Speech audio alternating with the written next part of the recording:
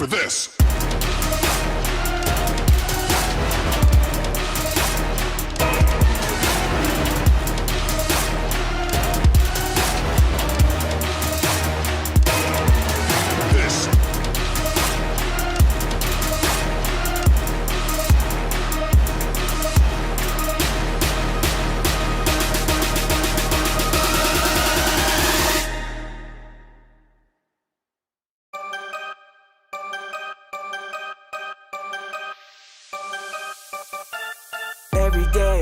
Every day when I awake, I know what's at stake, what kind of moves I gotta make to keep it poppin', raise the bar, elevate. People watching, some applaud, others hate, but either way, I'ma lead the way, bring home the bacon, feed my face. Never been average, always been different, low-key savage, and to think I'm getting better. Every day I'm getting better, finding ways to get to this cheddar. I go hard from the time I get up, I won't let up, I'm getting better. Every day I'm getting better, I know all my haters are fed up. I go hard from the time I get up, I won't let up, I'm getting better. If you with me then it's crew, if you're not, cancel Christmas for you. On the spot, ain't nothing you can do to make it stop. Might as well enjoy the view from the side as I rise to the top. Wide-eyed, your stomach tied up in knots. I tried to tell you but you wouldn't listen. Look at what you missing, and I'm only getting better. Every day I'm getting better, finding ways to get to this cheddar. I go hard from the time I get up, I won't let up, I'm getting better. Every day I'm getting better, I know all my haters are fed up. I go hard from the time I get up, I won't let up, I'm getting better. Every day I'm getting better, finding ways to get to this cheddar. I go hard from the time I get up, I won't let up, I'm getting better. Every day I'm getting better, I know all my haters are fed up. I go hard from the time I get up, I won't let up, I'm getting better.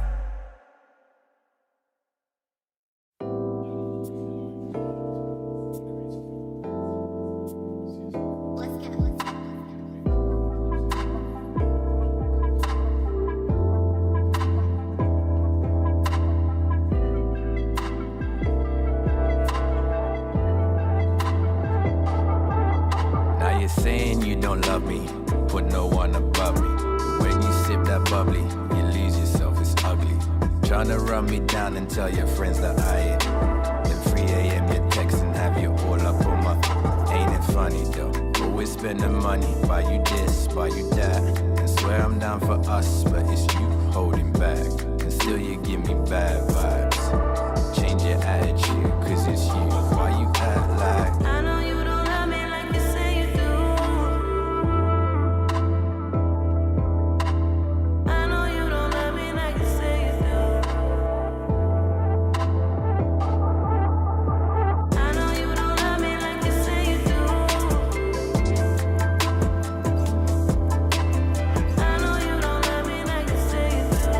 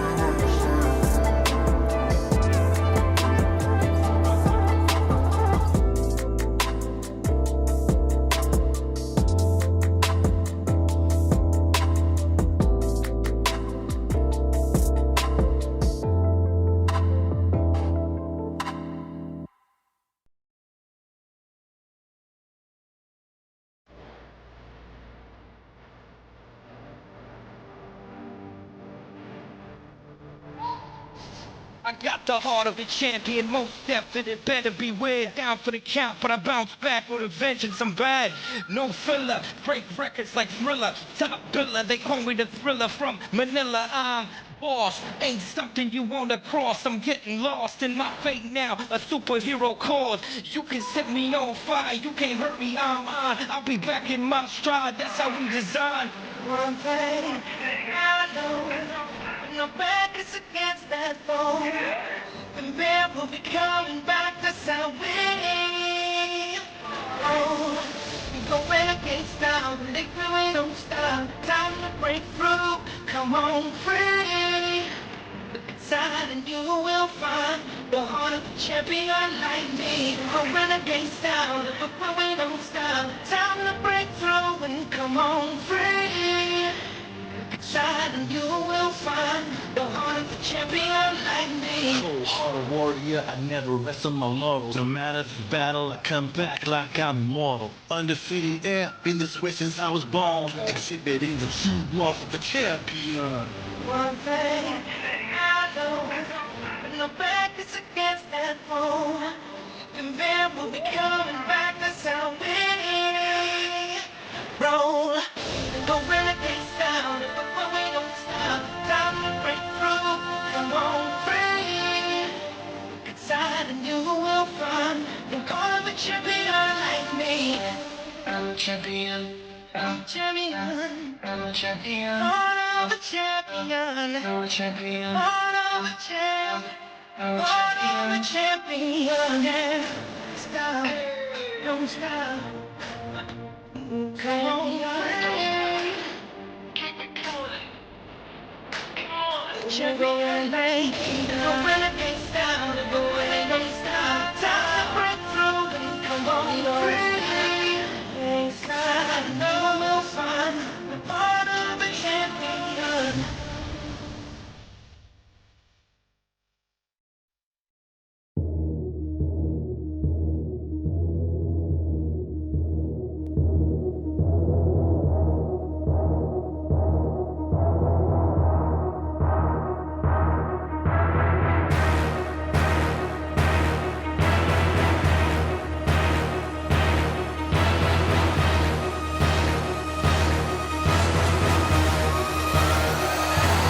Ready for this.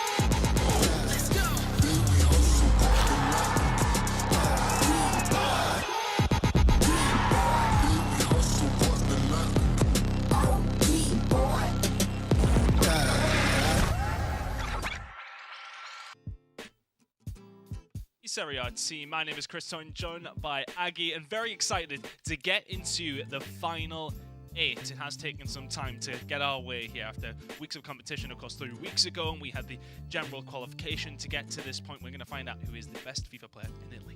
Yeah, it's going to be very exciting, and I mean, this is what we've been waiting for, finding the best of the best. So yeah, very excited to be here once again in Milan, commentating alongside you, Chris. Yeah, you're a lucky boy. You're a lucky boy. It's nice to be beside you once again in beautiful Milan, of course. But of course, there's 8 teams being represented this weekend. And of course, as we mentioned 3 weeks ago, we went through our playoffs to get to the final 8. And it was really interesting, actually, because we had a different dynamic to what you guys will usually see in the FGS, where it's obviously everybody with the high-level teams. It's very much still high-level teams, don't get me wrong, but very Serie A oriented. You can only have players who played in the Serie A, of course, from when you talk about icons, players who are currently in there as well, heroes as well. Unfortunately, we can't have the new Di Natale. He just actually squaring me up with one of those, I would like to hope, and we will get things rolling with one of those, but no players like that. But it's very Serie A orientated, isn't it? So that gives something a little bit of a different dynamic. Yeah, definitely. We've seen especially a lot of the same players. When we're obviously talking about R9, he's going to be on all of the squads. But I think we saw some diversity towards the defense. Different wing backs, different center backs as well. We saw Koulibaly being a very important player from the players. So expecting to see some of the new items coming into the starting 11s. Yeah, it's going to be interesting to see what the teams do look like. But speaking of the teams, of course, we only have 8 remaining. So very excited to see how some of these teams are going to do. You know, we were talking about it beforehand, where our favoritism kind of lies. Anybody in particular standing out for you this weekend? I think looking back at the previous rounds, I have to say that it's a difficult one, really, because as we've been speaking about, Italy has arguably right now is the best FIFA country in the world. So I mean, a lot of the players are playing on a very high level. But I gotta go with Oberon. I mean, the way he played, what I saw personally makes me think that he has what it takes. But obviously, it's gonna come down to margins and who hits the day, because the quality here is unquestionable. Yeah, very, very high. We're going to have a look at the recap of the playoffs, obviously, to get here. That we were there in just a few weeks ago. It feels like only a couple of days ago that we were there. But what a time it was. It was really interesting to see some of these teams come up. Some surprises as well. Of course, Danny Pipple will not be here, our current champion. So maybe a surprise not to see him in. But some young talent coming on through. I think particularly Montaxa looked good. Hartixel looked really great too. He will be going up against Oberon later on this evening. And then you've got some of the staples of the Italian community and players like Crazy. So, you know, we had everything across the board, but it was a really, really interesting event. And just recapping for you guys here on the screen, if you did miss it, of course, if you did miss any of it, we'll keep you up to date with some of the results and how things did go over that weekend. We'll, of course, have Alex and Zen here as well to break down some of the info. But, yeah, the event last time was really good fun. Yeah, I mean, we got a lot of quality FIFA and some very exciting games and a penalty shootout. And I think a lot of them. I think we're getting down now to the decisive end of the competition. We will see even more close games. We will see potentially some penalty shootouts, because the level is so high, so they will kind of cancel each other out, I think, and we'll have that extra intensity, which is going to be enjoyable, definitely. Yeah, absolutely. And really interested to see who comes out on top, because I think you guys at home will know exactly the same. When it does come down to FIFA Esports, you'll know it yourself as well when you're sitting at home playing. Depends how you're playing on the day. Some things will go your way, some things will not. I can see the first game is nearly getting ready to get underway here. We'll get through these recap and we'll speak to the guys over in the studio as well, just to have their thoughts on the day. First game of the day, though, Sampdoria going up against Venezia. And for Venezia, and specifically Karim, he was a player that we looked at before the event, obviously 3 weeks ago. And there was a lot of lofty expectations, but he struggled his way through. Yeah, I mean, he managed to join the final 8, obviously, which is he got the job done. Yeah. But it wasn't the Kareem level that we were probably expecting due to his performances in the FGS. So I think that the break would have been good for him. Maybe I'll have time to reflect and just prepare for today, because it's going to be youth against experience here in the first match. We have Giovi representing Sampdoria, who is a player that's been on the international level for a long time now, and I mean, he knows how it is to sit in these situations, and he knows how Karim's like, and obviously all the players have been analyzing on each other as well, so they're definitely been preparing for this competition. I mean, they would have definitely played against each other plenty of times. So they will know the opposition they are going to go up against. We'll be speaking to Alex and Zen in just a moment before we do get jumping into that first game. We'll get that confirmed for you guys. We may well just be jumping straight in. Who knows at this rate? But I mean, look, I'm up for getting the competition underway as soon as possible. Either way, though, there is very much a similar storyline here is that experience against youth, which is quite often the case when we are coming to some of these games here this weekend.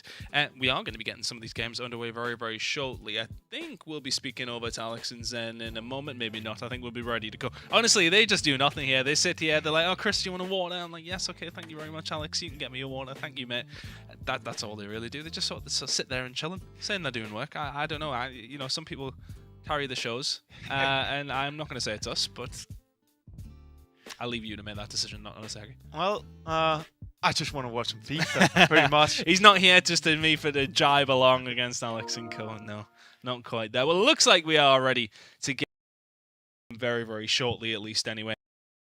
Speedy entrance. I think they're to get things underway to the stage there. We've got things quickly. Yeah, and but right. Yeah, he's a good player. Yeah, and I know that just watching Kareem last, emotional player, like he shows a lot of feelings, right? And Yes. the body language shows, Which can be good and bad. Yeah, exactly. Like obviously vital in order to become a champion, but you have to be able to control your feelings and emotions as well when you're playing. And I'll see how he responds off to a bad start. We also saw Giovi was amazing a game, being dominant, making the right choice. Obviously, he had this against where yes, it was wild. He totally, but suddenly it hands out of nowhere, and the most thing, the way he threw that game away, he did. He'll have to be Kareem because has definitely been attacking offensively and a bit of best balls playing against each other. Really, to be the scenario. I think for Kareem, it's about control. Right, it was very negative. The Venezia coach and staff, so to say, right, just away, just reining it down, and hopefully things will go in the direction you would expect. But both of them not really through to this final eight, as you said. It was very much he was cruising all the way through his game, and then all of a sudden he wasn't. Did after being, what was he, 4-1? I think, if I remember rightly, and then squaring it out on penalties. And Kareem actually dropping into the loser side of the bracket his way through, which was really unexpected. But now he gets a date here in the Giovi, who at this game and saying to himself that is very... Yeah, definitely. I mean, hard to call out a favorite for. Obviously, you have Kareem, where the resources with him, if you look at it in the bigger scheme of things, where he is ranked where he currently is, and on the other side you had Giovi, who's one of the most experienced players here. He's been in the situations before. It's a LAN event, which is important to mention as well.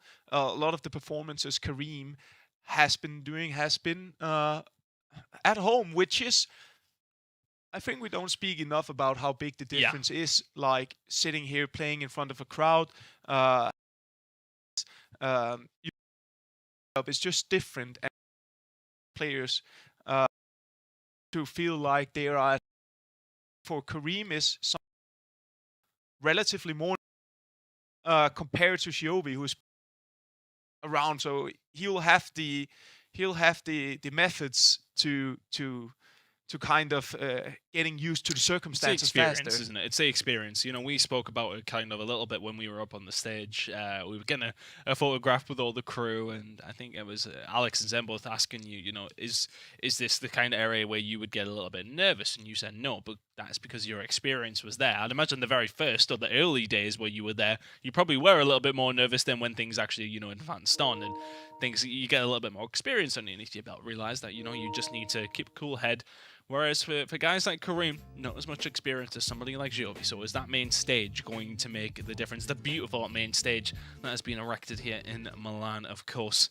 They've shoved us up in the studio just somewhere, like upstairs. You know, we'll not talk about it too much. Look at all those guys with all that room and all that air to breathe. Anyway, not much more time to breathe for either one of these players. It is going to be Sampdoria taking on Venezia FC Gaming. For Venezia will be Kareem shooting from right to left, and for the side of Sampdoria will be Giovi from left to right. Yeah, a big game in a big setup in a big league, and already interesting to see Brahim Diaz have won a starting place here on Venezia's team, while Mkhitaryan is playing for Sampdoria. So some different choices there, and obviously we'll have the likes of Ronaldinho and Hullet and R9, who were they were amazing and really did a difference last time. I believe it was Hartixel with Ronaldinho was. Dude's, he's cracked. Yeah, that was FIFA on a very high level. So getting into this, I think both players wanna, typical cliche things, as I always say. First game of the day is the hardest, so you wanna find the flow, you wanna find your confidence, and just making sure that you're adapting to the circumstances, because it's a big setup, as you could see before, and there's money on the line, there's a trophy on the line, there's playoff spots on the line, so you really need to be ready from the first whistle. 50,000 euros on the line, not just today, but of course tomorrow. That's where it will all be decided. Today your schedule is all the quarterfinals, kicking off with this one as well, which should be very interesting so far, though. Not much to speak about, although Ronaldinho could change that here for the side of Kareem. The header on doesn't quite find its way through. A smile from the youngster on the left-hand side as Giovi will survive the first threat that Kareem will offer. Yeah, and it looks like because obviously FIFA is changing a lot very fast, and it could look like, without being sure, that Sampdoria and Giovi is playing the 3-5-2, which is not something we saw a few weeks back. No, there we pretty much saw the 4-3-2-1 and the 4-1-2-2 narrow diamond, as I like to call it. But the game changes a lot, and it also shows why it requires so much of these players. They need to be able to adapt and be innovative all the time, and follow the trend. Maybe a chance here for R9, back to Raheem into Hullet, and that's the first big chance of the game for Kareem. And there once again is that moment of passion, that moment of frustration coming on through for Kareem. This one will now be put back in. Ronaldinho out wide. That was the first big opportunity. Now Ronaldinho will put it back to Hullet, inside to della. Is he going to get a second chance at it? Not quite. Maldini now gets this one away. And that will be surviving for Venezia, or for the side of Sampdoria. That's Venezia. A big opportunity there for Kareem, who, again, frustration coming through that chance didn't hit the back of the net. That was a good chance, well worked. And maybe Giovi just slightly moved the goalkeeper there. Which was it's a chance you want to take. You want to get off to a good start, and the first goal would mean a lot to Kareem. Let's follow this. Opportunity here. Ibrahimovic in the box, just hits it straight at the keeper, and the header nearly falls his way as well.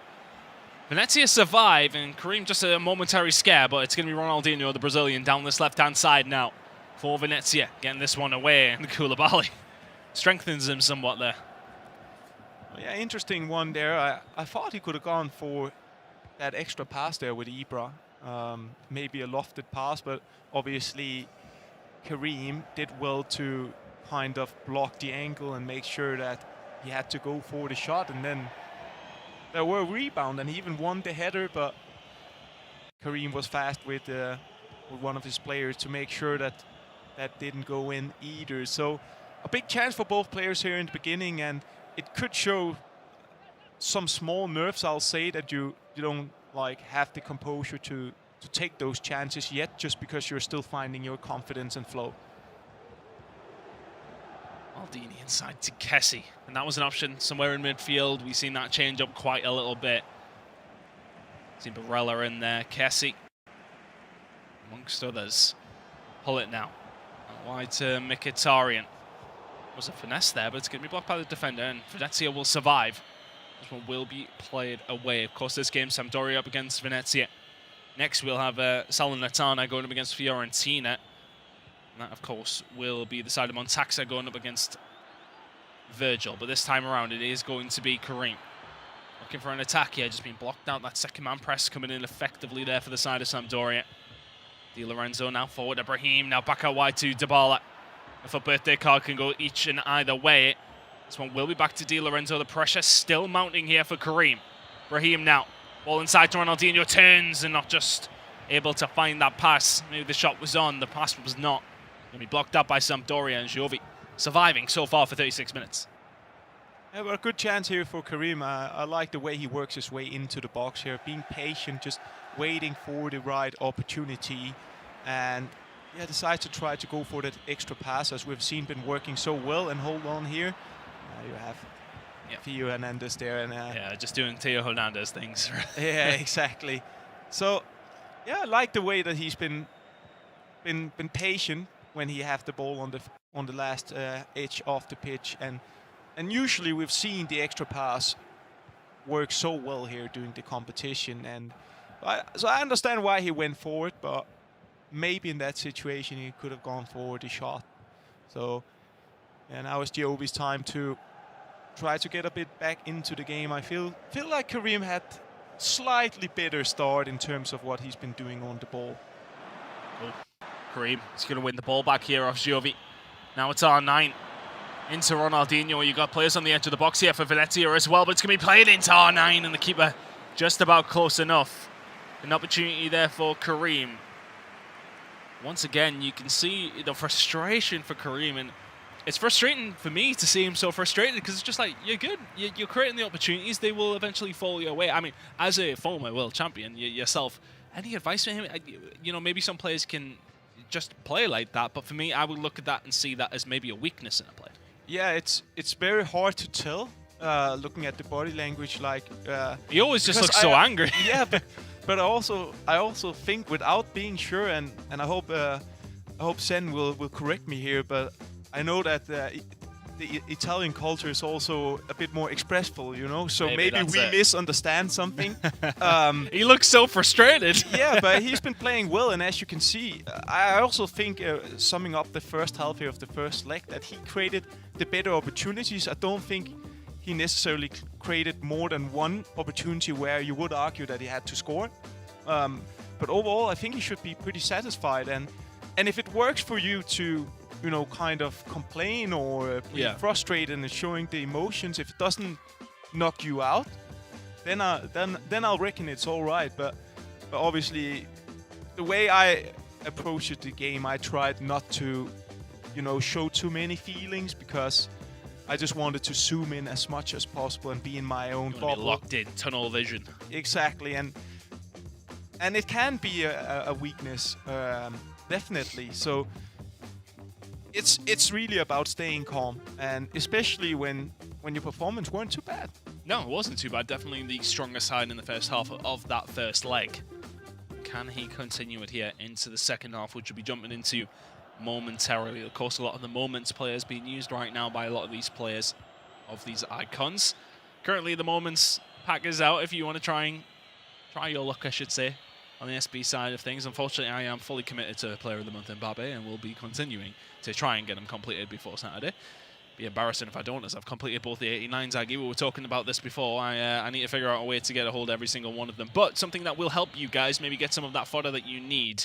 The tokens obviously available for the FGS events for watching this broadcast. So make sure you do stay locked in. Make sure your accounts are linked via Twitch to get those juicy tokens. We know why you're here, but why? Well, whilst you're here, you're going to see some good FIFA. Tonali.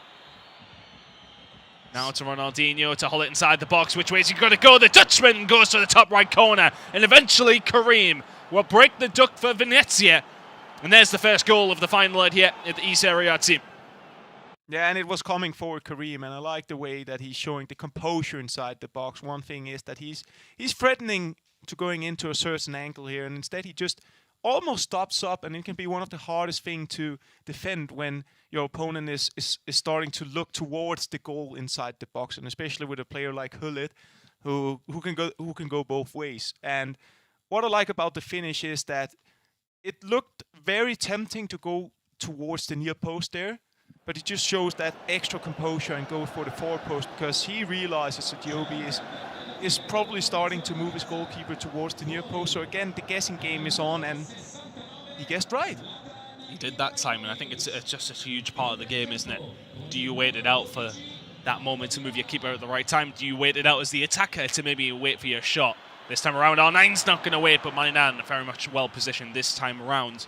But Karim is the one knocking on the door that a little bit more. Giovi has to answer back here shortly. He got a very good start towards the second half as well. Karim just threatening, and I like the way that he mixes his games up. He's not afraid to take the long shots, and obviously he needs to green them, which he did. But he's also been working his way in, and I think on this level you have to be able to make different kind of plays to make your opponent guess a little bit and not being 100% secure about what you're going to do next time you're in attack. So I think he's been mixing up the game very well so far. But let's see here if Giovi can respond, because he hasn't really got into the match. Hasn't offered much so far, has he? No, and he's playing in the 3-5-2, which is which can be good, but I will say that it's best of both worlds. It can be efficient, but it can also be hard to play with in terms of attacking. So I wouldn't be surprised if we will see a tactical change probably going into the second leg, if he doesn't feel like he's creating the chances that's necessary. Would you say it's maybe a really safe formation for him to use? I mean, safe is right now not the word I would use to describe this for the side of Venezia, but Karim will get in the way. But 3-5-2, safe formation, you would say, easy one to handle in terms of defensive-wise. No, I just think it's very good to have in terms of being compact in the defense. It can be very vulnerable on the counters, but if you get your players back fast, I will say it's one of the hardest formations to break down, and it's also pretty good to actually keep possession in, because you have a lot of players centrally, but you also have the wing backs coming forward.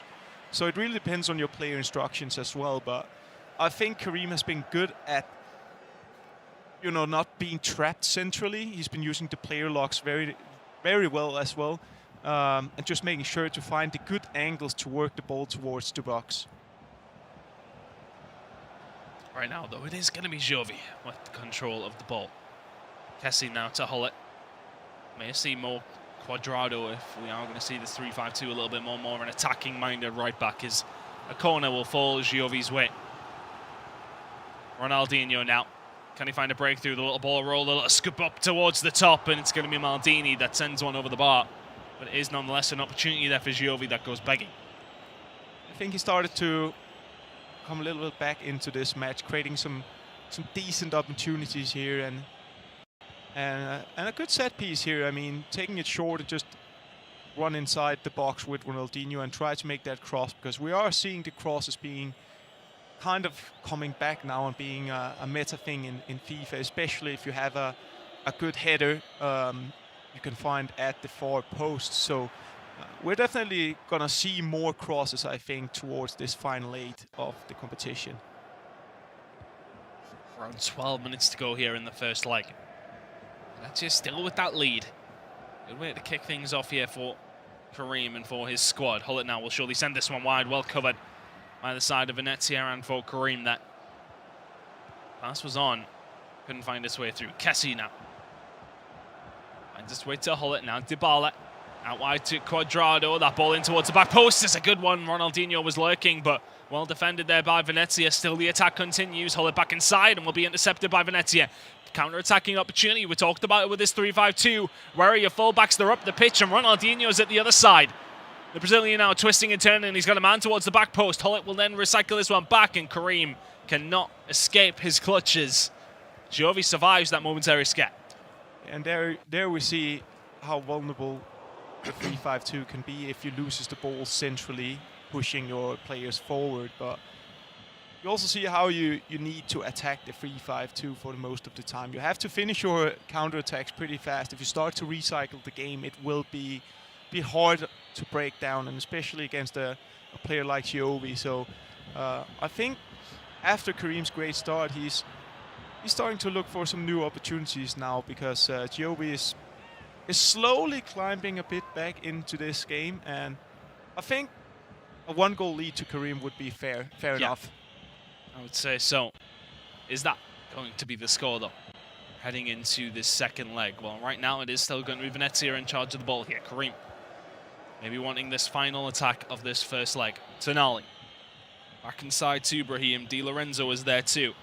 Can he get something going here on the final attack of the game? Dybala out wide on the left-hand side. Back inside now to Brahim. Which way is he going to go with a 5-star weak foot? Also with the 5-star weak foot is Ruud Hullet in the middle. And Venezia will find another. Karim, 2 goals from the Dutchman.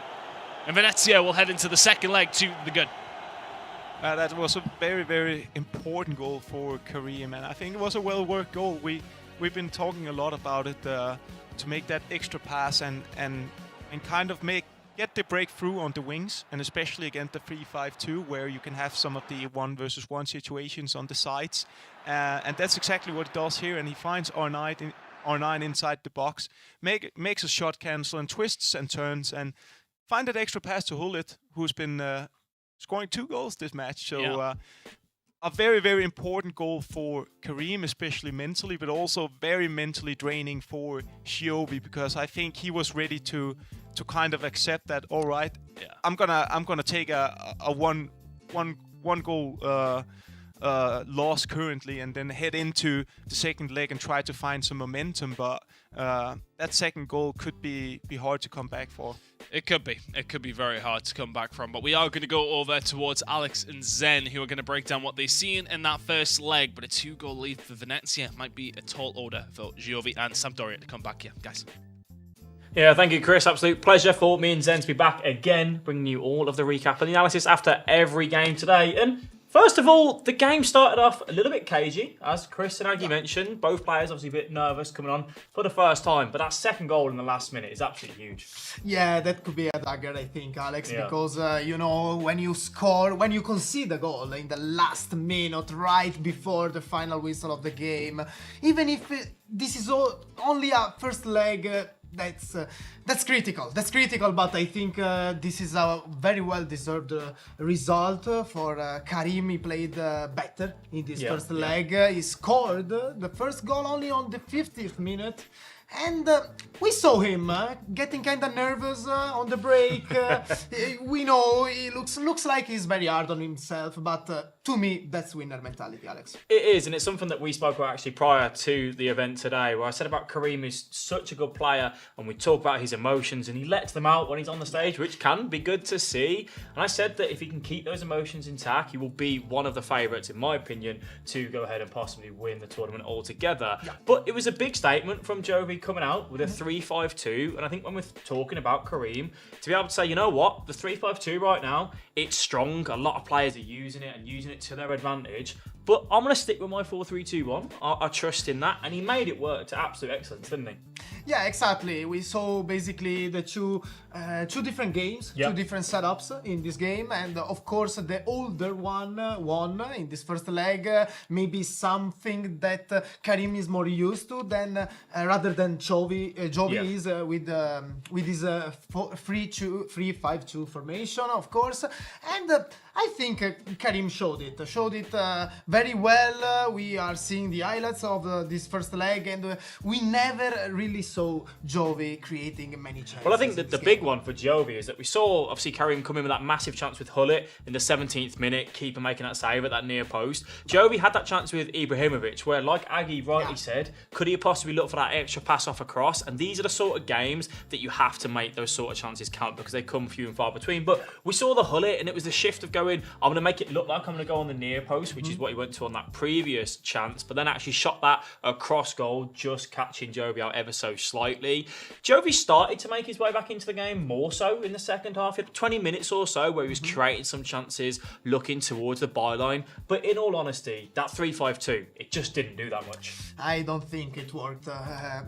Just like Giovi wanted in this first leg. He's probably gonna go back to his main formation, which probably it was the 4-3-2-1 in this tournament. I think he still has a chance, of course. This is only the first leg, and Giovi demonstrated in the playoffs that he can be really hard to beat.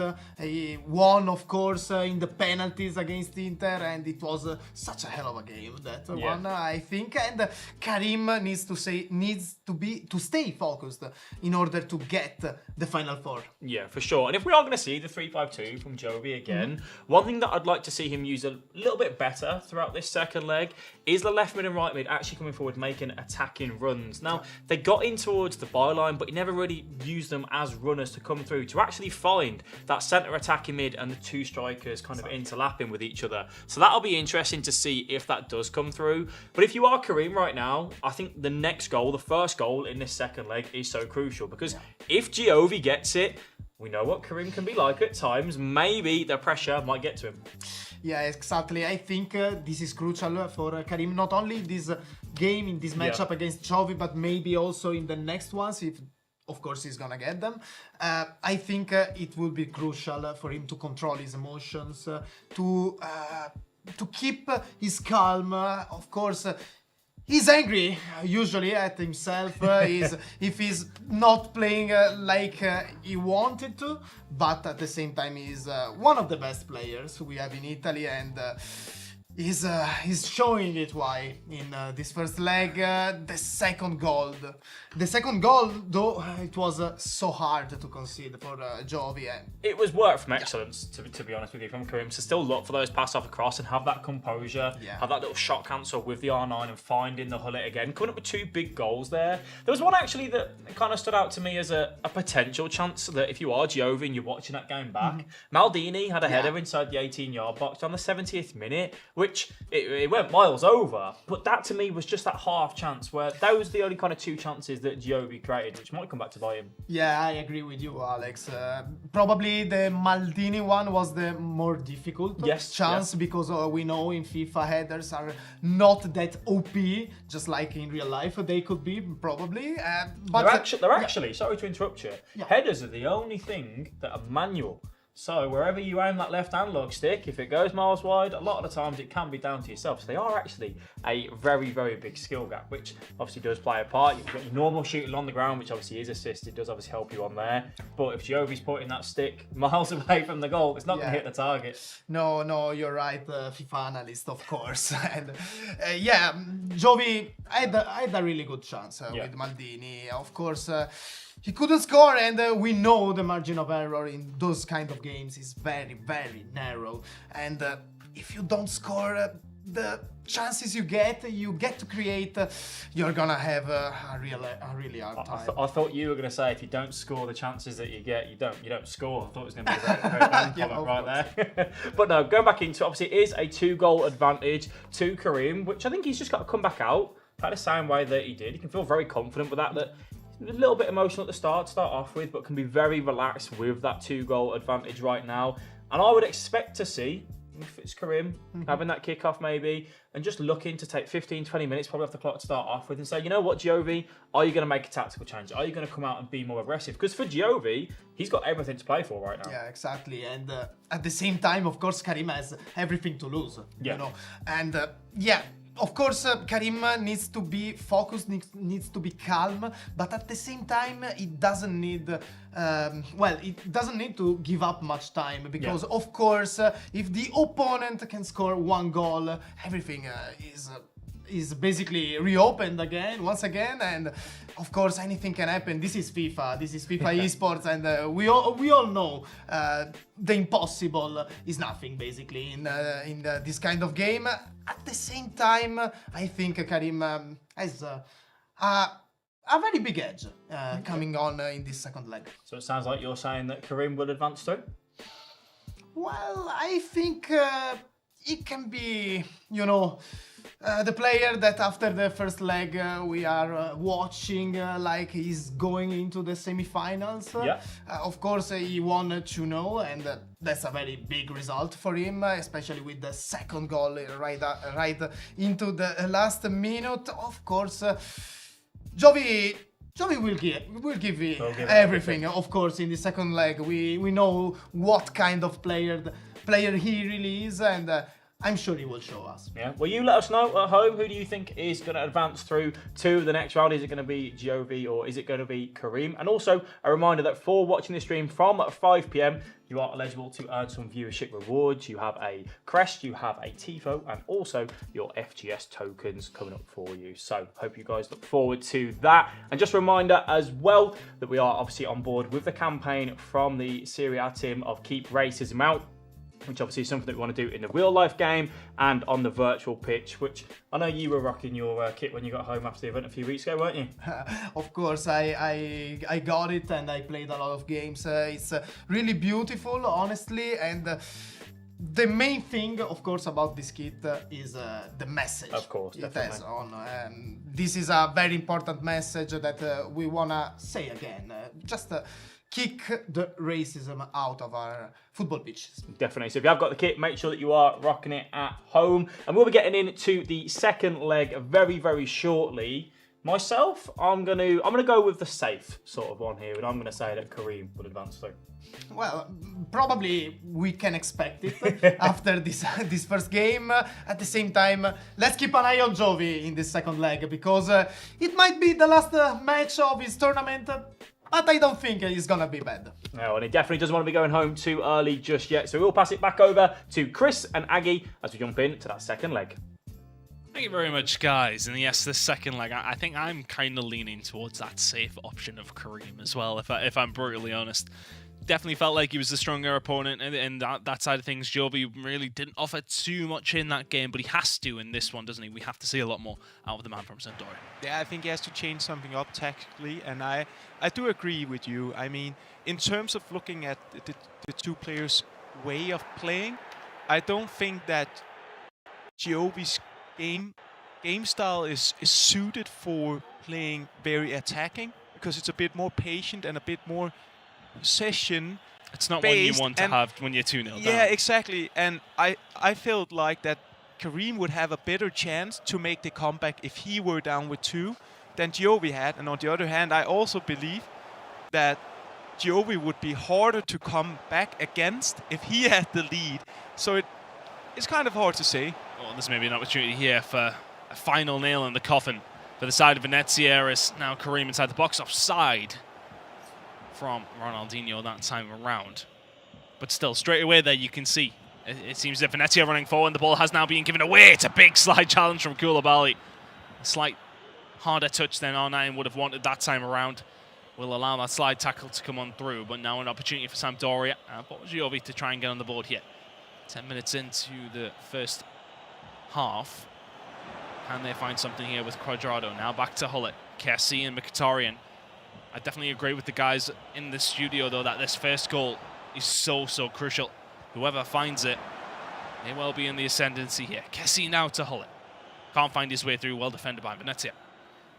Yeah, and I do agree the first goal will be vital for both players. And I think, as we just saw Kareem starting out the match once again very well, I think his strategy is, which I like, because these best of 2 can be hard to kind of realize which foot to stand on going into a second leg. Just like you're having a 2-0 goal lead and you don't want to kind of change the way you're playing. Yeah, but it can be so hard because you're mentally or thinking about you're having a lead, so maybe I don't have to rush things, but it seems like he's just trying to come in with the message that his best defense is his attack.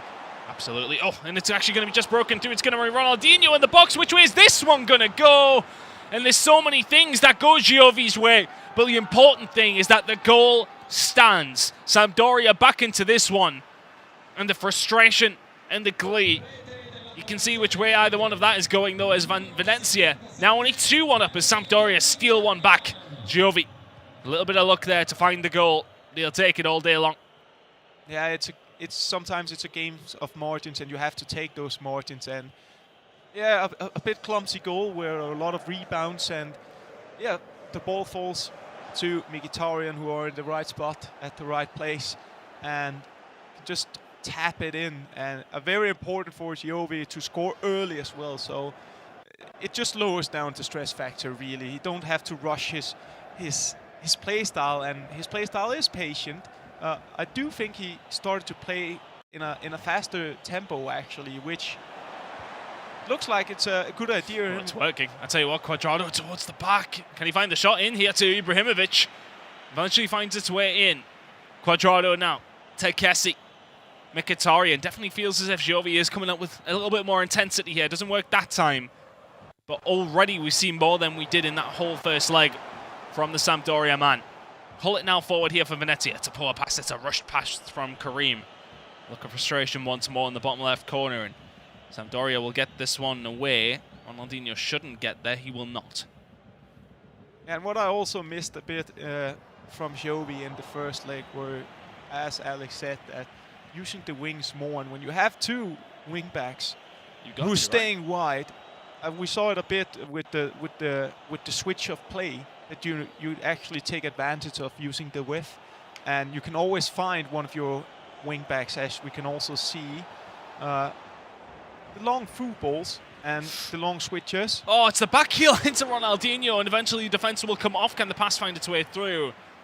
And Karim will survive. Shake of the head from him as well. Giovi knows he's the one that's currently in control here. You can definitely see when Giovi has the ball now, it has the options to go for the switch, and it just does so much that you have two wing backs who's joining the attack and who's just standing there, because they are in many ways going to be a threat or at least a distraction for Karim when he's defending, because you have to be aware of that he can always make the switch. But on the other hand here, maybe Karim can get one back. Raheem on the edge. 5-star weak from him is so dangerous. As you can see, the defenders don't really know which way to go with it. Still there with the ball, really good dribbling. Karim can't quite find the pass though, and Giovi will get this one away. Definitely feels like more coming in here for the side of Sampdoria and for Giovi. And we definitely spoke about how important that first goal would be, and it really looks like that the momentum has kind of shifted a bit. And Giovi, also the first goal, no matter if you're behind or not, it just means a lot to you to score your first goal at the first game of the day, because it gives you some confidence. It brings something to the table, and it's starting to look like that it's not unlikely that he'll manage to come back to this match. Looking a lot more threatening. Absolutely agree with that one. Oh, it's R9 with a little bit of room in the box. What a slide challenge that is from Maldini. My word. Karim just about gets across. And with R9 in that position from, 14 yards out, you usually know where that one's going to end up. Survival mode here for the side of Venezia. Giovi coming back strong. I think it's important as we reach the end of the first half here in the second leg to mention that maybe Venezia have started playing somewhat a little bit different, but this is quite attacking as R9 will get into the box, and it will be easy pickings for mine now. But for the side of Karim, I think everyone at home can kind of probably agree with this as well. When you're playing in weekend league, you're at home, you're sitting in your bedroom, that's a lot more cozy than what they are on the main stage right now. But at the same time, for me personally, so many games I'll be up like 3-1 or something like that. As soon as that 3-2 goes in, you feel like you've already lost. It's like that mentality, isn't it? It's like, oh, they'll probably find another goal back and then I'll fall apart. But it's very much about just playing the same way as you have been playing and trying to make it work from there. In that first leg, Karim, by far the better side. Yeah, definitely. And what I really find interesting is how he's going to approach this last 45 minutes of the match. He has to go for it. Yeah, because like he's going to continue trying to play kind of direct and aggressive, or will he start to maybe take his foot off the gas a little bit and just make sure that he don't give away the ball too easy or too fast? And that's what I mean about how hard it can be to concede at a specific time, or to go into a match having a 1-goal lead or a 2-goal lead and being kind of, which foot should I stand on going into this match? Should I just try to keep the ball and play defensive? Karim isn't a defensive player. No. He's the one. He's a player who wants to go forward and score many goals in attack and play aggressive. And it's hard in a situation like this, and especially as well with him not having a lot of LAN experience and sitting up there on the stage now. So it's going to be very interesting. Into the final 45 of this game. 3 more games to come here today as well. Every single quarter-final coming at you live here at twitch.tv/EA Sports FIFA. Tonali now in the middle, player we didn't see last time around. Of course, just been released in the Foot Fantasy promotion. Very much a strong one. Got him in my team. Surprised to not see some upgrades so far. AC not necessarily having the best of times, but here's Ruud Gullit now. Ronaldinho can't find the pass forward. It has to be said at the start of this second leg, Karim and Venezia had a good start. Yeah, I also think he finished off the first half here in this match pretty decent. Looked like he was starting to shake off what really happened in the beginning of this match. So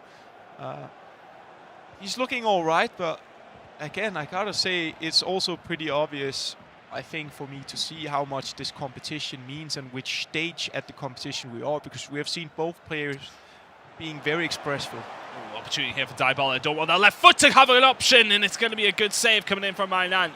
And that one will go out for a corner. Dybala with that left foot from that kind of distance is always going to potentially punish you. Theo Hernandez now. Back out to Brahim. Ronaldinho behind him if he chooses to use the Brazilian. Hernandez now. Oh, is Ronaldinho onside? Yes, he is. Brahim edge of the box. You can't give him room either. He can go this way or left. It doesn't really matter either way, though, and that pass will find its way blocked by a defender. Koulibaly gets in the way for Sampdoria, and he will continue to survive here. Will Giovi. And I wonder when Giovi will start to put more men forward, because right now he's living dangerous. He is living dangerous. Oh, no, he's looking for the pass into Ronaldinho, maybe forced just a little bit. Pass forward here now for Cuadrado. Let's try and do something here for Sampdoria. Let's just follow this here, just using the player log again. I think Karim has been good at that, and not necessarily really using it a lot, but just using it at the right times in the build-up. We've seen different ways of using the player log, but he's only been using it just to make sure that he builds his game up safely, which is another important tool, really, to be able to do that. It requires fast fingers. Ball in here. Dybala, a little bit of room also for Tonali. Back in for R9 to Dybala. Well covered by the side of Giovi. Really good defending. He is surviving here momentarily. 23 in-game minutes to go. It's very much been the Venezia side with Karim on the attack in this last 20 in-game minutes. He's been twisting and turning a lot inside the box, but I think Giovi, in order to break him down now, you have to do something a bit more extraordinary. Maybe you have to pull up some skill moves. We've seen a lot of reverse elasticos throughout this competition, but I think you maybe need that extra skill to get into the angle where you can make that extra pass, as we saw him do earlier, where he made the shot cancel in order to make a pass to another pass. And now we see the player lock, and he's been very good at using these players locks, and especially in the 4-3-2-1, you can use your two strikers that's behind the center forward to kind of go into the pocket where you can get the pass and turn towards the goal. And I think he's been utilizing that very well, as we can see here again. That's been the key, really, for me in terms of coming into some more favorable positions. This pause has been queued for quite some time, and you would presume it's coming in from the side of Giovi. Hasn't allowed it to even go out of play here. Venezia to ball in, and will still retain it. Brahim now to Tonali. Back to Brahim. He's got Hullet in front of him. The man who did the damage for Venezia in that first leg, and can't find the pass out to R10, I should say. I was about to say R9. It's going to be Ronaldinho here, though, for the side of Sampdoria. Getting this one away. Cuadrado running on fresh air down that right-hand side. Ronaldinho now. There's a cross on here. It's the pass into Ibrahimovic. The pass across, and there's another goal for Giovi. Out of absolutely nothing. The Sampdoria man will make it 2-2 with 10 in-game minutes to go. And that pass across to Ibrahimovic has worked a couple of times for him. And this time, it's the goal that finds him back to level things up. Yeah, and I wonder how he can be as clear as he was with Ibra receiving that pass. And I think that's one of the things the 3-5-2 can do as well, that if you're playing it very wide and you're using your wing back to go forward, you can sometimes bait your opponent's defense a bit out of position, and that's exactly what happens here. He finds a pass inside to one of his strikers, and obviously with the extra lofted pass here, he can just volleys it in. And I feel like Karim is the real test mentally for him to kind of work his way back, because he is an emotional player, and we have seen the body language. He's not satisfied, and he's arguably looking very raw at the game. Deserved to win and not be like in a position now where he could potentially lose. But that's also, again, it just goes to show how much experience means and how important it is to stay calm and sometimes also just do the what we would say from a spectator view, the boring stuff. Yeah. Just play safe and don't go for that extra goal if there is 10 minutes left. Or maybe has he been punished for going for that goal? Not long to go in this game. 10 in-game minutes for either Giovi to find a winner or Karim to come back and find something. Here we go. Can either side find a winner? Which is what it surely would be. Any other goal, any next goal to be scored can surely be counted as the one that will carry through one of these players to tomorrow into that semi-final. Di Lorenzo now can't find the pass here for Karim. It's actually going to be gathered here by Ronaldinho. I think for Giovi, keeping hold of that ball now would be crucial. Don't want to give another opportunity towards the side of Venezia, and Giovi very, very good at doing this. Yeah, I'm pretty convinced that Giovi will try to take the last attack of the game here now, just making sure that if he doesn't score, his opponent will definitely not score, and they'll go to extra time. And what a start to the Final 8 competition. A goal lead there, and then of course the comeback, but can he complete the comeback? That's the question. Requires some good passes here. I'm just waiting for the right opportunity. Take the free kick as well. And take the free kick halfway up. Can he keep hold of this ball? I'm sure this will probably go short. You can see him just wasting this time. Does not want to let Karim have another chance at it. Karim under a little bit of pressure here. That ball's going to be switched wide. It's a great ball out to della. This is where things have been working for the side of Sampdoria. This is where things have been working for Giovi. Is that going to be a corner ball? It looks that way. We're into the final minute of normal time. Goes short. Felipe Anderson now skips inside onto his right foot. It's going to be clipped forward. That ball should be played away by Venezia. And that should be time, and that will be extra time. In our very first game here at the Final 8 of the eSerie A team between Sampdoria and Venezia. And is this the kind of competition we're going to have all day long, I wonder? Yeah, it started to become cagey again after the start of the match were cagey. And obviously this is a natural way that the game goes into, natural direction, because they know what's on the line, and suddenly they're drawing again. And you don't want to make that mistake that can cost you the game. So, yeah, we can see here the coach, Fabio Di Nuso, just really trying to make some sort of statement or something clear for Giovi that maybe this is the opportunity. And I feel like Giovi is starting to find a way to work his way inside the box. And that is that when you have the E5-2, you have it with one of the fullbacks, or should I say wing backs, and you just switch the play over where you have you're stretching it, and you have that man standing there and ready to receive it. And usually, at least what we could see in the end, he actually had a 2 versus 1 situation on the wing. And if he gets past there, the nerve will start to come to Karim, because you're running towards the box and it's so hard to defend, because it's just a matter of one pass into a tap-in. And I think maybe that's what Fabio Di Nuso is trying to really convince Giovi about. This is the way, just pointing, this is how you do it. Curious to see. Well, either side of this leg was 2-0 to one side, and, well, it was Karim who took that lead for Venezia, but Giovi, the experience, very stout in this game, and finds his way into extra time. Here we go with Tonali, and for the side of Venezia, Mkhitaryan now out wide to Di Lorenzo.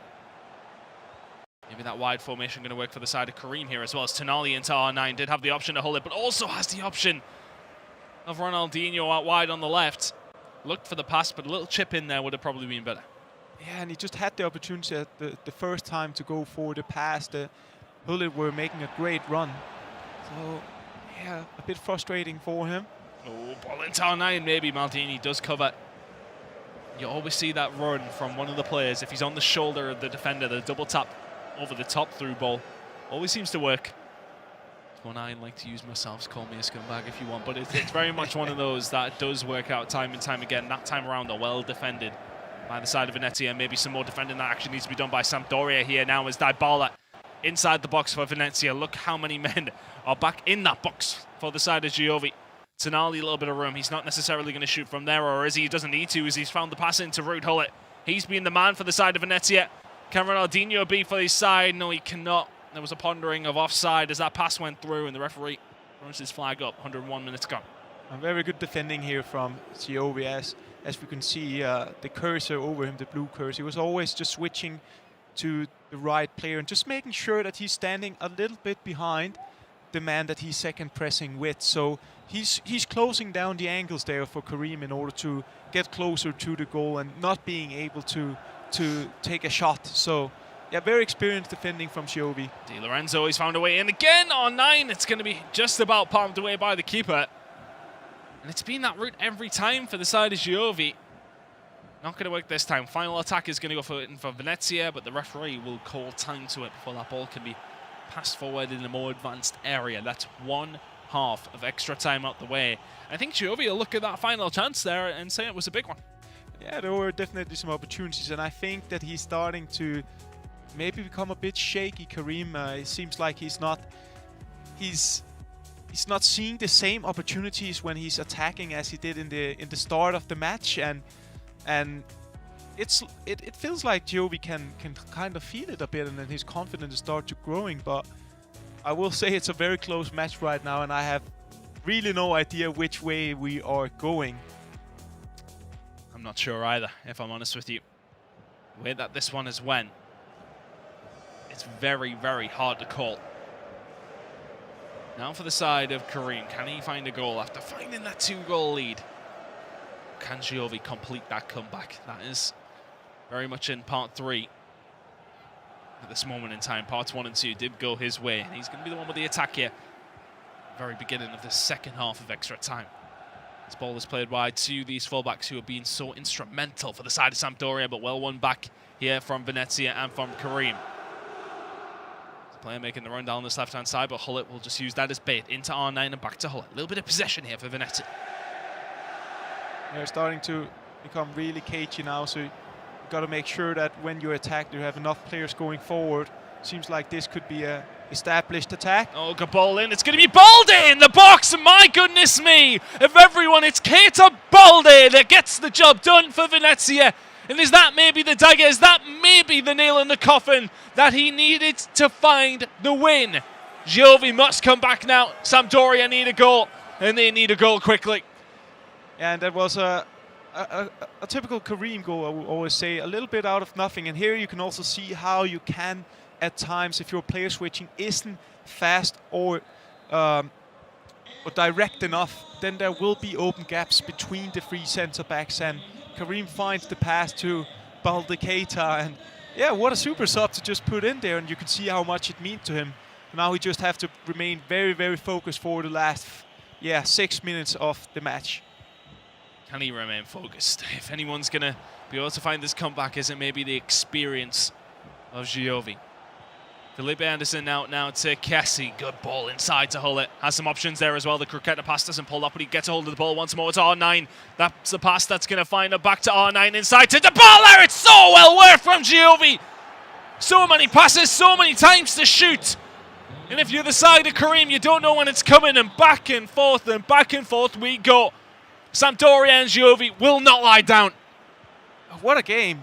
I mean, I think I would have paused the game if I were scoring the goal. If I were Karim after I've scored that goal, because there's so many emotions, and maybe just calm down and prepare for the last 6 minutes of the match. But let's just follow this. Yeah, there's not much time, and this may well be the final attack now. Hullet to Nali. This pressure will continue until he goes backwards, and he goes forwards into 9! What an end to the game as Venezia steal it once again! There is just no giving up in Karim. And my goodness me, what an end to the game. We've had 3 goals in the final 5 minutes. And losing my voice in the first game wasn't on the cards, but there it is. My goodness me, it's the Brazilian to get it done for Karim. And Venezia, not in the final 8 anymore, and through into the final 4. Well, welcome to the eSerie A Final 8. I mean, what a finish to this match. 3 goals straight away, literally from kickoff. I mean, really an amazing match here, and I feel so bad for Giovi. I feel so bad for him. yeah, and we can see obviously disappointed, and again you can see how much it means and how much the adrenaline is pumping for Karim, just running up from his chair, and yeah, you can really see how happy he is. And yeah, I mean, we're also happy because we got a very exciting game of FIFA. A brilliant game. If the rest of the game's like that, I'll like that today. One, I'm going to lose my voice, and two, we're in for a very good day of FIFA. That day of FIFA continues after this quick break. Don't go anywhere. Game number 2 coming up after this.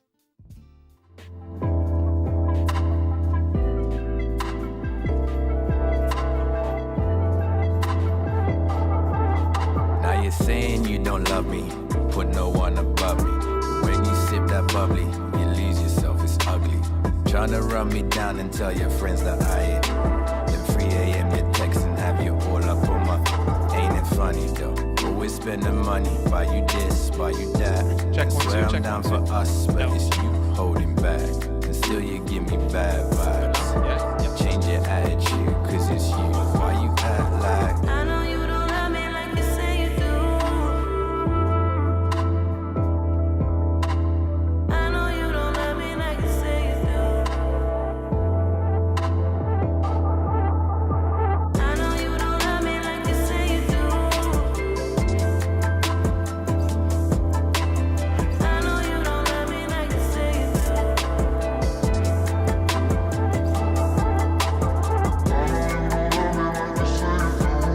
why you lying, girl? You know you're mine, girl. Only when it suits you, control it like some voodoo. Which way do you think we should go?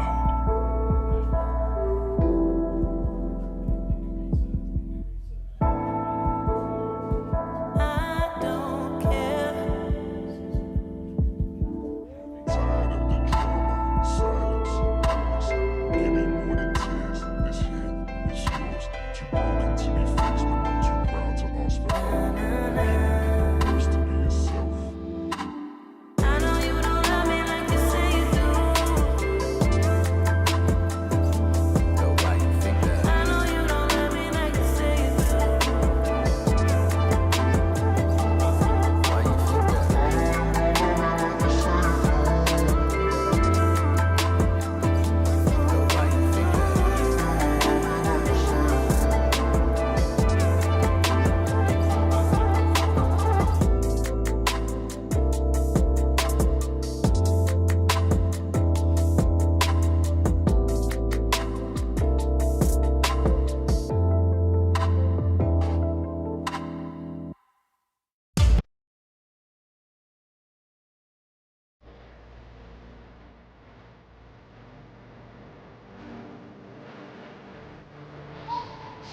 I got the heart of a champion, most definite, better beware. Down for the count, but I bounce back with a vengeance. I'm bad, no filler, break records like Thriller. Top biller, they call me the Thriller from Manila. I'm boss, ain't something you wanna cross. I'm getting lost in my fate now.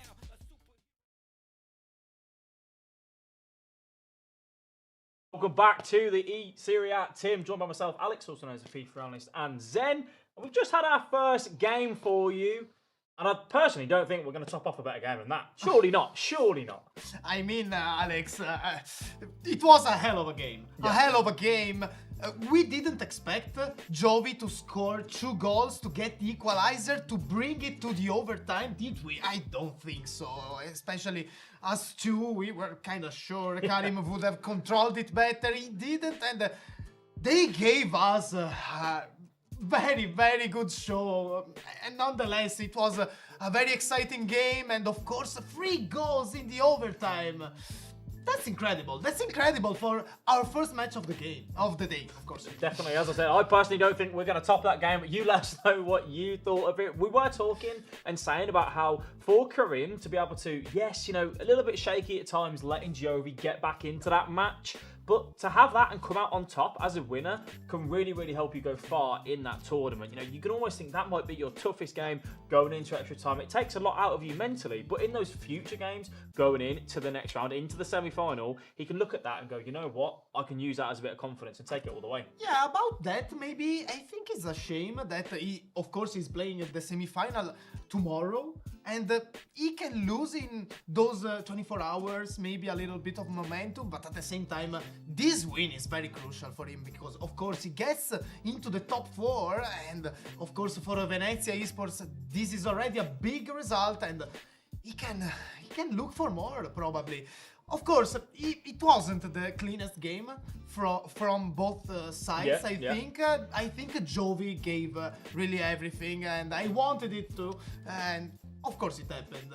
And at the same time, Karim coming out of top, we can see his reaction after the final goal that bring him to the top 4. It was very important for him, and of course, very painful for Sampdoria's side. Yeah, and if we had a prize for the best celebration, I think we saw that there from Karim getting up, showing those emotions like we spoke about. You might have had a better celebration at home, who knows? But yeah, it was something that, a fascinating game, back and forth. We saw how Jovi started to use that 3-5-2 that little bit better to get himself back into it. But to have those 3 goals in that last bit of extra time was something that, you know, we definitely enjoyed. And Aggie mentioned it as well. And do you think this plays a part, Zen, that why didn't Karim take a pause? Once he got that goal, the lead, why didn't he take a pause? Just to let his emotions come down a little bit, remember the job at hand, see the rest of the game out. But what do you think went on there? Yeah, of course, Age is a very experienced FIFA player, and he knows every little trick, I think, to gain an advantage and also to keep an advantage to you. And I think Karim should learn about from this situation, I mean, and he probably needs to be a little bit more relaxed, both when the game is going good or bad for him. And the game was going so well. Actually, he scored the goal that could be decisive already. But at the same time, he lost a little bit of focus going with that celebration. And I think that played a very big part for Jovi's last equalizer. Yeah, well, I mean, again, we spoke about prior to the match that the first goal was going to be so important. If it went Karim's way, you probably really couldn't see it going any other way. But Giovi managed to get that first goal 17 minutes in. A little bit of luck on the side, a few little bounces, and just kind of getting that tap in. And that was when the game really progressed on from them. Giovi took a lot of control from it. And one thing that I kind of put down was a little bit of composure from Karim at one point. 70th minute, he looked to just take some time off the clock. And I thought, hey, this is a Karim which we didn't get to see too much 3 weeks ago. But then it all went wrong again. And you know, the equaliser came in and it went all the way through to extra time. But either way, I'm sure Karim is going to be very, very happy happy to advance through to that next round. And Giovi maybe just took a little bit too long to get going. The second game was much better, but that first game, like we said, conceding that 90th minute goal always adds on to extra pressure. Yeah, of course. It was unlucky for him, I think, to wake up, if I can say that, kind of late in this match. Of course, he played a very good second leg, but it wasn't enough for him. It wasn't. No, unlikely for Sampdoria. Unfortunately not. But we have got here at the eSerie A team, we've got loads of little prizes and tournaments kind of going on. And one thing that has been having throughout the season is the best rookie of the year, which is going to be presented very soon. And this is someone that's come in to eSerie A, who's been playing, who's been putting on a show. And these new players that are kind of coming through. And that's obviously something that you at home, you might be thinking, I want to get involved in that next season. That's something that you can do. And you never know. It might be yourself winning the Rookie of the Season award. But our Rookie of the Year for eSerie A is Carburatore 76 for AC Milan Clash. We are already seeing him in our screen. Of course, he's very happy. Of course, Rookie of the Year presented by PlayStation is the best drafted player, the best player who wasn't actually a pro player before this competition, but he really showed in the group stage, especially for AC Milan Clash. Of course, nowadays he is on the bench. Of course, he's supporting AC Milan's crazy, the pro player, but at the same time, we can say, I think, Alex, that AC Milan wouldn't have had the best group stage if it wasn't for this man right here. Yeah, and that's exactly what you want when you've got your experienced players, and like we saw there, the rookie players coming through. You want that competition, you want them to be pushing on those more experienced players, because in the end, players will perform better when there's someone sitting in the wings ready to take that place and go in and fill on that. But we have got our next game coming up very soon, which we'll be going ahead and jumping into. You looking forward to the next one? Oh, of course I am, man. It will be a banger of a game, I'm sure. Of course, we already saw a banger of a game because we probably didn't expect the overtime and the free goal in the last, I think it was 10 to 5 minutes. It was so special, so emotional, and so spectacular for this first match. And if our next game is anything like the first one, we are in for an absolute treat. So we'll pass it over to Chris and Aggie. Take it away. Thank you very much, Alex, and back into things here. And yeah, rookie of the year coming in there, Caraburatore. With the Englishmen are trying to play with the Italian here, I think I did it justice to a certain degree there. Zen, was that okay? Yeah, okay. Well, he wins the rookie of the year, so fantastic to see for the AC Milan guys. Of course, Crazy is going to be playing in the final game of the day when we do get there, of course, Aggie. But for this one, of course, it is going to be Salernitana going up against Fiorentina. Specifically, it's going to be Montaxa taking on Hexon Virgil. Montaxa looked a very, very good player last time that we did see him, so very interested to see how he does this weekend. Yeah, definitely. I think he was one of the players that's impressed me the most, alongside with actually Hartixla and Open. Yeah. He played very direct and offensive FIFA, which was a pleasure to see. But I also think that Hexon Virgil, we haven't spoken a lot about this player, and I think he's been going pretty quiet, and I think he likes this role, being a bit mysterious. Yeah. You don't going know about his business quietly. Yeah. And that is going to be an interesting match. Obviously, both players is relatively new to the scene and then have made a big entrance, and now they're fighting for joining Kareem in the semi-final. Let's see who's going to get there. The coaches coming in with their players as well. We'll be jumping into this one very, very shortly. But I mean, we're getting shots of the trophy here as well. Everybody looking to raise that at the end of tomorrow. I keep saying this weekend. I feel like that's very esports kind of me to be presuming that things are usually on a weekend, but of course getting things rolling on a Tuesday afternoon in Milan kind of mixes things up a little bit, I suppose. But here we go, we're nearly ready to get into this game. Salernitana going against Fiorentina, and for Montaxa here, yes, okay, I think a lot of people will be sort of bullish on him in the sense of what we've seen from him in those playoff side of things 3 weeks ago. But Virgil, we only got to see one game for him, wasn't that relatively comfortably as far as I can remember. So, you know, it's an interesting one. I think we're maybe a little less clued on which way this one's going to go, other than the previous game, which we were pretty confident would go Kareem's way. It did, maybe not as confident as we would have been in that sense of how it got done. But for this one, I think it's a little bit more difficult to try and work out which way it's going to go. Yeah, and I agree with you. I think obviously I still think Montaxa is the favorite for this game, just looking at the ways that he's been performing, not only in the competition but also on a global level, where he's been arguably again one of the best players in his region, and he will try to take that with him. But it's again kind of the same question as we had towards Kareem. How do you react when you're at the live event, where you're getting into the later stage of the competition? How are your nerves then compared to when you're sitting at home where you're in your comfort zone? So I'm looking forward to see this. Montaxa strikes me as a pretty calm person, so I'm not too sure he'll be distracted, but we'll find out very soon. We will. We should be jumping into the game momentarily.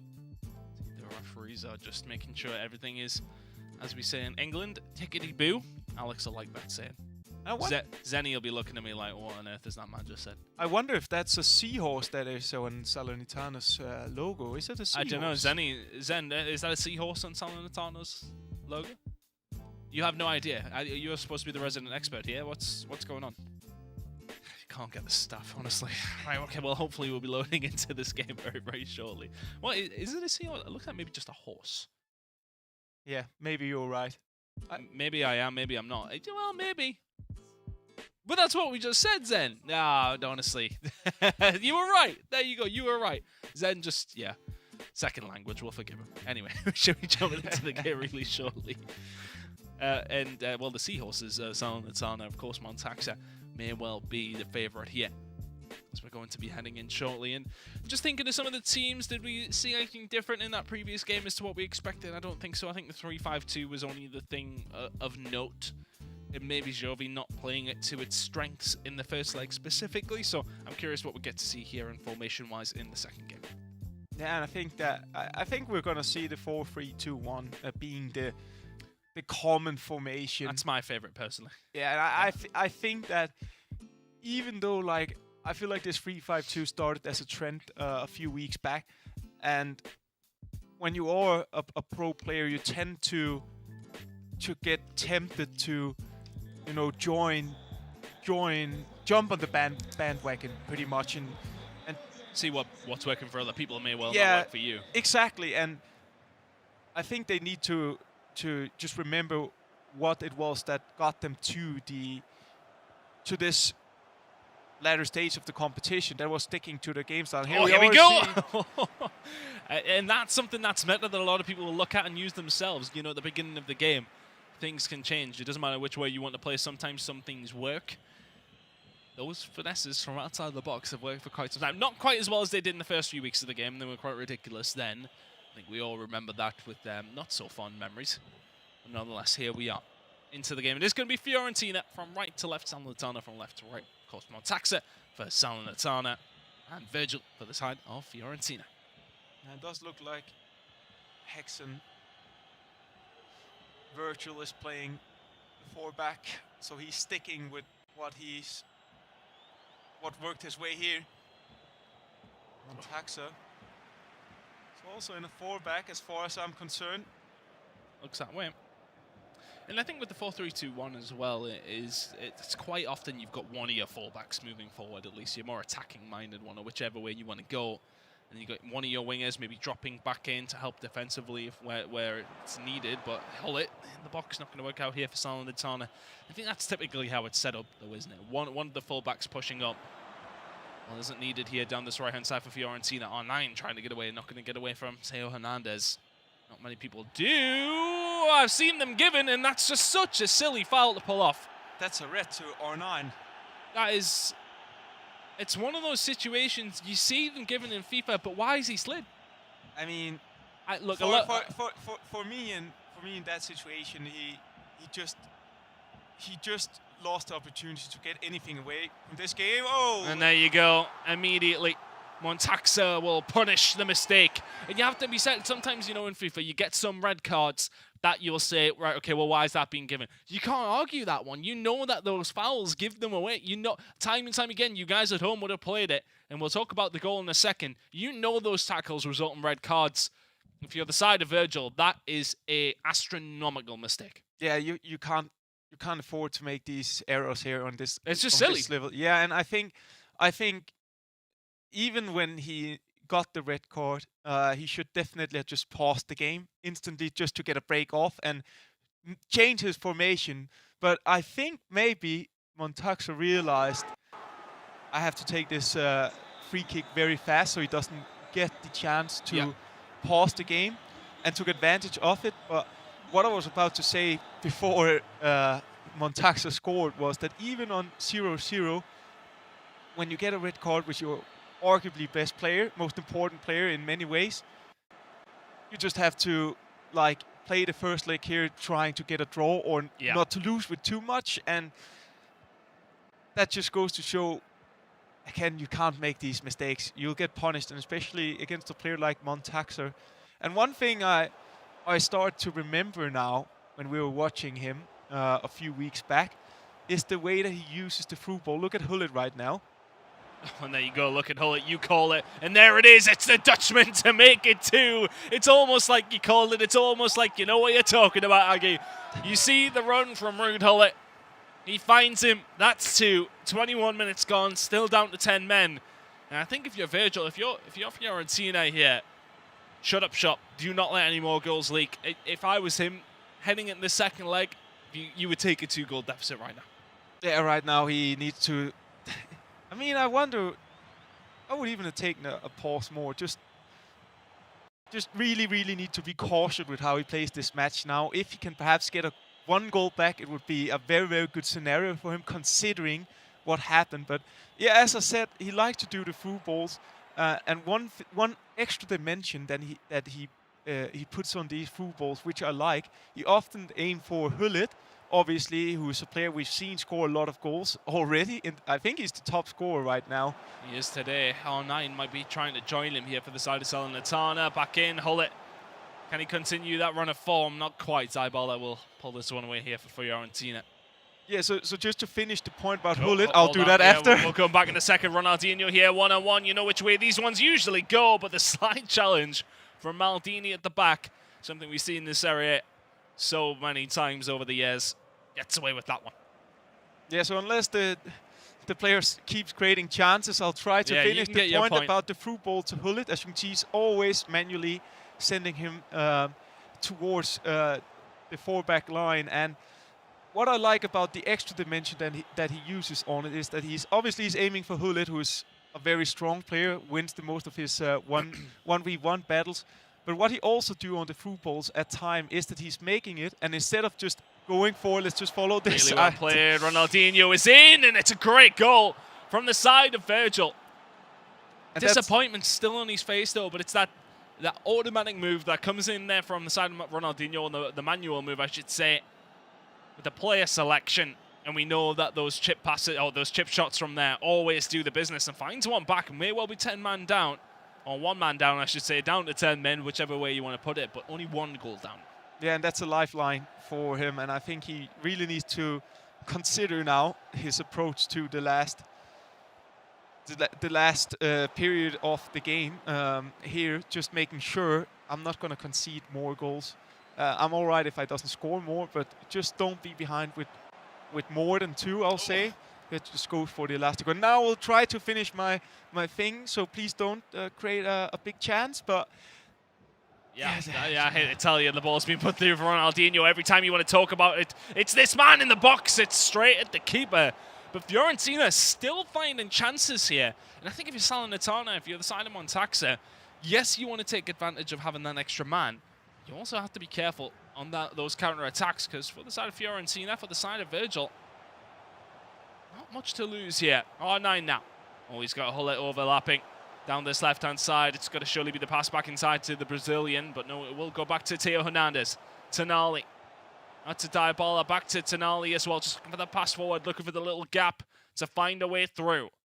Ibrahimovic can't get past Hullet. The ball will be retained. Tonali again, the intensity is there from the side of Salernitana. Now Ibrahimovic towards the edge, and that one clearly may well have walked its way out, and that will be the end of the very action-packed first half, and I will quickly give you the opportunity to discuss what was going on there for the side of Montaxa and what he does so well. Yeah, 2 things. One thing he's done well, and one thing I don't think he particularly has done well enough is that obviously the through balls to Hullet, which we've seen, but the extra element he does is that he's not always just doing it to try to get a free run. He's also doing it to get the 1v1 header, and then he often goes for that extra pass by winning the header, which always are going to cause some panic, some chaos inside the box, because the ball is in the air and it does something to your player switching.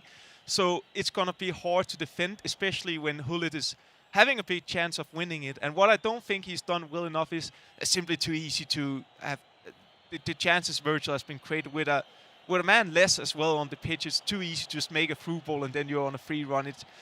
You have to give your opponent the feeling that if he's playing with a man less than you have to bring that feeling to him that he's in for a very, very terrible match to play, a painful one, where he rather focus on not conceding more instead of giving the hope of that he can actually make a comeback with a man down. Oh, R9 gonna burst his way through. Yeah, that extra man maybe coming into fruition here. But the thing is, it's for the side of Fiorentina and for the side of Virgil, he's not really playing that defensively. And it's meaning on these counter-attacks, he has options going forward to try and break up against Montaxa. Very well played to find its way to Hulle, but that's a sloppy pass into Ronaldinho. Salernitana will get this one away. Yeah, just maybe need to find back to the great start he got on the game here in Montaxa. Just looking for the right opportunity here. A lot of ball roll for him, just making sure he protects the ball and finds angles. Dybala looking for those angles, has found one. Into Ronaldinho, it's the reverse elastico, maybe back to Ibra, looking for the pass, he gets the second bite at it. And for Virgil, that's hard to bear, but Montaxa finds another goal against 10 men. It's just going to be easier every time you come forward. And it's going to be Ibra. A little bit of luck, but that's going to be it for the side of Salernitana. Another goal for them, 3-1 to the good. Yeah, that's the margin you need, especially when you finished off the first half here of first leg. Not convincing. Well, you'll take those margins every day on the year. On the other end here. Oh, there's an opportunity for the side of Fiorentina. He's going to red time it. But of course, the defender gets across nonetheless. Oh, I mean, the thing is, for the side of Virgil, I think something you can take positively here for him, if this is how the scoreline at least stays, he has had opportunities. He really has. Yeah, it's a nice roulette there. Not sure if that wasn't his intention. Maybe he wanted to go for the reverse elastico, as we just saw. Maybe he's going for the waka waka. Yeah, maybe. He has Ronaldinho, so he's still on the pitch. He didn't receive a red card, but yeah, you can't time those finishes red. And I'm not even sure it was necessary to green it there. Just went for the shot. Oh, Ronaldinho inside the box here for Salernitana. Now back to Dybala. Look for the pass across, can only go outside the box to Hull it. Inside the box now to Ibrahimovic. The touch is wayward, he's offside anyway. Montaxa still knocking on the door.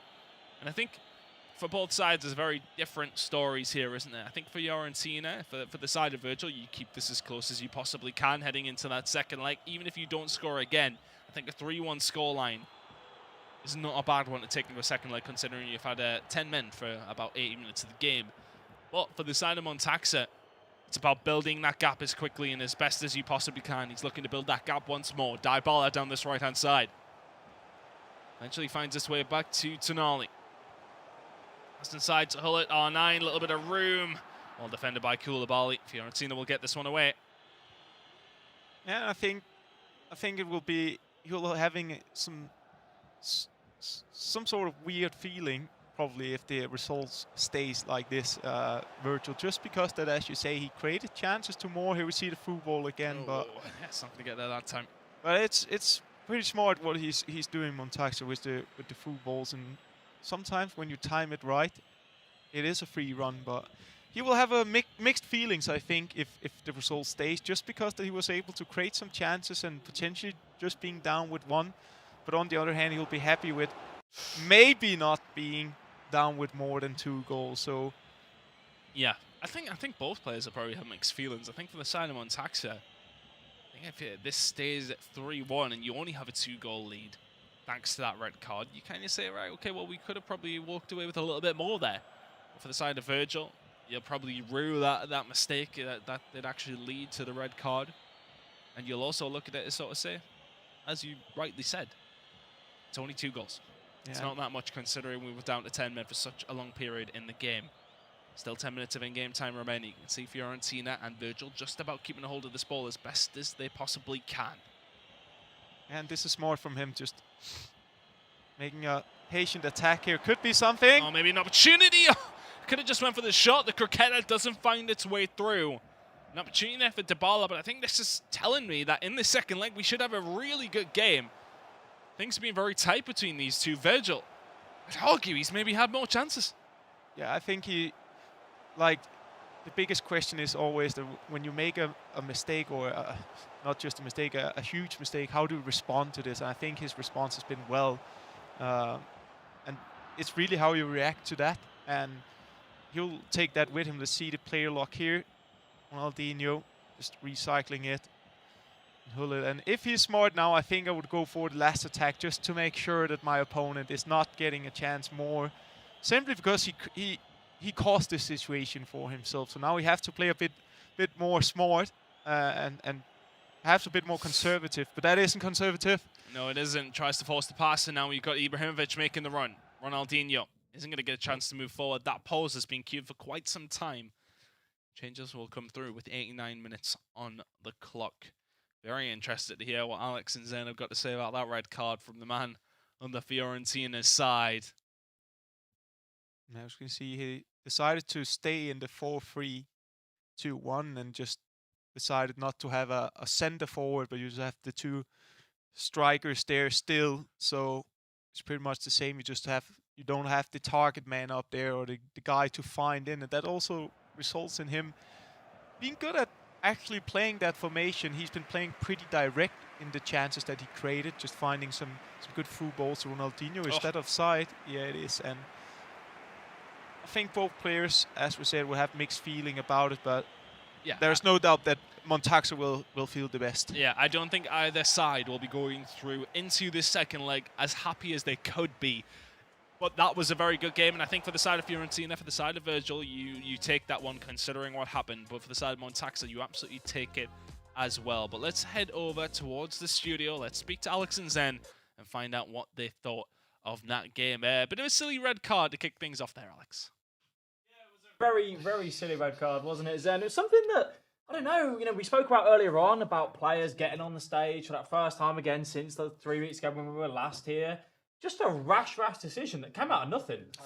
Yeah, but I think it was deserved. I mean, those kind of players, they absolutely have to know that if you go for a sliding tackle like that, you are risking so much. And it was very, very silly to foul the opponent's player in that part of the pitch as well, because he wasn't even past the middle of the field. So it was very, very strange to even witness it, because we didn't expect, and we know, Alex, the margin of error is really, really narrow in these games, and a red card so early can cost you everything, absolutely everything. Of course it can, and the thing that was so, amazing to see as well, though, although down to 10 men, he still created so many chances and had lots of opportunities. Yeah, and he will, in Italy we say he would, of course, eat his hands because of that red card. Because,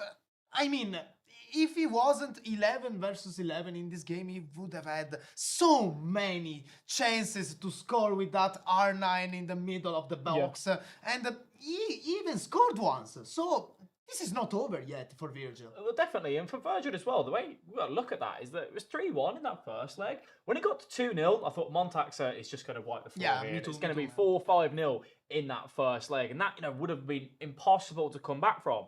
As we go ahead and take a look at the highlights now. But we're still in a position where, it's 2 goals. It's going to be 11v11. Obviously, the red card doesn't carry over. Yeah, exactly. We can select that R9, which will be massive for Virgil to come back into. And I don't think this tie is done, even though there is that 2-goal deficit. This is not, definitely, Alex, because Virgil showed in this game that he could score even with the numerical inferiority. Sorry to interrupt there, but Aggie said about Hullet being sent on that run there. Yeah. We spoke about that prior 3 weeks ago, that players looking for those crosses, the little reverse cross, finding the Hullet, but to have the composure to bring it down on the chest and then volley it as well. Yeah. I thought Montaxa is just going to, I think we had one game back 3 weeks ago that was Montaxa scored 7 goals across 2 legs, and that could have been a similar story. But Hexon Virgil managed to come back in and create some chances. And as we said, that 3-1 deficit back to 11v11, anything can happen. Yeah, it's anyone's game still. And I think also the first match of today really showed us that until the final whistle, we are not done with any of those quarterfinals. And especially in this one, because Virgil, of course, we can see on our screen that he was really upset, even though he scored the first and only goal of this his first leg. But I mean, Montaxa could actually have scored more, I think, and it was, I think his accuracy in the opponent's box wasn't the best in this game. I think he can't be completely happy, but of course he's winning 3-1, so he's not sad, of course. And as we saw that chance there from Ibrahimovic, you know, Aggie mentioned about going for that red time. And I think that's where the pressure and the nerves maybe get into Hexon Virgil ever so slightly. That A, maybe didn't need time, but also Hullet was stood there for that extra pass up across as that option. And it's very easy for us to say, sat here in the studio, oh, you should have done that, should have done this. When you're there playing with a controller, sometimes you just always don't see that extra man. However, and I know we keep reiterating it, like we said, Hexon Virgil created chances. With 10 men, I am really excited to see what can you do with that 11v11. Yeah, of course, because I think also Virgil was a very good player in the playoffs. Of course, he was third best in this group stage, so he went through the loser brackets, but he managed to win quite convincingly, I must say. And then he got into this final 8 against Montaxer. Of course, Montaxer played so well in this tournament, and he's probably one of the favorites for the victory in the end. Okay. But at the same time, I think Virgil really showed why he's here, and he would like to play even better. Of course, he has everything to win now in this second match, and at the same time Montaxer has everything to lose. He showed that even with that numerical advantage, he couldn't really close the game in the first leg. I think we will see another very, very good game of FIFA in this second leg. Yeah, and don't forget the FGS swaps and drops are open. So for every minute that you are watching, will count towards where you can go ahead and get a TIFO, a crest, and your FGS swap tokens as well. So stick around for the full 90 minutes to go ahead and claim them, and make sure that you have your Twitch linked to your EA account for that to be applicable. So I see a lot of you in the chat asking, can I get swaps on this? You can indeed. Now, if you are Hexon Virgil going into this next game, obviously you're saying to yourself, it's not going to man sent off straight away because that wouldn't be too good. Well, yeah, it definitely would help. But it is very much just about saying, you know what, it didn't start out the way that we wanted to in that game, but we grew into it, we created some chances, and let's just believe and back ourselves to get that first chance to get that goal. However, Montaxer, on his day, is a very aggressive attacking player and difficult to stop because he asks the questions of the defenders. He does different things in attacks. The reverse elastico that we saw with Ronaldinho inside the 18-yard box was a thing of beauty. Got a little bit lucky with a rebound, all right, that's fine.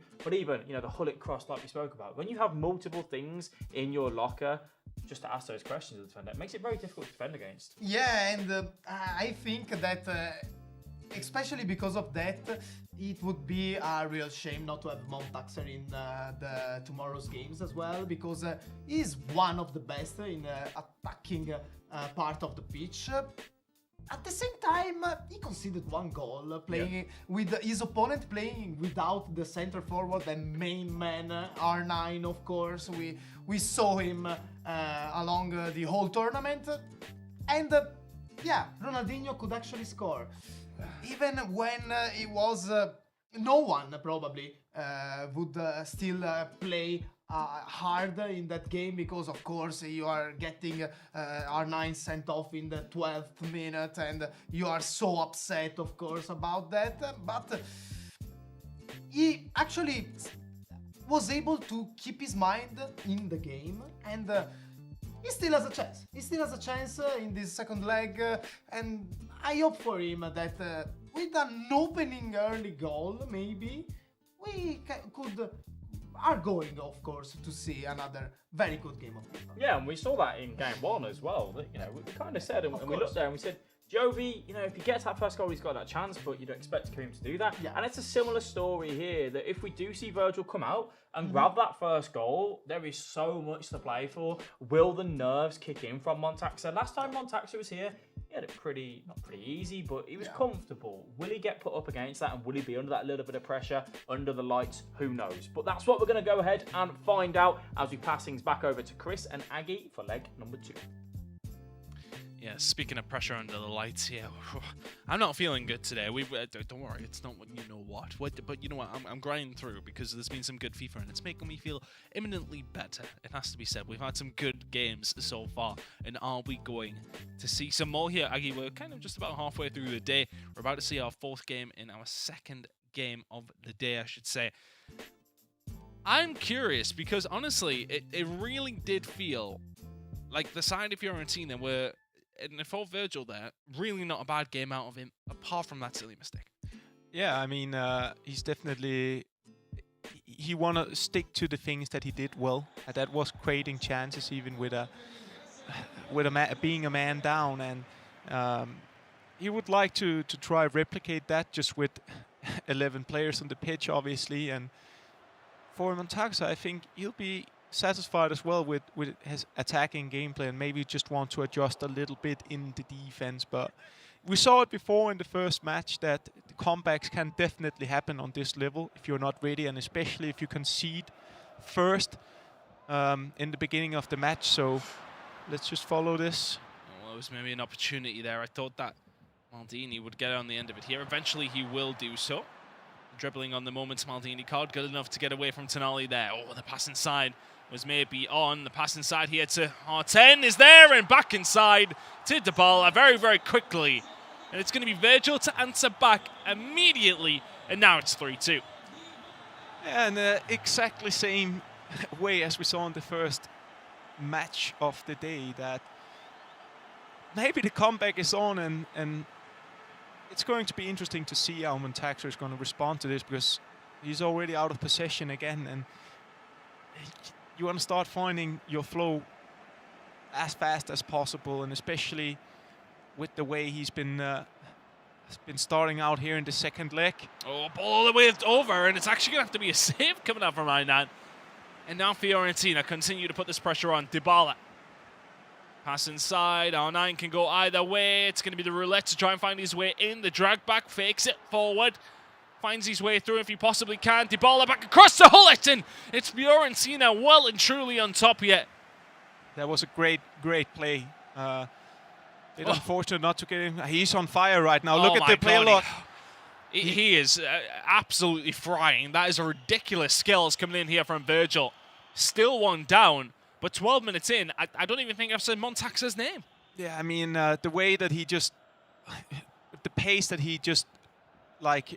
threatens with the player lock there was on a very high level, and it was with a lot of pace, and already now he's starting in, and I like the way that they approach this match. Very aggressive, very, very direct, and playing in a super high-paced tempo, and I think you just have to try to continue with that, because he showed us now that he can create a lot of chances, and now he's having 11 men on the pitch, so obviously that's going to help him a lot more. Yeah, that always helps, and it seems to be helping so far. Very much on top in these first 18 minutes. Shot across, not going to come in. Eventually we'll find its way to R9 though. Tonali. Forward here for the side of Montaxa. No free kick there. I think many would have asked for it. Ronaldinho will play this out to Quadrado. 50-50 ball. Hernandez cannot get there. Fiorentina regain possession once more. Very good start, though, for the side of Virgil. That's exactly what you would have wanted.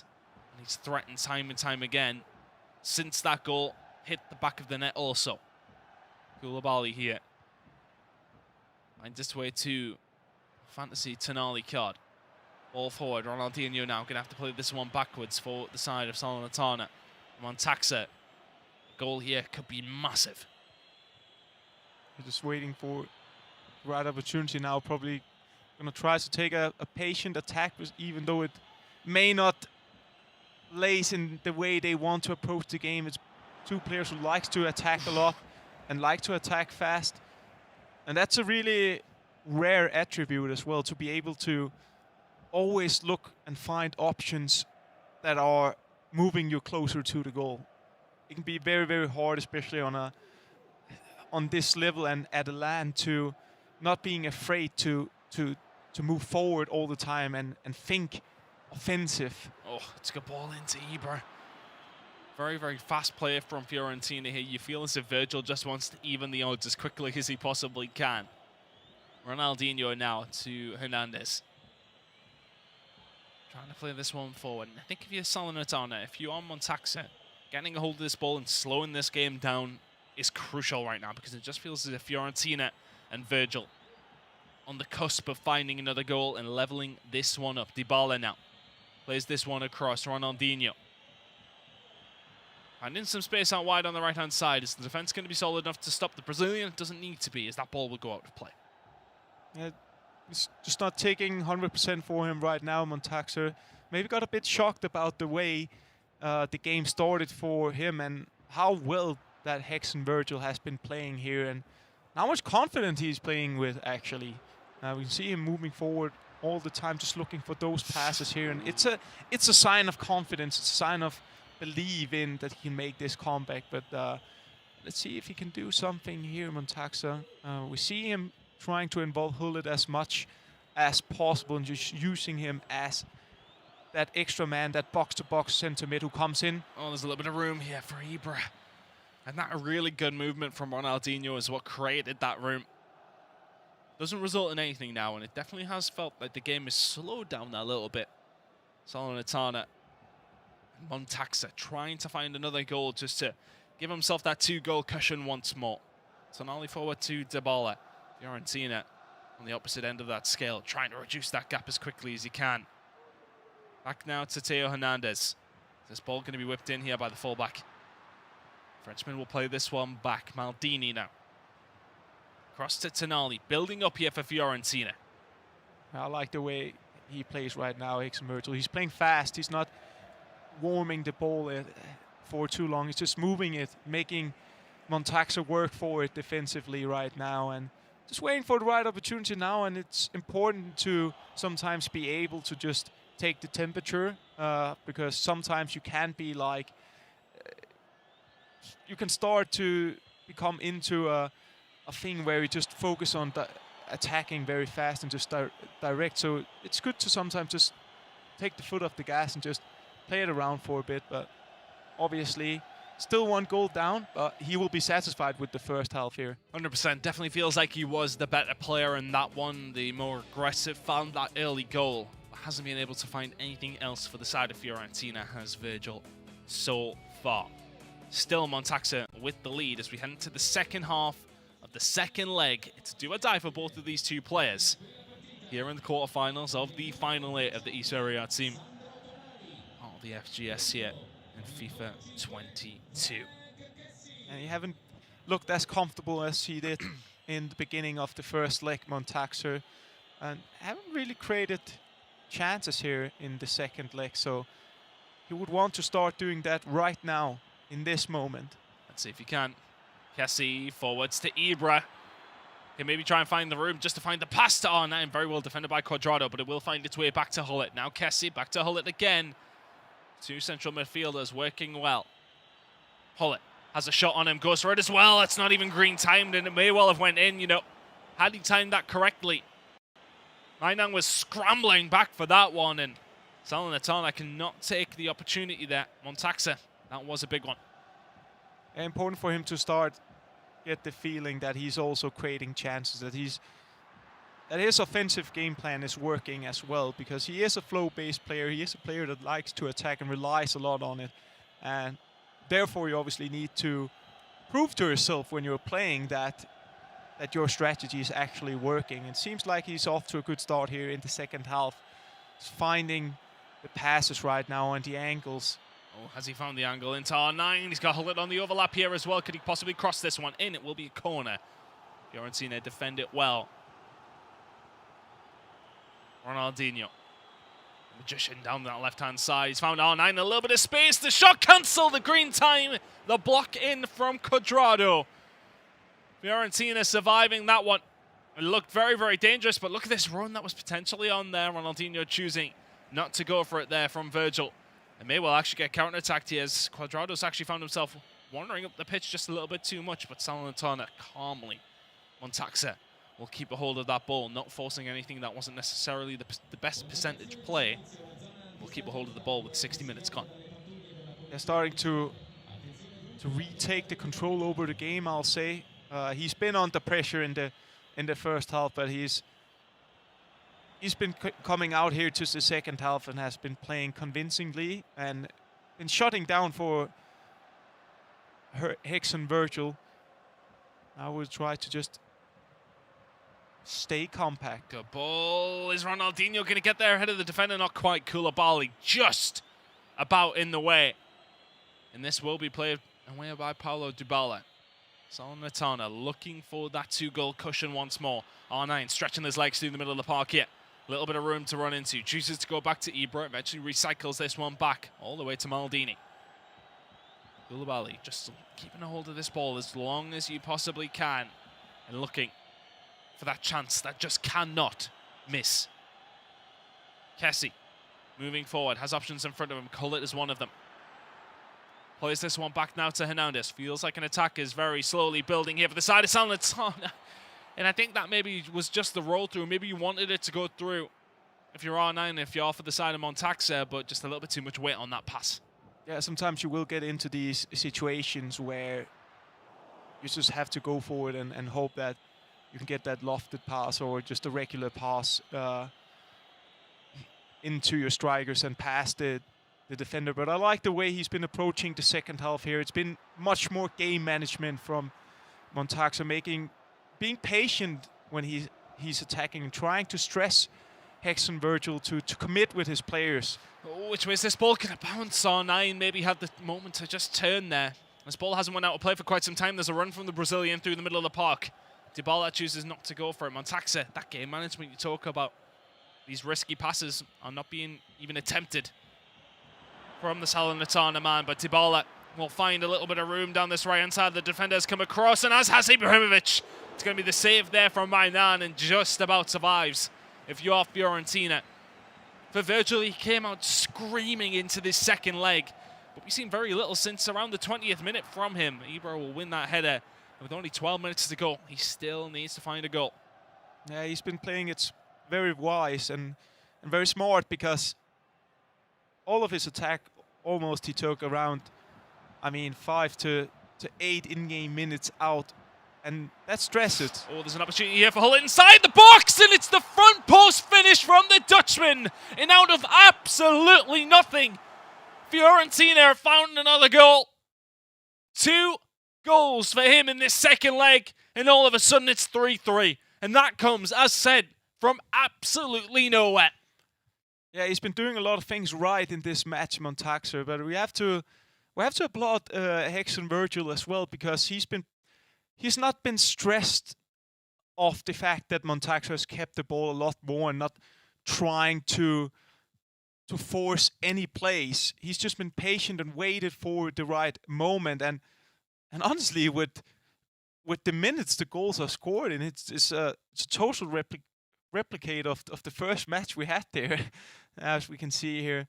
Our colleagues figuring each other's wardrobe out. Yeah. I'm not going to help you with any of yours. You've got the drips on. You don't need it. Important with the pause here for the two players, just talking with their coaches, making sure that they're prepared for what's going to happen now, because it's a pressured situation, especially for Montaxa, and he'll be frustrated because of he almost got a gift in the first leg with the red card, and maybe he doesn't feel like he's taking enough advantage of it, really. Has he made it count? Maybe that negative thought is there, but those negative thoughts will go away if he sticks this one in the back of the net. An opportunity here for Montaxa. Kessie forward to Ibra, still onside. Back to his AC Milan teammate. It's inside to Dybala. Got a little bit of room, just trying to shimmy his way through. Back to Kessie. Hold it now. Out wide for Cuadrado. A little bit of room. He's got Ronaldinho out here with him. He'd rather have him in the box, but he can't play it back to the Brazilian, or inside now to Hullet. He's found a breakthrough. It's going to be Dybala on the edge of the box. Still the pass is on and can't quite find it. Fiorentina may well counter-attack here. R9 away. He's got the run down that right-hand side. You can see it, but the pass maybe wasn't on. Ronaldinho can't find it through to R9. That final attack I was talking about may well lie with Salernitana. Yeah, and you also... What you also have to take into consideration is that when you take this last attack and why it's so important, or how good it can be to do it, is that you know that if you're in in the late seconds of a game, and you're keeping the ball, the nerve will eventually start come to your opponent because he knows that he really needs. If he concedes now, he's out pretty much. But well, those nerves will continue into this extra time as we do find our way there. What a game this has been, and we definitely did not count Virgil out after that 3-1 deficit in that first leg, because we knew he had the opportunities in that first leg to be closer. I'd argue he was the better player and just didn't find a route through. Of course, the absence of R9 is going to be very, very obvious for a lot of players. So when they don't have him in there, the most expensive card in the game right now, well, if you can find him on the market, of course, is that Moments R9. Maybe you'll be lucky enough to hack him, of course, in the current offerings on the SBC front for that Moments player. But here we go. Into extra time. Fiorentina brought this one all the way back. It's going to be R9, the man who was sent off in that first game. Is he the one who can open up the door to kick things off? It's a good save from Magnan. And Quadrado will get this one away. Salernitana living dangerously as Fiorentina open up with a very, very nice attack. Virgil, unfortunate not to be in the lead. yeah, good things here from X and Virgil, just twisting and turning with R9. That's what he does best. Just making the La Croqueta and almost makes a shot in the La Croqueta. Just didn't get enough power on it, and the angle were perhaps a little bit hard, but it's a good way to just make your opponent a little bit more nervous, a little bit more insecure on what you're going to do next. Oh, time for R9 to turn and finds the pass into Hullet. The defender not close enough, and it's the deadly, deadly ball through from R9. And that's the first time we've seen a solid attack out of Montaxa in the second leg, and he punishes Fiorentina for it. Virgil's behind again. And it's the main man, Hullet, once again. He's been leading the teams, I'll say, and he's been vital for Montaxa, and he's a huge part of his offensive game plan. He's so involved all the time, and I like it because obviously you got to try to use the best players you have in your squad and build your style up around them. So you'll build your style up around R9 and Hullet, and that's exactly what he's been doing so well. We're about to head into final moments of this first leg in extra time. After two legs, these teams could not be separated. We've went the distance in both games so far. Can we maybe go a further step into penalty? So if we do want to see that, we're going to have to see a goal for Fiorentina. It won't come here in the first leg of extra time. We'll have 15 more in-game minutes to go. Fiorentina have been the ones on the charge here, but for Salernitana and for Artixel, or Montaxa I should say, he's been the one that found that lead in that first leg, thanks to the mistake that came through from Virgil. Finds himself still behind Virgil after that 3-1 deficit. And he had to head into the second leg, trying to come back, did Virgil. And has to be said, you know, there's going to be a lot of what-ifs. There's going to be a lot of thoughts around how things could have been done differently for the Fiorentina man if the result stays this way. I think one of the main things that he can take away from it is, well, he shouldn't have slid in there with Ronaldo at the beginning of that game. But here we go. 15 minutes to go for Fiorentina to find a goal back. Yeah, we know the pressure will come. We can see it from the beginning here that he knows you have to chase the game now. Once again, he gets the ball here. It is Balde Keita again, who's looking like a new super sub here for a lot of the players. But could he finish this off maybe? Ibrahimovic inside now to Hullet. He's been the one scoring all the goals, and it's the shot cancel that comes through. It doesn't result in anything. And now 108 minutes gone, 12 in game to go. R9 across to Mkhitaryan's found a little bit of room. It's a great ball inside to Balde. Can't quite find it. And if you are the Salernitana man, you keep a hold of this ball as long as you possibly can. 10 minutes in game to go. You fire it up forward towards Ibrahimovic. It's going to be Koulibaly there. Does he do it to the second one? Not quite. Back all the way to the keeper. Fiorentina have 9 minutes to go. Yeah, and I think you need to be... I like the idea of using Ibra right now as a target man in the station, but let's just follow really this. Really good touch by Ronaldinho. Still got the ball. Maldini intercepts. This one's going to be clipped away, but look at all the pressure coming in here from Fiorentina. It will be Kessie to get a hold of that ball. He's waiting for the run maybe of the Swede or of the Brazilian of R9. Moving it forward down this right-hand side. Montaxa trying to keep a hold of it. It's a wonderful ball through though to Hullet. Looking for the pass, so is it the shot inside? The keeper gets there, but it's a corner ball, and Montaxa will take that all day long. It was 5 in-game minutes to go here, right? Yeah, it was a chance here for Montaxa to put the game to bed, but I like the way that you can see that some players, when the constant pressure is coming to you, they still try to play it out. And I like the way that he uses, and that he's been using Ibra to just make a high ball up to him, let him take the header, let him win it, and then that's playing without risks. That's you eliminating potential mistakes, and I think he's been doing that well here. Almost gave him, the decisive goal, but he needs to hold on now for 5 minutes, and he needs to play this corner smart now. Loads of players would tend to run behind now with the ball, which I personally don't prefer. I like the way he's been handling this. Exactly, just stay in the corner. Don't try to play the ball back here, because if you start to play back, he's found room in the box into Ibrahimovic. Could he kill the game off? He goes for the chance and gives the ball away. Now, one final opportunity here, Aggie, for this side of Fiorentina and for Virgil. Can he send us to penalties yet? We need to see a goal very, very quickly. We're into the 120th minute. And now Nani up forward for the side of Fiorentina. Ball back inside to Ruud Hullet. Can't go backwards. R9 looks for the pass, can't find it. That might be it. That might be job done. And Montaxa, it is job done. He will head into tomorrow. A very, very stressful game. You can see it on the faces of both players. For Virgil, a very, very respectable amount of a comeback there.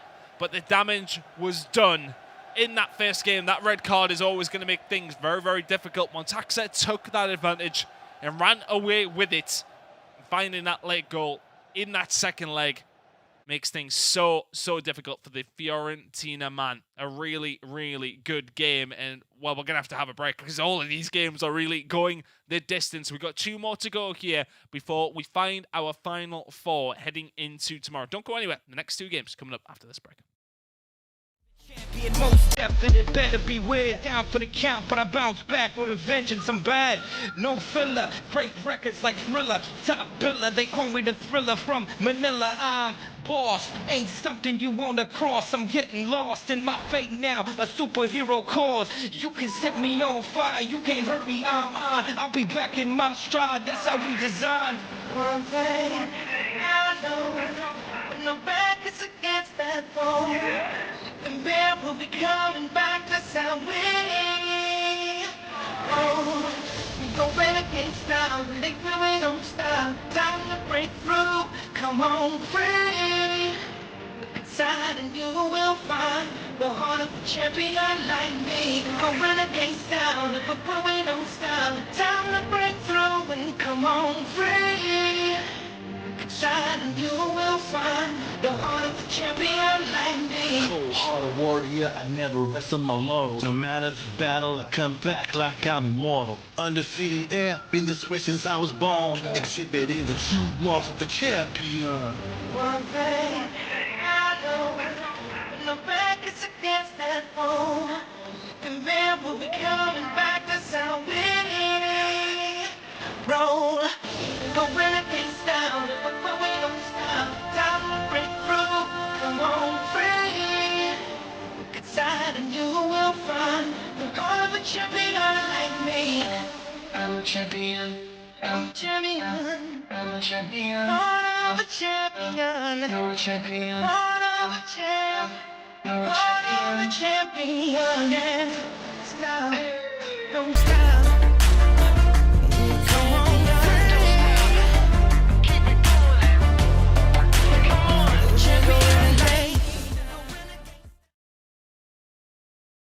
The eSerie A is delivering to us here for everyone at home. 2 games, 2 extra time, going all the way.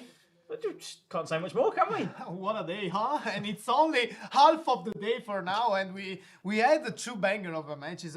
Once again, we saw the the losing team coming back Yeah. with passion, with struggle, of course, but scoring the opening goal once again for Virgil was so crucial in order to dream of the comeback. And he actually did complete that, of course. And with the almost last minute goal, again overtime, but then unluckily for Fiorentina, Montaxer came out on top. Yeah, we spoke about it, didn't we? Obviously, for Hex on Virgil, going down to 10 men, having that 2-goal deficit to come back and chase. Went into that second leg for Fiorentina in the first 5 minutes. He grabs a goal and then putting that back foot straight away over onto Montaxer. And Montaxer, I think, at times, dealt with up against that Storm, really. He really started to take control of the game into that second half of the second leg. And then next thing you know, there was a chance for R9, doesn't score it, goes down the other end, and then what happens? Hex on Virgil equalises and says, you know what, we're going to go all the way through to extra time. And it's a difficult one, right? Because everyone watching it, you can only take your eyes back to first leg, first 15 minutes, R9 getting sent off. If that didn't happen, could we see Hex on Virgil going through here? I think so, Alex, because that was so crucial. That episode ruined completely his first leg, and of course he ended up with a 3-1 loss, which wasn't the end of the world for Fiorentina. But then, I mean, he really showed in the second game that he could go through into the top 4 of this tournament. Unluckily for Fiorentina, once again, the team that is conceding the comeback is scoring first in the overtime, and this time it was decisive because you mentioned it, Alex. Montaxer looked like he was in control for basically the whole second leg. Yeah. But then he conceded 2 goals, so it was the equalizer for Virgil, well deserved in my opinion, because he was playing so passionately well. At the same time, on the overtime, the margin of error again is even narrower, more narrow, rather than in the normal time. And Montaxer controlled the game way better in the rest of the overtime and conquered his semi-final. Yeah, definitely. And I think the thing is as well, what you have to remember is that as these players are playing the matches, and for Hex on Virgil and Fiorentina, trying to get back into the game requires so much energy from you and concentration, knowing that you can't allow yourself to make another mistake and you need to be the one on top. That the players even on the pitch, stamina's coming down maybe as you're pressing heavy, you're trying to get that ball back as and when you don't have it. So for Montaxer, sometimes it is just about saying, you know what, I'll just weather the storm when it comes and then I'll look to take advantage of it. And that's what he did when we went through into that extra time. And we do obviously have a very, very interesting semi-final coming up from that, as we will see Korean playing against Montaxer. And you've got players there that are both so aggressive, so good going forward. That's going to be a very, very interesting one to watch. But commiserations obviously to Hex on Virgil and Fiorentina, who will be parting ways from this. And I do think when they go home and they look back on that, Hex on Virgil will be looking and just saying, you know what, maybe if I didn't go down to 10 men, I possibly would have had a chance to go through in advance. Yeah, but of course in eSport you can say that sometimes you win, sometimes you learn. And that's a pretty big lesson that Virgil, of course, painfully is receiving today. I think this is going into the future tournament for these players. This would be really helpful, to not repeat the same mistake over and over again. But a big learning curve definitely for Hex on Virgil, and hopefully we'll see him at the eSerie A team next year in the next season. But moving on, we do have our Fair Play Award. As I said, we have lots of awards to give away throughout this broadcast, and our next one is going to be the Fair Play Award from Be Kind, and this is all about players that, even in winning, losing, just kind of making sure that they're getting on with obviously their competitors, helping each other out even if they've been knocked out. Just some kind of kind words as and from. And our winner is last year's whole tournament winner, actually, is Danilo Pinto. We are seeing him in our screen. Of course, this is probably not the prize he would have wanted to get in this tournament this year, but he still comes home with one, and he could be fairly happy. Of course, the Fair Play prize is something good to receive, because it shows that as you said, Alex, even if you lose, you're not actually a loser. You are just a very gentleman, a gentleman in the esport, and I think Danny Pitbull absolutely is. Yeah, and that's the thing, obviously, for up-and-coming competitors. You can look at someone like Danny Pitbull, reigning champ, obviously, last season, got knocked out early. When I was having a conversation with myself for the broadcast, all he is supportive of everyone else, always there, happy to answer questions, take photos with other players and other fans. So congratulations to him. I'm sure he'll be back next year looking to do better. We are going to pass it back over to Chris and Aggie on the caster's desk for our next match. Oh, thank you very much, Alex. We're just about getting the players underway and into this third game. It is, of course, going to be Torino FC Esports team going up against Empoli Esports FC. This should be an interesting one, though, isn't it? Oberon taking on Hartixel. Two of our favourites, I would say, from what we've seen, of course, in the previous weeks. 3 weeks ago in the playoffs, especially for me, Hartixel. I mean, what a good player this man is, and he is somebody who could definitely cause some issues here this week.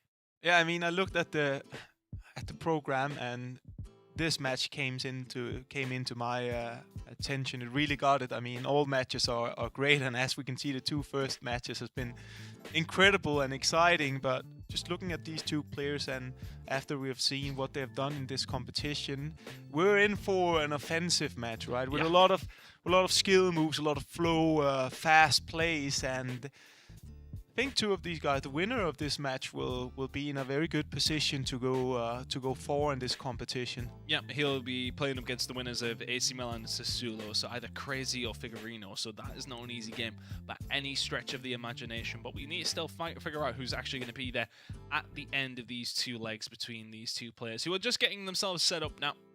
Alex and Zendo obviously presenting that award, well, themselves not presenting that award, but they're seeing the award presented to Danny Pitbull for the fair play. Nice to see, of course, that all these awards are being given out, and it's something extra to the broadcast, extra for the players to participate in, which is always nice to see. We do have a couple of other things that are coming your way today. Of course, we will be keeping an eye on when the best goal competition, and some of you guys at home are going to have the chance to get involved with that vote. We'll keep you up to date with when that is coming, but it's going to be coming later, so make sure you do stick around. For any of you guys wanting to stick around, of course, for your token, that one is still ongoing. Make sure you are tuning in minimum an hour, although I want you all here for the whole entire time, to be honest with you. I've got a couple of tweets. Just come and hang out. Come and enjoy some FIFA Esports. I know you're here for the tokens, but the point is that you can view exactly what some of the top players in, not just in Italy, but in the world, are doing in this game. And you also get to listen to me and Aggie. So look, you can pick whatever's more valuable to you. The token, listen to me and Aggie, or listening to, well, the gameplay, I would say, on your screens, which is going to be coming up very, very shortly. Oberon taking on Hartixel, and this is one you will want to watch. Yeah, definitely a match to watch, this one. I think I have very high expectations for this one, as we see Oberon just preparing the last small details, just getting ready here. We see Hartixel just maybe getting in some music or some... What did you prefer to do? Did you like game sound, or are you a music guy? I usually, if silence. if I could pick, silence, just silence. But it's about, for me, it was about trying to replicate what worked for me when I was at home, right? And sometimes game sound was an option for me as well, just because of, it really depends on the settings. If there's a lot of background noise, you want to have the easiest path of like going into your zone, getting into it, and be focused. And it seems like the players have very different ways of getting into it, which I like.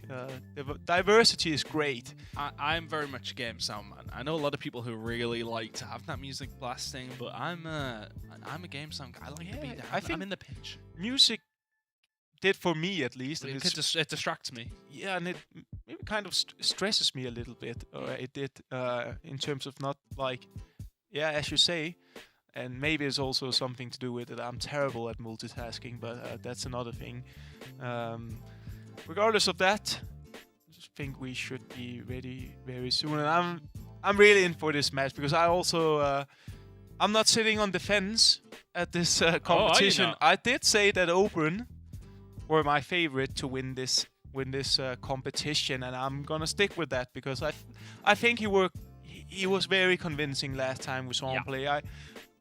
I do recognize that Hartixel played great. I think he was like visually one of the best players last time in terms of what we saw. He played beautiful FIFA, but I do think that he came from the lower bracket to make it to the final 8, and Open yeah. took out Kareem as well in the upper bracket, which I found quite impressive, and especially the way he did it.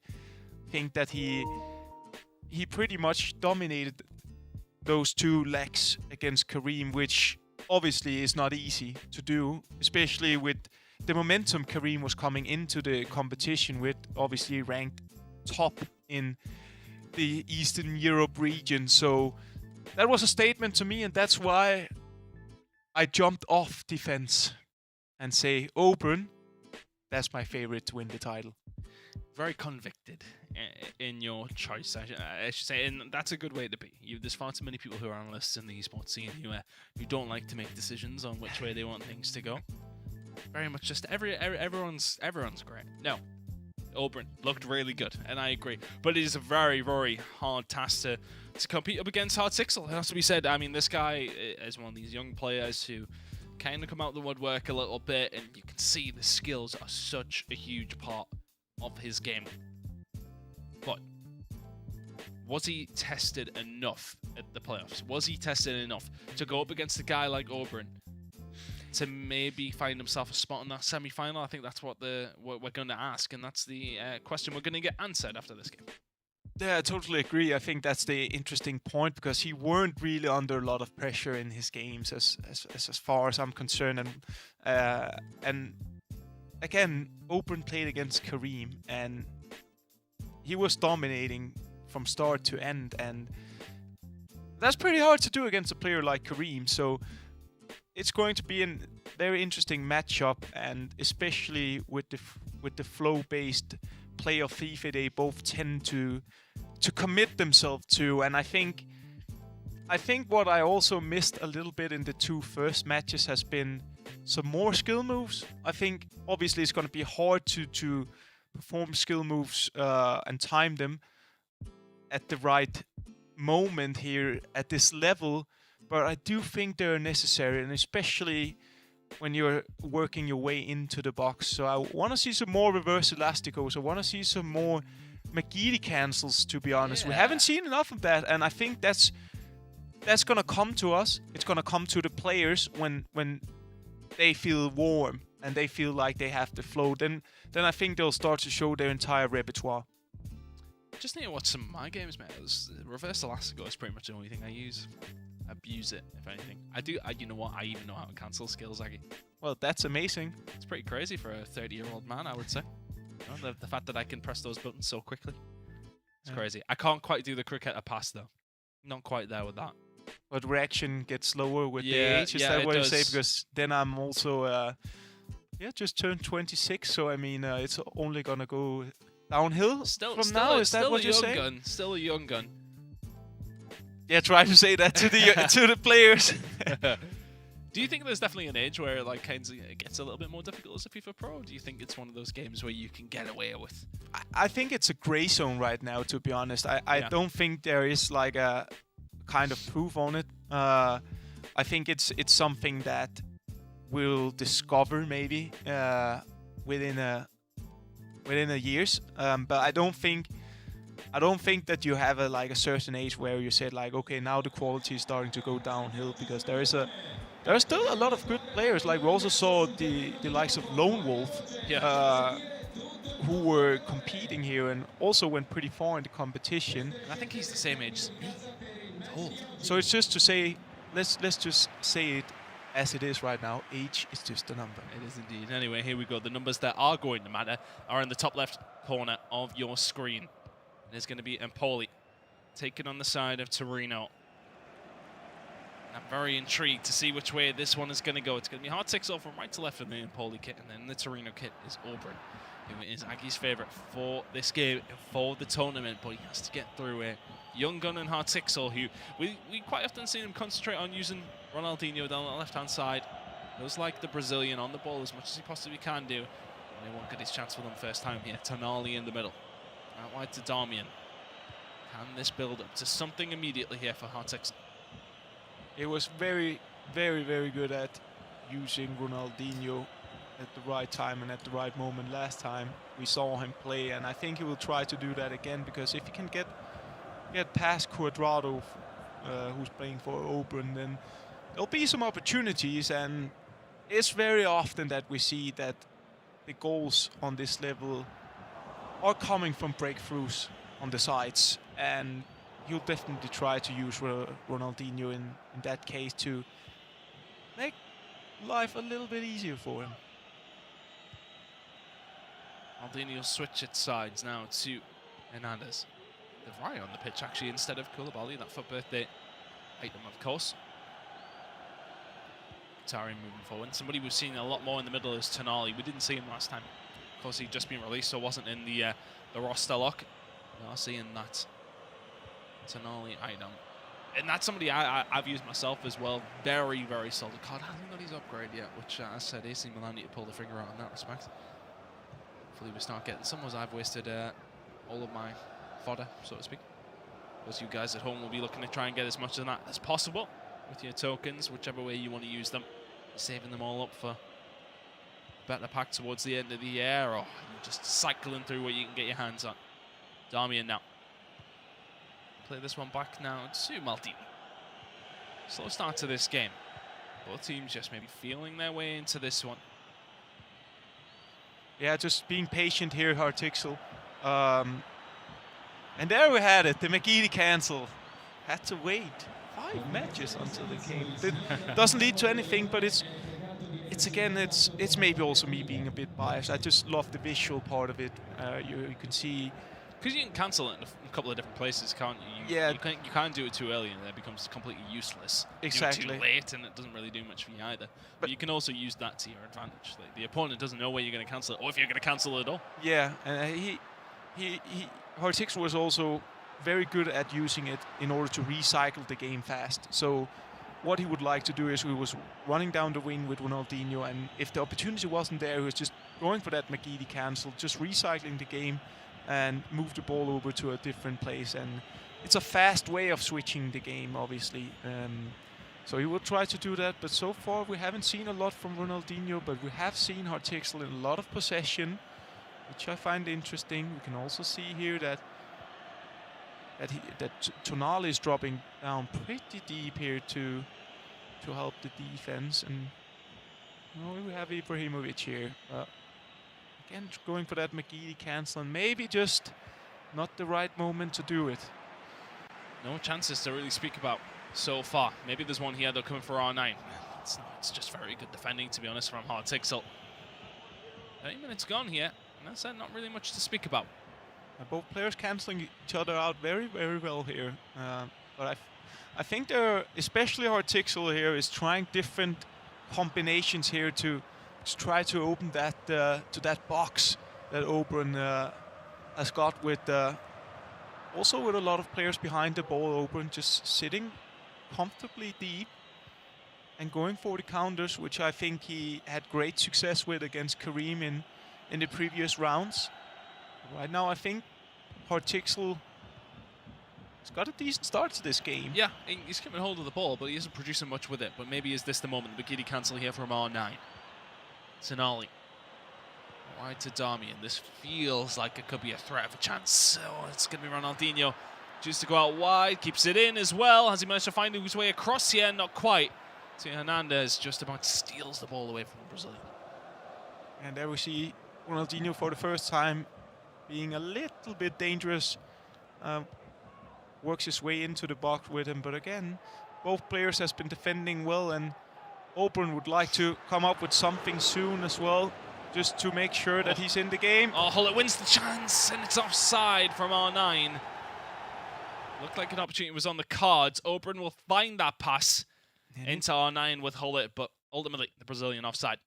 Yeah, and I think that he's going for a position change, maybe, without being sure. He started out with the narrow diamond, which he had great success with against Karim, but he didn't really create anything yet, and it seems like he's struggling a bit when he's in possession, because Hartixel is not allowing him to run the counters. He's forcing him to recycle the play and play a bit more patient, and then it's very hard to create a lot in the diamond, because all of your players are just so central, and it's very narrow, so it doesn't offer you the width, which means that it's easier to put pressure on. It's easier to be compact against it if you don't launch the counter attack.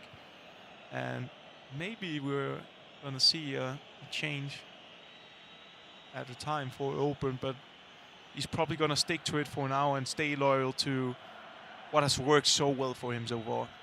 Mkhitaryan to R9, Ronaldinho. Find his way through with an elastico, but it's the pass into Hulle. And may well be the key to unlock the defence of Auburn so far. There's a brick wall right there from Auburn. The strikers is almost dropping down and becoming a part of the midfield line. Just not much space to work with for Hartixel. There isn't. But can he find that space? Can he create it himself? Ibrahimovic can't get by. For all the first two games of thrill, they have excited. This one has not so far. No extra added time onto this one, and thank God for that, because that was not a half of too much excitement from either one of these players. Very defensive, very cagey, and neither one wanting to take too many risks.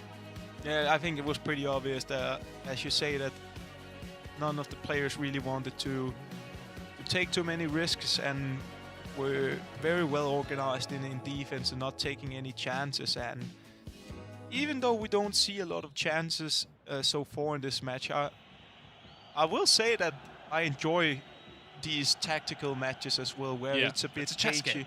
Yeah, where it doesn't necessarily have to be a goals galore. I also enjoy these matches where maybe one brilliant or genius play can change the match and secure you the win, because I'm a bit from the old school also. I like good defenses, I like the structure, so I tend to enjoy that, even though that obviously I also like when there's goals. It just makes it fun.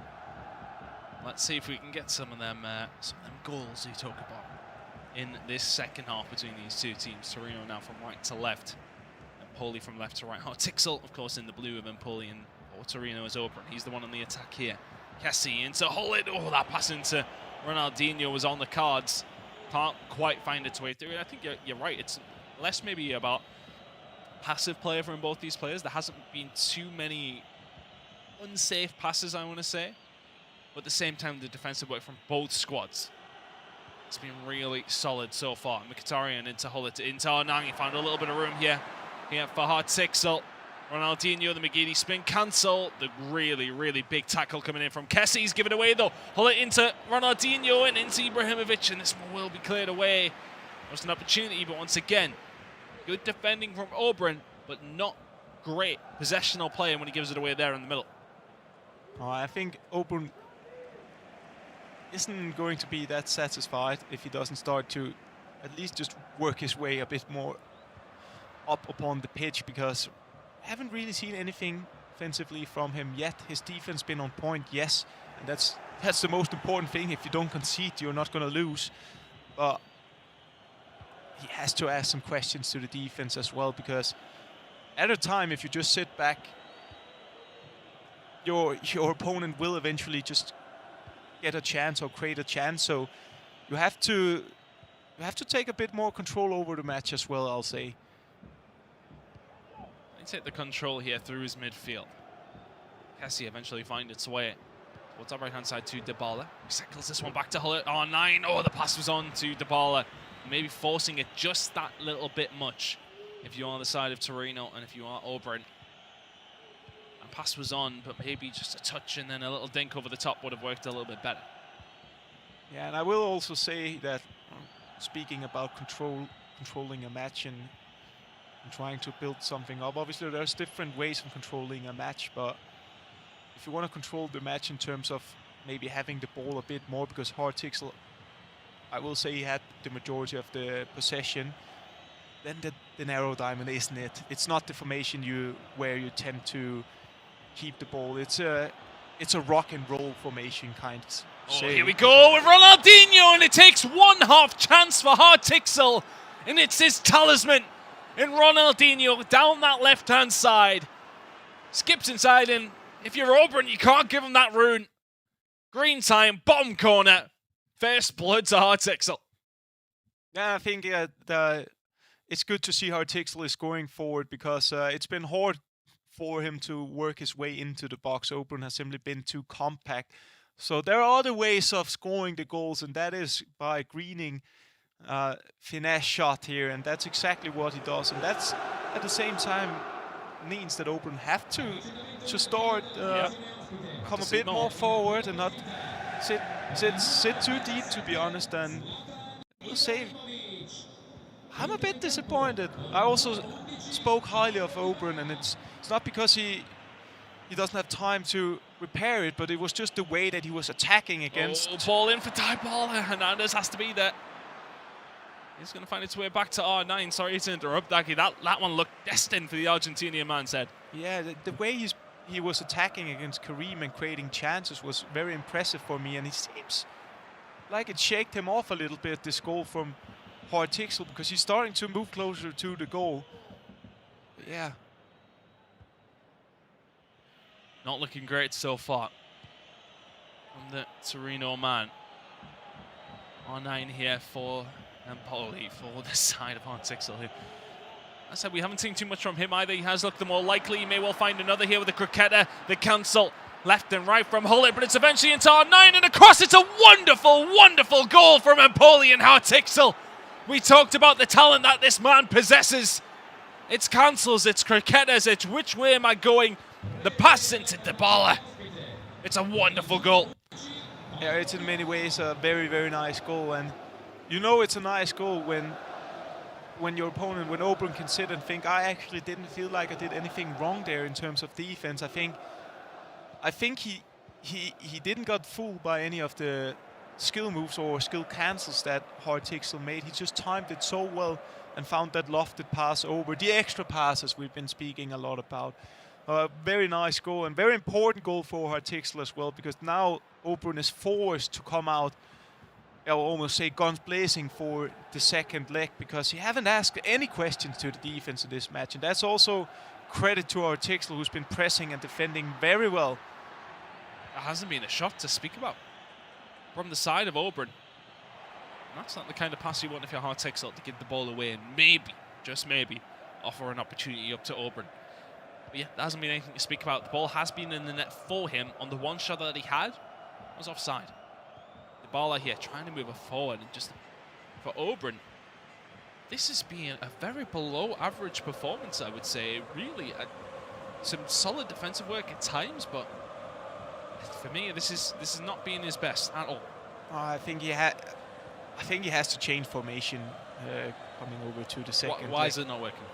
Yeah, I think that's one of the main reason has been maybe that Hartixel has done his homework and just being able to 100% close down the central area of the pitch as soon as Oberon got the ball, because all Oberon's players are in central. He can't really stretch Hartixel out, and he's relying on playing fast and direct in this formation, and he's just not been allowed to do that. And when you're not allowed to do that in the diamond. Maybe one more final opportunity here for Ronaldinho, for Hartixel. He's just walking it into the box. Which way can he find it? You're going to defend it so well if you're Quadrado, because Ronaldinho, the Brazilian, has found a way through. He's found a small little gap. It's still Ronaldinho going here for Hartixel. It would have been a wonderful goal as we head into the 3rd minute of extra time. But it will be the side of Empoli, and Hartixel with the lead heading into the second leg. And it is very, very well deserved. A shell-shocked Oberon really offered very, very little there in this quarter-final. But so far, the other two quarterfinals, there was a 2-goal lead in both of them for one side. And those 2-goal leads evaporated very, very quickly. But that was a very interesting game, wasn't it? It was quite slow for the majority, but then a burst into life with some really good play from the side of Hartixel. Let's go over towards Alex and Zen and see what they think of that one, because, yeah, Hartixel on top. And grandmas, gentlemen, it started off, as you said, very slow, patient. Both players not really wanting to take too much of a risk. We saw that offside goal to start off with. But other than that, there wasn't too much to shout about. But Hartixel definitely giving everyone at home a lesson on how to dribble, how to use the skill moves, the skill cancels, the shot cancels. Absolutely phenomenal inside that 18-yard box with that. Exactly. Of course, Alex, he was clinical on the offensive end, and the 2-0 result against Obrun, according to many, one of the favorites for the victory at the end of this tournament is with a 2-0 win going into the second leg, and this is incredible. Probably this is actually we can argue, Alex, this is the first real upset of today's games, because of course we said already that Obrun is looked really good in the playoff games he played, especially the one against Karim in the winner bracket. But I mean, these are Tixel. How about that, Alex? Yeah, I mean, but let's give credit to Hartixel on how good he has been defensively. Aggie mentioned it, that the 4-1-2-1-2 narrow not really working too well for Obrun. Hartixel was using the 4-3-2-1, which can be quite narrow in itself as well. But when you've got that lead, when playing against 4-1-2-1-2 narrow, it's so easy to switch the ball from left back to right back, work it over into that right forward and left forward. That's something that Hartixel did exceptionally well. So although Obrun maybe not being as good as he likes, you have to give that credit to Hartixel on how well he has been defensively. Obviously, you limit your opponent to minimal chances. They're not really going to score too many goals. And when we talk about the first goal, and we'll have the highlights for you in just a second, Hartixel worked it in between the lines, in between the midfielders and the centre defensive mid, up against the centre backs, takes one touch, turn, and Ronaldinho finds the back of the net. And it was almost as simple as that. And we always talk about the finesse shots on the edge and players looking to use it, as we see, obviously, the goal coming in from Obrun. And that really was the only sort of chance that he kind of created. But unfortunately, R9 just about being offside. But you just see here, finding it in between the lines, one turn, bang, green time finesse, and says pick that one out as easy as you like. And how important is that green time finesse? I think it's crucial, probably, with such finishing. And I think Hartixel is one of the best in using the Ronaldinho item. But once again, Alex, let's comment about this second goal, because the extra pass here was perfect by the side of Empoli. Yeah, and everyone at home says, oh, they keep reiterating the same things. Extra pass, because it works. Exactly. It is so good, and that's why these players are utilising it. And here in the 90th minute, you know, a chance kind of possibly coming out with Ronaldinho just dancing, looking to keep the opponents kind of on the heels, really. And that is where Hartixel just absolutely excels. If you allow him to get into that 18-yard box and do what he does, you are going to be in for a little bit of trouble. So you can see a little bit of frustration there at the end, probably wanting to say, oh, can I go ahead and grab another goal and get that third goal lead? But if you are Obrun right now, do you change formation? Do you want to look to change something tactically? What would you do? Well, first of all, I'm very, very worried, because I probably did not see this one coming by the side of Empoli, because of course Hartixel played really well coming from the loser bracket 3 weeks ago, but Obrun was one of the favorites, and he knows that. Even last year he was one, and he came short right before the Final Four. I mean, this is probably the hardest situation he could possibly be into right now. But as our colleagues said, we already had 2 matches with a 2-goal lead, which was neutralized in the second leg, and let's see if as you guys in England say, the third time is the charm. Yeah, quite possibly. And I think the thing for Obrun, what would worry me is that A, he hasn't really looked good in that attack. Hartixel been so good in the defence. And B, as he starts to be that a little bit more aggressive and he chases the ball and he takes that 1 extra risk or 2 extra kind of risks on those scenarios, Hartixel can break away, hit on the counter attack. And if you give him that room inside that 18-yard box, as we have already seen, he will look to punish you. And for Obrun, that is probably going to be one of the biggest concerns. Getting that early goal is going to be so important, as we have said multiple times today. But of course, we've had it in the last 2 games where the person that is obviously chasing that deficit does get that goal, and then we have a game on our hands. We've gone to extra time twice already in our first 2 games. Maybe in the third we will do that as well, but who knows. I think for Oberon though, having that strong aggressive start, looking to put Artixel on that back foot, looking to obviously try and dominate a little bit more, because really Artixel had it very easy. Yeah, it was. I mean, it looked easy from an outside point of view, because Artixel basically gave up no chances to his opponent and was so clinical, so perfect on the offensive end of the pitch. But I mean, this is not easy, because you're going up against one of the favorites, one of the better players in Italy, and Artixel. Oh my God. What a journey he's having in this eSerie A team. Of course, he was 4th in his group stage.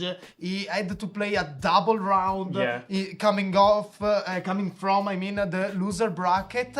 And he is here competing, and so far he's winning against Torino Zobrum. That's incredible for him, and I really hope for him he can keep this momentum right away. Yeah, and see if he can make it through into that semi-final. Pass it back over to Chris and Aggie for the second leg.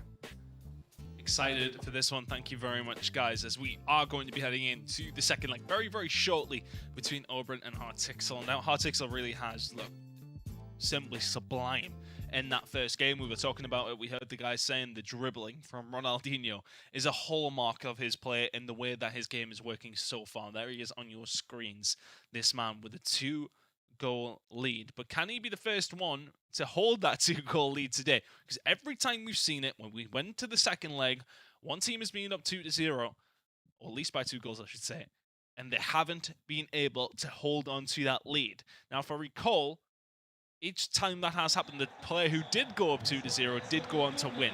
So bear that in mind also. But it has always been a close game. Oberon is not done yet here, right? No, I don't think so, unless that he mix something up. If he doesn't mix anything up from what we've seen in the first match, then it's already done. But you can also see how much confidence Artixel is playing with. I mean, the dribblings with Ronaldinho at the end really summed it up for me. Like, the confidence he was playing with, and every choice he made on the ball with Ronaldinho at that last sequence were perfect. Like,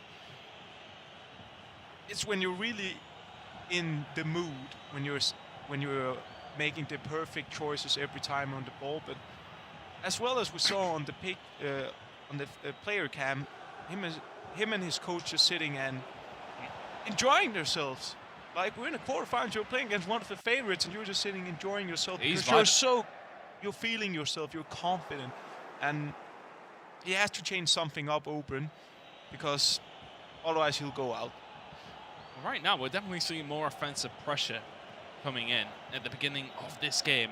I believe actually my mic was muted as I opened things up there in the show, and I would just like to apologize to everybody for that one. But basically what I said is Artixel's really good at FIFA right now, and my God, does he just get a gift from the gods there as it heads towards 9-9. Not going to work out this time for Empoli and for Artixel, but this man really has been on a warpath in this game. It's so difficult for the side of Oberon to offer anything here. Needs to offer a lot more in this second leg. Ronaldinho, pass out wide to Perisic is on. And he changed formation to the 3-5-2. Perisic inside to Ronaldo eventually, and it's the first shot that Oberon's even going to have. And the 3-5-2 worked beautifully for the man from Torino. 1-2, pass inside. Just not enough defenders to deal with the formation. And Artixel concedes the first real big chance that Oberon has had. Yeah, nice passing play here from Oberon. And I also feel like Artixel is a player that has his greatest forces not taken away from him, because he completely shut it Oberon down in the first leg. Right? I think he's a more offensive-minded player who doesn't like to defend that much and would rather just attack and pressure. Just win 5-4 if you need to. I'm always going to outscore you, Kent. Yeah, and I think when you're playing against a play style like that, you have to create chances. Otherwise, you will concede. And therefore, it's very important for Oberon to open up. And obviously, he realized himself, together with his coach, that he had to change formation. And it's exactly what he did. And these are the things that you have to be aware of if you want to win a trophy. you have to be able to switch, to adapt, because there will be games, because the level is so high and it's very equal between the players' qualities. You have to be able to reflect and be fast at making changes, because there will just be some play styles that you're going to struggle against. Right now, Auburn definitely looking stronger than he did in that first leg, but once again, it's Hartixel with a lot. I mean, a lot of possession. Trying to move this one forward. Player switching is there. Pass forward, though, isn't quite good enough. Auburn defending this well in an aggressive manner. His attackers just about in the way, intercepting these balls that maybe should be easy passes for Hartixel. He will retain the ball once more. 6 minutes gone here, an attacking opportunity here for Torino. Just waiting for right opportunity here, it seems, but he's starting to be feeling much more comfortable. Oh, it's just so, oh my word, it would have been a wonderful goal. Can R9 get there at the second time of asking? Not quite. And he's on. I thought maybe he was offside. It looked it. Hartixel will get this ball away. Will give it away, and as will Torino and the side of Auburn. I also think that the way Auburn is approaching the game, that makes Hartixel a little bit less confident, just because he has to start defending a lot more, which is arguably not what he likes to. Let's just follow ball. Here's Ibrahimovic towards the back post. The Swede looking for the pass across. Does he need anyone with him? Well, the answer would have been yes if he would have found the pass. And Auburn defends that very, very well. And does everything he has to right there. He makes the reverse elastico, so basically the way that he exits the skill moves gives him the angle to go for a shot at the near post, and it was the best move he could do there. Auburn was quick enough to come down and cover the angle just in the last second, but important for Hartixel as well to just reply instantly with a good chance. But you can see what Auburn can do when he comes forward. It's the first touch passes he's been very good at, and like when he gets the pass in centrally, he starts to accelerate. Oh, there you go, the acceleration came, but this time around Hartixel defends it a lot better. Ball forward is maybe a little bit adventurous, or is it? Is Koulibaly going to get there ahead of R9? Just about. And let's just assume that Auburn scores around the 80th minute again to 2-0. Then we'll have the third match in a row. Yeah, we're just trying to exhaust everybody immediately straight out of the gate. And here we go. Can Empoli and Hartixel find a goal to restore that 2-goal cushion? So far, it's not looking likely. Quadrado here for the side of Auburn. Moving this one around, just keeping hold of the ball, wants the final attack if he can possibly get it here in this first half of the second leg. Kessie now. Moving this one forward is Hullet. He's been shrouded out by two players, but he actually found a little bit of room, tries to force the pass through. We'll get a second stab at it. It's going to be Ibrahimovic on the edge of the box. Perisic moving in, and good defending from Aldini, good defending from Hartixel. He will still have a lead heading into that second half of the second leg, but is not as big as it once was.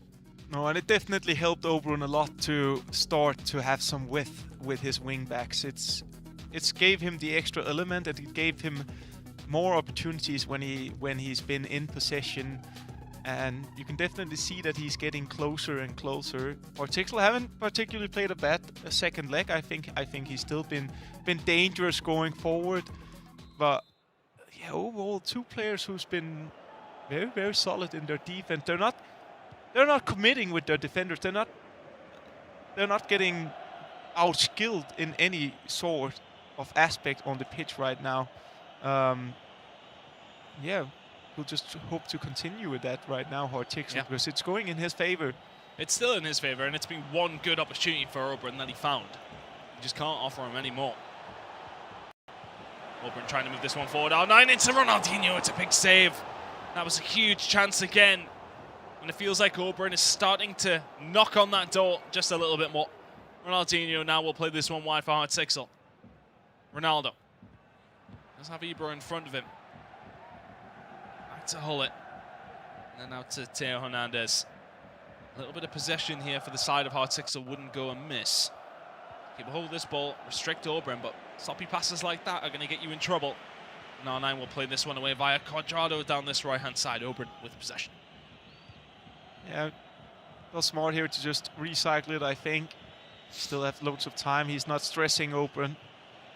Knows that chances will come.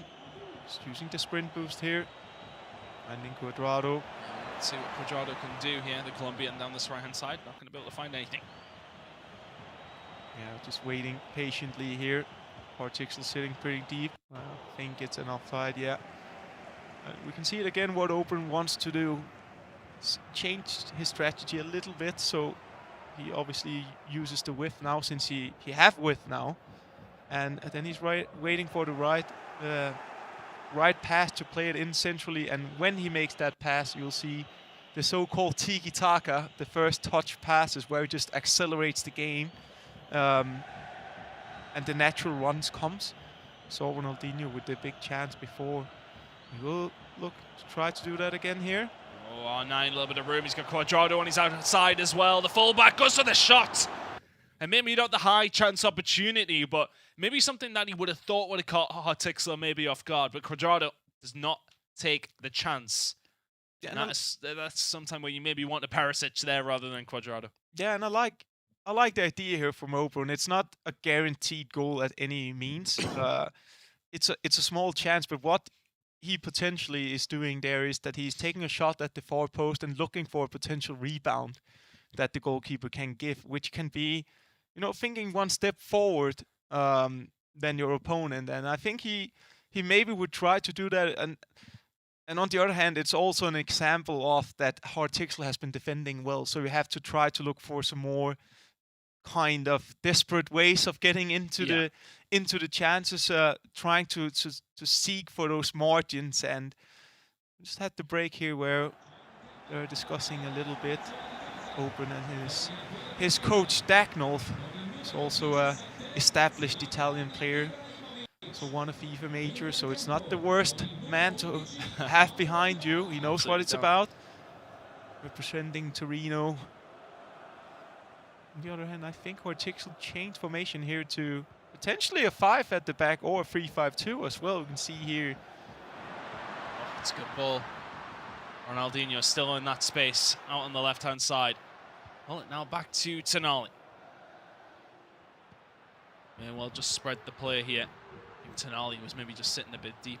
Yeah, it was me who got tricked there, because maybe he has to drop down to defense on the player instruction on Tonali. But well, yeah, sometimes I'm right, sometimes I'm right, sometimes I'm wrong. Okay. Oh, I wasn't doing it. You was the drop in between defenders thing that I was saying about. We never like to see that. I hate to see it when I try to play it, but I tell you what, this may be an opportunity here. The ball has been given away by Hartixel. Ibrahimovic down this left-hand side. I'd imagine he'll turn it around and wait for reinforcements. Back to Hullet. Back to the Swede, and back and forth they go, but his goal to be given away. Kessie now. This one's going to be recycled, but a mistake from Hartixel nearly leads to a devastating counter-attack from the side of Torino, but still it goes, and it's going to be Hullet from range! And you just don't close him down, and there's that deficit. It is gone, and Oberyn will find a second in Torino now, back into the game. Yeah, now they scored on a green time finesse shot each, and the way that he's scoring that goal is definitely the skill move before that, which is a pretty common thing when you do the... I have to admit, I don't really know what that skill move is called. Oh, the lateral heel to I like that one as well. Yeah, because a lot of the players are using it just to get into that finesse angle, because you accelerate the game so fast. So it's something they've been practicing on and mastering, so they can even do it while they are asleep. And he knows exactly which angle to pull it off in, and he just do it with. I would also almost call Hullet for the mesalla, as you say in Italy, for the midfielder who's coming forward. So it's just doing it there, and again, Hullet just a game changer. Game changer indeed. That lateral heel to heel. L1, and it's just one direction then the other. And he will take it out to the right or the left-hand side. Yeah, don't you? Alex is looking at me. I know the move because I use it a lot. 3-star skill move, by the way, as well. It's one that you use on some of these players, like you think of somebody like Jamie Vardy or somebody like that who has a decent weak foot, can finesse it. There's plenty of power in his shots as well, but useful on 4-star skillers as well, as we just seen. But maybe Hartixel can offer something that we haven't seen from him in this second leg so far. Oh, well, how he's destined for extra time once more. It just goes to show, really, again, just to break down that goal and finish it off, how much it means with the small details for maybe the average viewer out there watching. Like, if he didn't pull out that skill move, he wouldn't come into the angle and have enough time to green the shot, which is just those small things that separates the best from the second best. So a very nice goal there from Auburn, and obviously you need the margins as well with the finesse shots. Even if you time it green, you obviously increase your chances, but you still need to have the margins on the finesse shot, because it's not 100% goal each time. Ooh. Ooh. That's a pass from Auburn that got a little bit dangerous, and another one that goes wayward. So maybe not positioning these players in the best moments there to find those passes and get punished for it. So, 88 minutes or so gone. Hartixel will probably have that final opportunity in normal time. Or will we get to see the extra time once more? And you just see here, he wants to sub in Dybala, but at the same time, he don't want to take Ibra or R9 or Ronaldinho out, because he knows they're crucial, they're game changers to have these players inside on the pitch. So instead, he will go for Mkhitaryan to come in on a wing back. I mean, also the 5-star weak foot there, so potentially going for a cut in again and a finesse shot. It's definitely an attacking change, isn't it? That's if we do see extra time, but I tell you what, he's won the ball back here and then immediately given it away. Only the 1 minute added for Hartixel, who's also giving it away. You have to be so careful, and wasted opportunities for both players, but well, you would have never guessed it. To extra time we go again.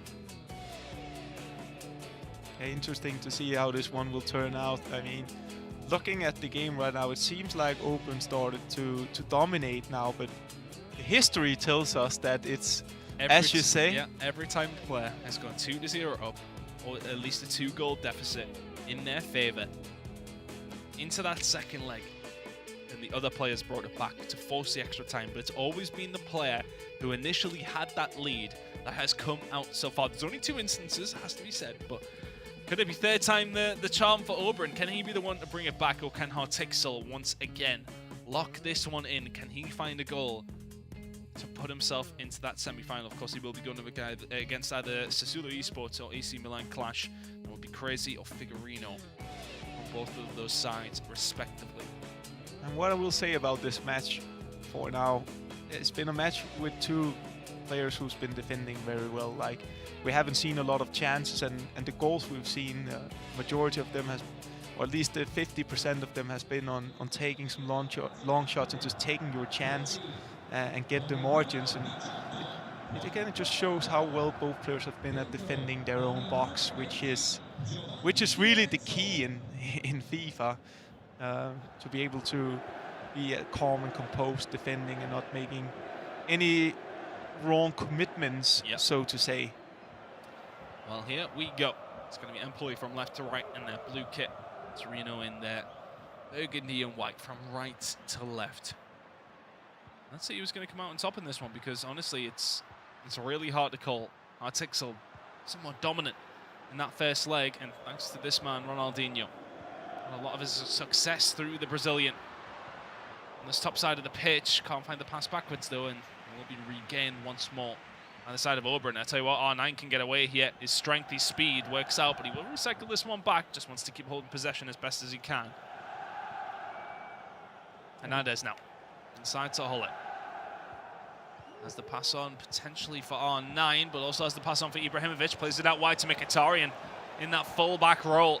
Which way is he going to go with it? The 5-star weak foot, the 5-star skills. We know what he can do. Hulle can't find the pass back, but he gets it back.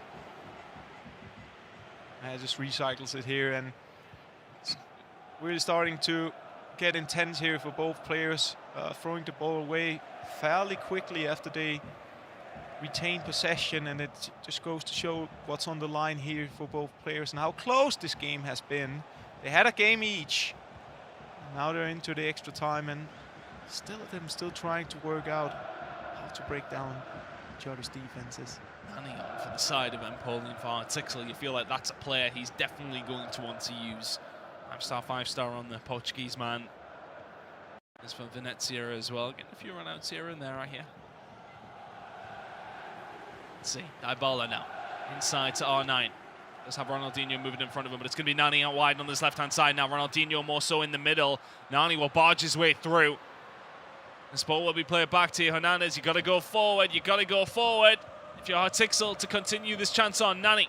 May well whip it in. It's going to be Ronaldinho inside the box of the reverse elastico. Back inside. Ball roll. Twisting. Turning. Cancels the McGeady. Cricketa cancel. Oh my word. It would have been sublime from Artixel. So many skills. I don't know how I rhymed them all off, but nonetheless a corner ball for the side of Artixel. And he's one of the best players in Italy to watch right now. The man is absolutely electric with his skill moves.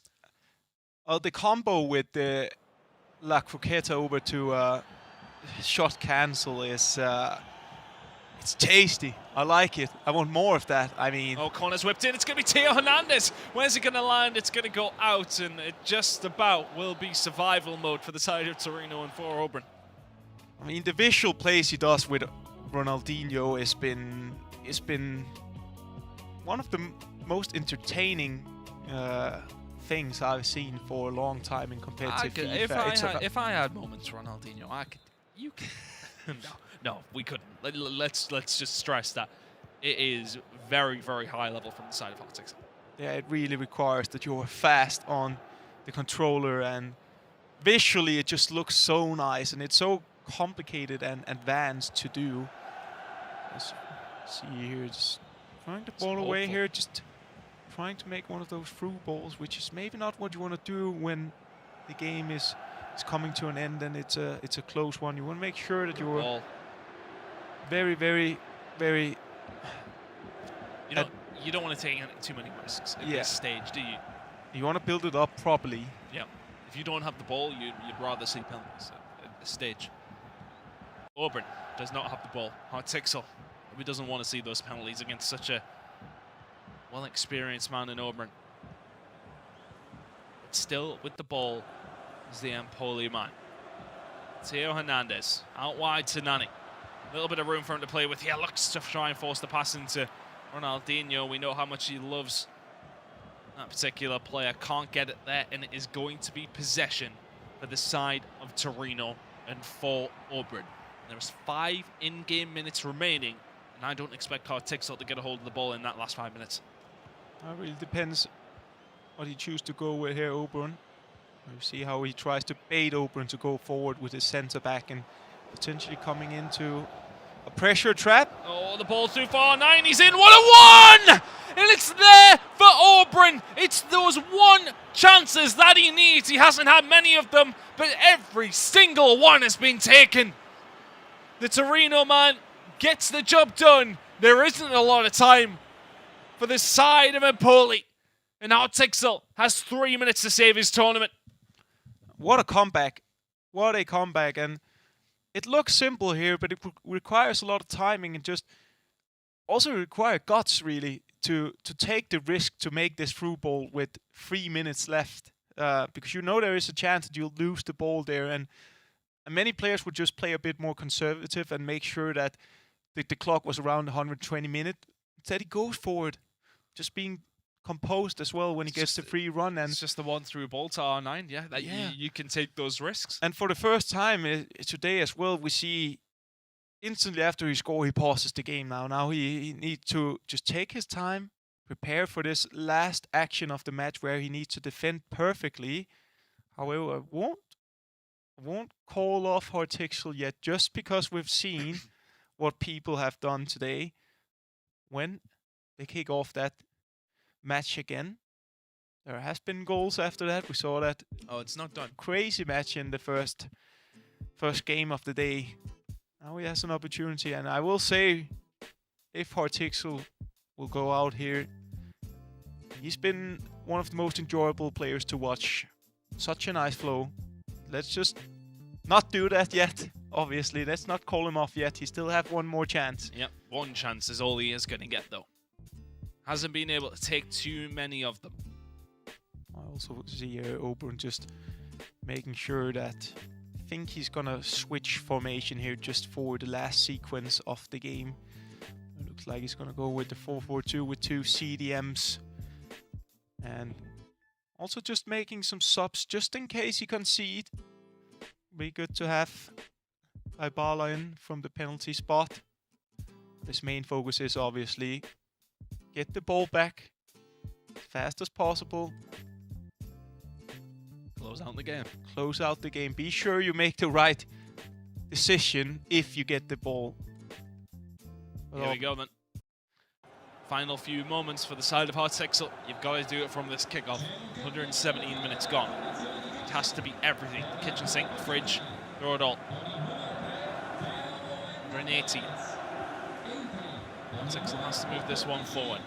Look how deep the side of Oberyn is setting here for Torino. Darmian will start moving this forward, 119. Maldini now, the switching, just trying to bait the player out. Is that player being baited out successfully? It's going to be Nani down this right-hand side. Moves it back in, has time to move it backwards, has so many men on him, and that might be the ball for Torino that they need in Oberyn. 2-0 down, heading into the second leg, and finds 3 in that second leg, and the win for Torino. Yeah, amazing comeback here by Oberyn, and I mean, 2 players who played on a very, very high level. Hartsexel can be proud. Obviously, he'll be disappointed because if you have a 2-goal lead, you ain't want to throw it away. You can see the disappointment as well because he did a lot of things right, but I just think it goes to show which kind of mentality Oberyn have to turn this game around in his favor. Absolutely, a brilliant performance from the side of Oberyn. And again, we're going to need to take a break because, my goodness me, every single one of these games is going down to the wire. We have 1 more to go, and you don't want to go anywhere. That game is going to be coming up right after this quick commercial break. We'll see you then. Haters all fed up. I go hard from the time I get up. I won't let up. I'm getting better. Every day I'm getting better. Finding ways to get to the cheddar. I go hard from the time I get up. I won't let up. I'm getting better. Every day I'm getting better. I know all my haters all fed up. I go hard from the time I get up. I won't let up. I'm getting better.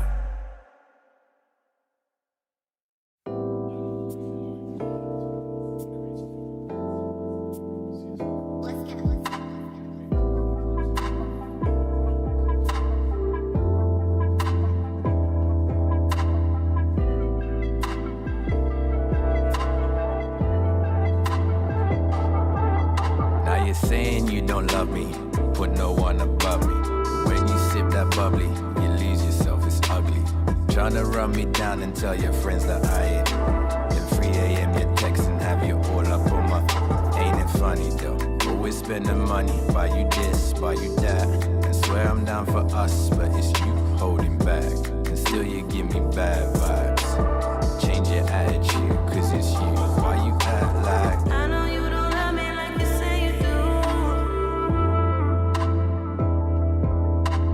I know you don't love me like you say you do. I know you don't love me like you say you do. I know you don't love me like you say you do.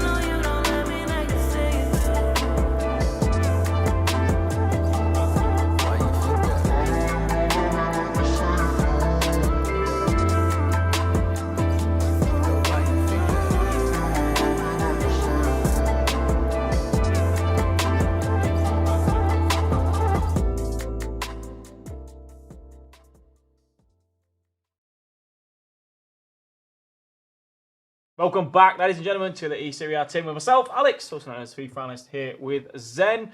We have had 3 games of back-to-back extra time. It has been an eventful day so far. We do have 1 game to come up, which will be very shortly. But for now, we're going to talk about that game that we just saw, which, as we said, it went all the way. And it's the first time we've actually seen a comeback, be the comeback and be successful. Exactly, and what a second leg played by Obrun. I don't think Artixel played bad in this second game. I think he tried his best. Of course, maybe he couldn't control the game so much, but he gave up so little chances to Obrun, who was clinical in scoring every single time he could.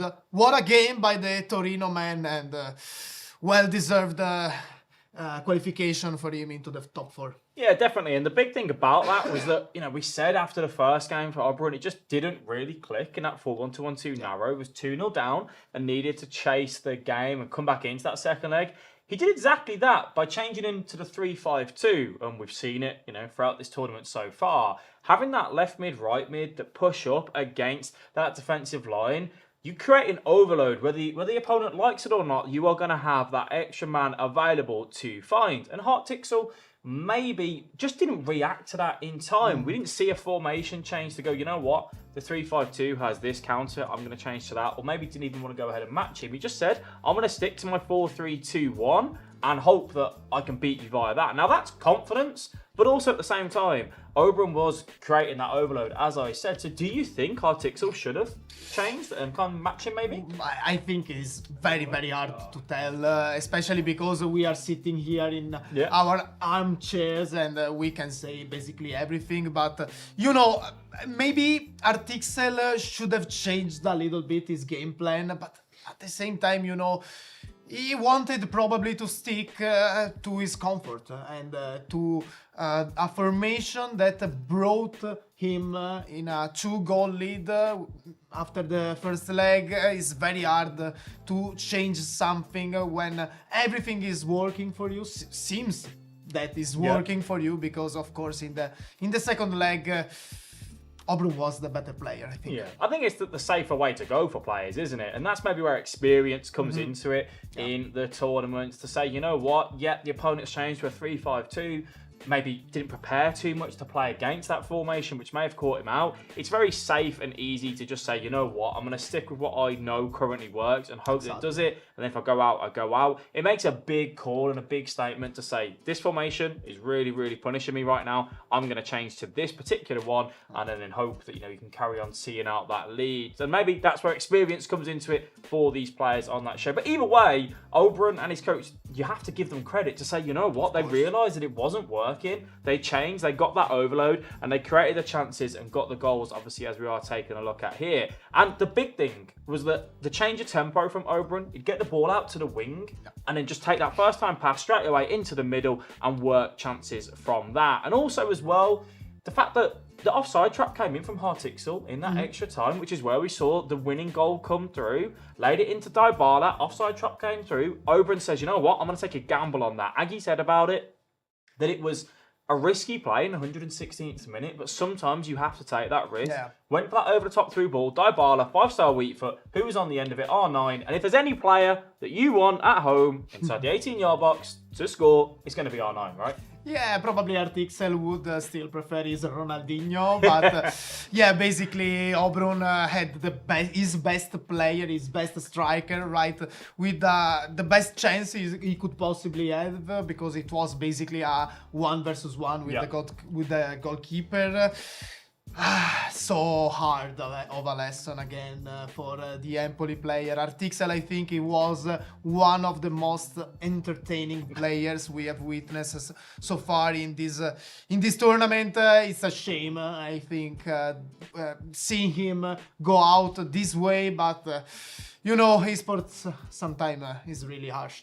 Yeah, and obviously commiserations to Artixel and Empoli, but I'm sure they'll go back and they'll again want to come back next year and want to do better on that point and not let that lead kind of slip away. Aggie put down Oberon as one of the favourites, and he's certainly shown why he should be up there in that conversation. But even when 2-0 down, he still manages to find all that way back through. And I think we could all agree with this, and Oberon, yes, obviously very happy to go through and maybe the sign of a champion.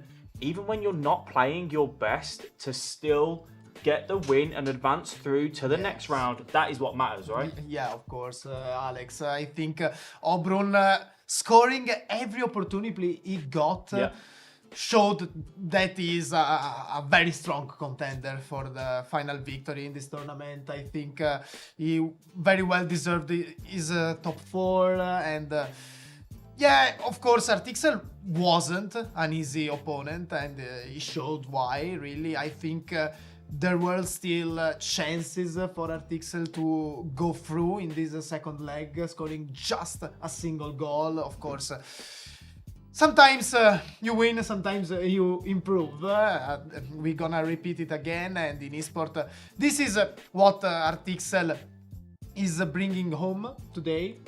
And Oberon, I think, is a sign of a champion. The fact that even if he's not playing so well, he still comes out on top. Even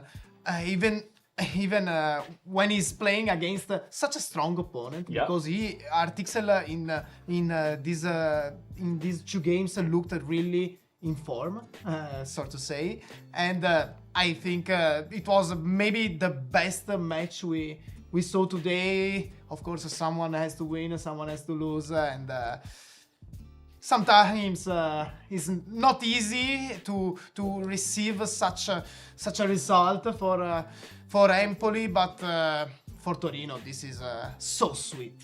Yeah, definitely. And I'm sure for Oberon and Torino, probably happy to go home tonight and come back tomorrow. Yeah. A lot of relief kind of from that to still go through and advance through into the semi-finals. But definitely probably happy to not be playing straight away after that game. Given the emotions and the adrenaline running high, definitely happy to just kind of get that one through.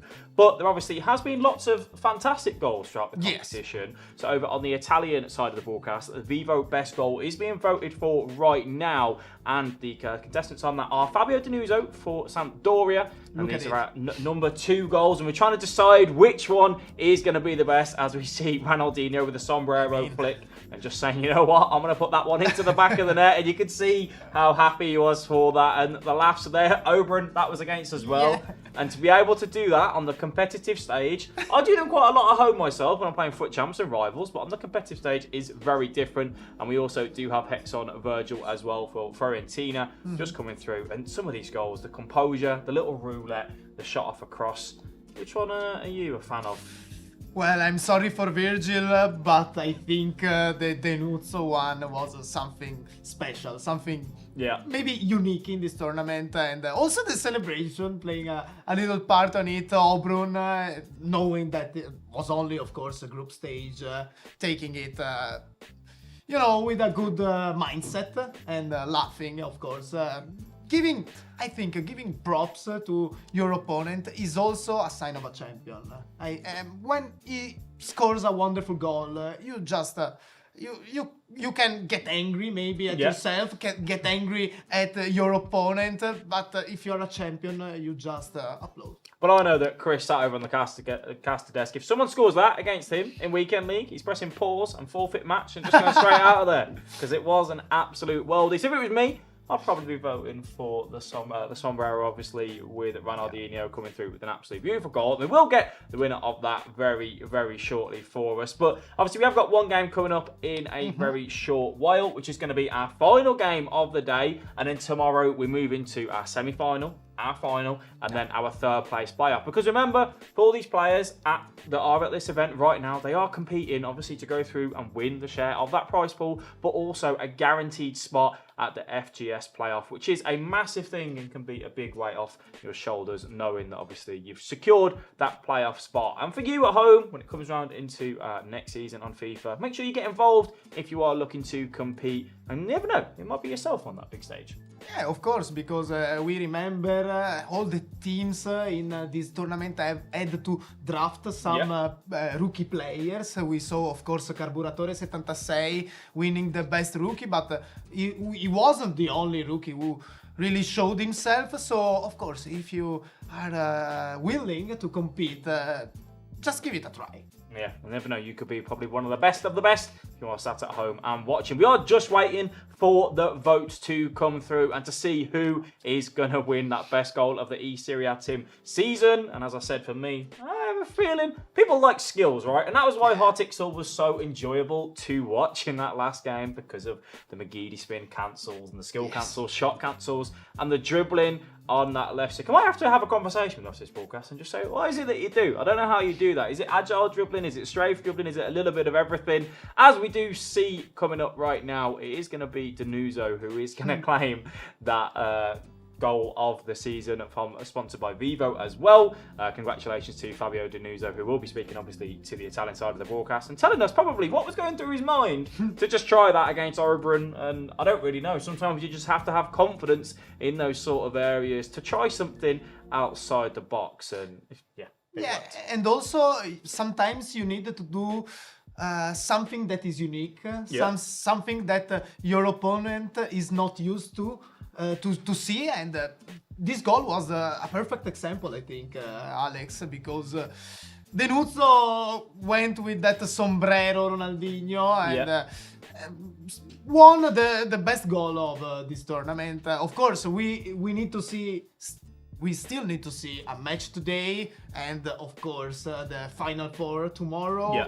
But you can't top that. You can't top that. Probably not. 99%. If someone could top that in the semi-final or final tomorrow, I will be very, very impressed. So maybe they're going to make me eat my words, but who knows? We will find out. We're going to pass you back over to Chris and Aggie for our final game of the day.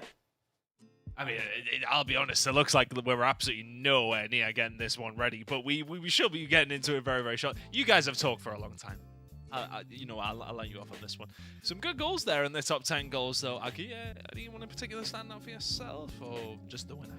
I think all three of them were really nice. But obviously, the creativity to pull off what Denuso did, I can understand why he won it.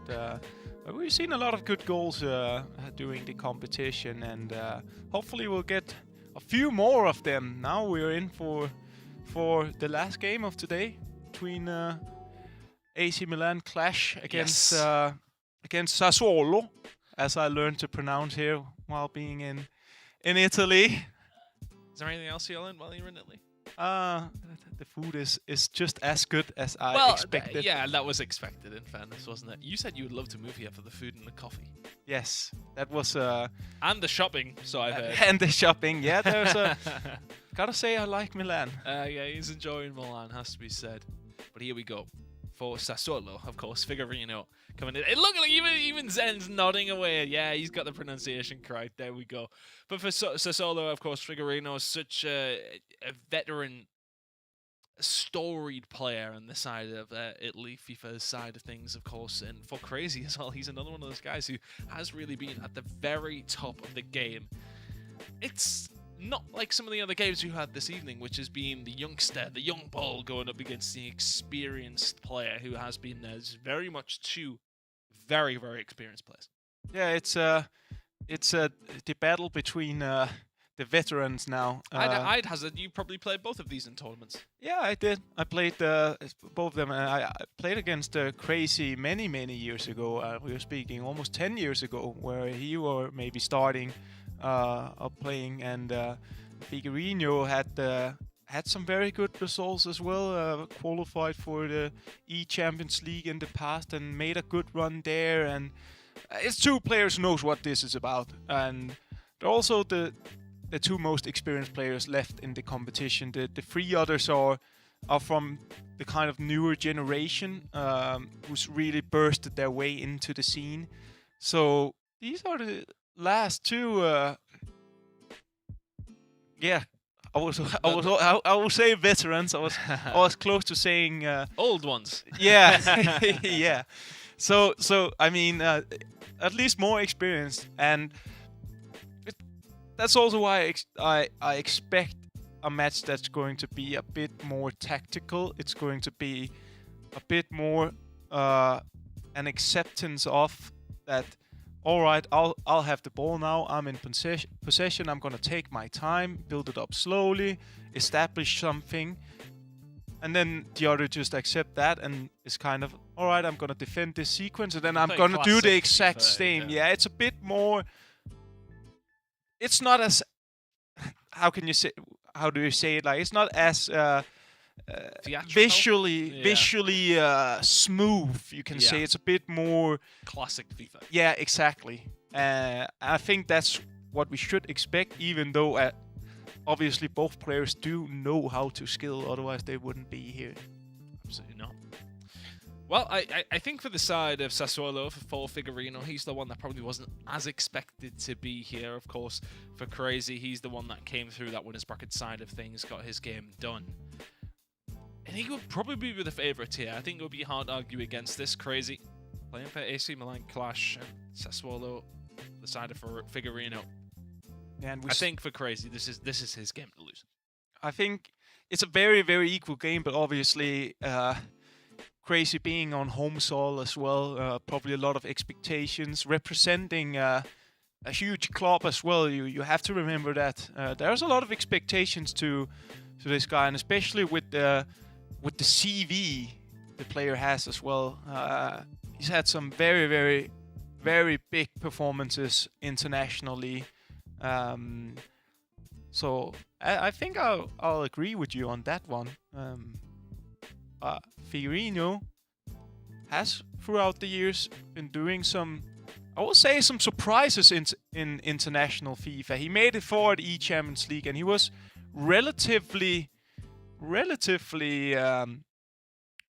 unknown, I'll say, coming into the competition, and he did very well. And he was very close at actually going into the quarterfinals. I was casting that competition, and he impressed me a lot. So it's definitely two players who's proven themselves for a long time. Well, the final 8 has been whittled down to only 5 remaining, and who will be the final one to make it into those semi-finals tomorrow. Of course, we have 2 semi-finals, a 3rd, 4th playoff match, and of course, the grand final to end the eSerie A team season. Who will come out on top? $50,000 to play for tomorrow. $15,000 for first place. It's not a bad showing whatsoever. We should be getting into this final game of the day very, very shortly.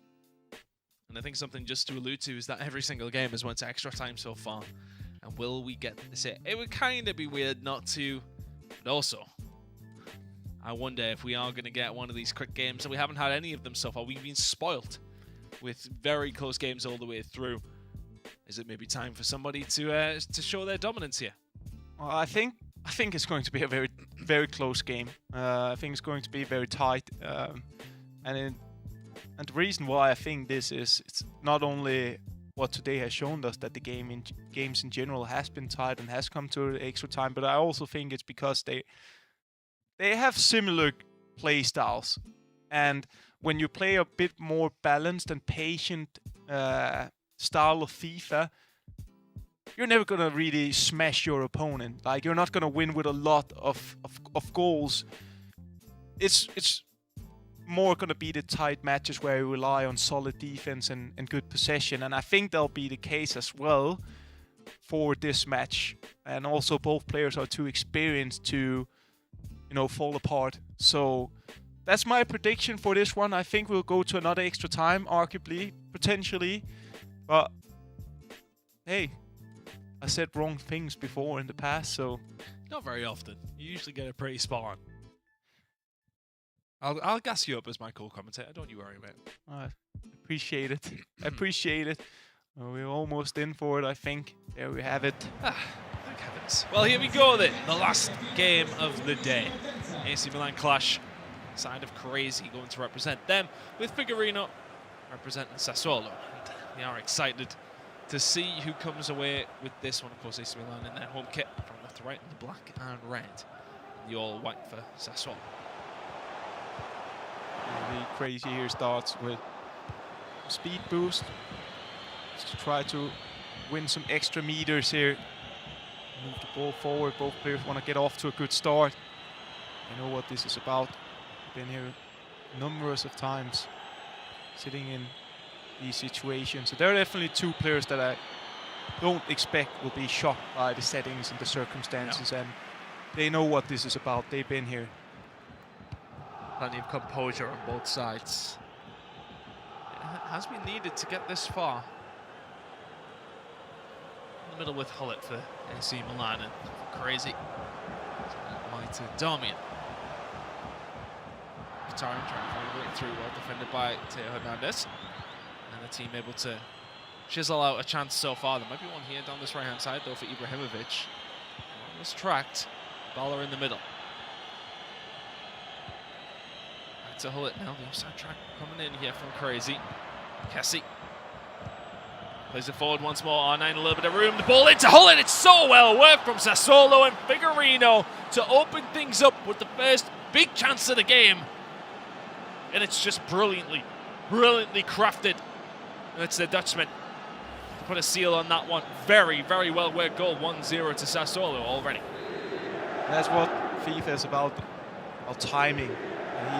What I like about this goal is that obviously the lofted pass is very common, but the way he times it, the way he waits for Crazy to keep using the offside traps, and maybe Crazy overdoes the offside traps there because eventually it causes some sort of unbalance in the defense. There's one player who definitely isn't online with the with defenders, which he takes, which he punishes really. He times that perfectly. So maybe a little bit of an underrated play there by Figurino, because it's not easy to play to time that pass. All right, just right there. Thought that he was doing it one more time, but the start that he wanted to, the start Figurino wanted to have. Absolutely. He's been the one with possession. He's the one with the lead. Aldini now back to Kessie. Slow stuff from both sides here. Very methodical, as you said. A classic FIFA out of these two. One for the old boys like me and you. Ibrahimovic now back inside to Kessie. But now back to Ivorian and Kessie now. Dybala into the box. He found that pass to Ibrahimovic. He could have been in trouble there, Crazy, but ball's been given away. It's going to be the finesse, and there's going to be plenty of pressure from the defence that will ultimately result in a goal kick for AC Milan. And I do remember how Crazy turned his game of last 16, I believe it was, because he was obviously coming from the upper bracket where he played against Gapri, where he got outplayed in the first leg, and then in the second leg he turned everything around and deservedly won the match. Just goes to show again that being down doesn't stop him from being confident and believe in himself. Absolutely not. Hullet trying to find that ball through to Ronaldinho, but a brick wall in the way in the form of the Sassuolo defence, and R9 is now through here for Figurino. That touch is so bad, and you would have liked to think he sees the keeper coming. Maybe try for the first time shot over the top of him or around him. Not the right decision made, but the touch from R9 you would have expected to be better. Yeah, I think it's the touch that destroys the chance, because Figurino would expect R9 to take a better touch, and then it wouldn't have been an issue for him to get past the goalkeeper. But small mistake there from R9. You rarely see that. Yeah, 11.7 million coins in this game. So I mean, there's been times in FIFA where he has been just unobtainable. For many people, of course, the players allowed on the locked accounts, so to speak. But that's a really good ball. Actually, it's going to be Kessie who's looking to head it down. Maybe for Dybala. Quite lock onto the right player. Now maybe an opportunity to counter-attack here for the side of AC Milan. Well, intercepts though, and Sassuolo and Fernandinho Figurino working this one out. He started out the game well, Figurino here.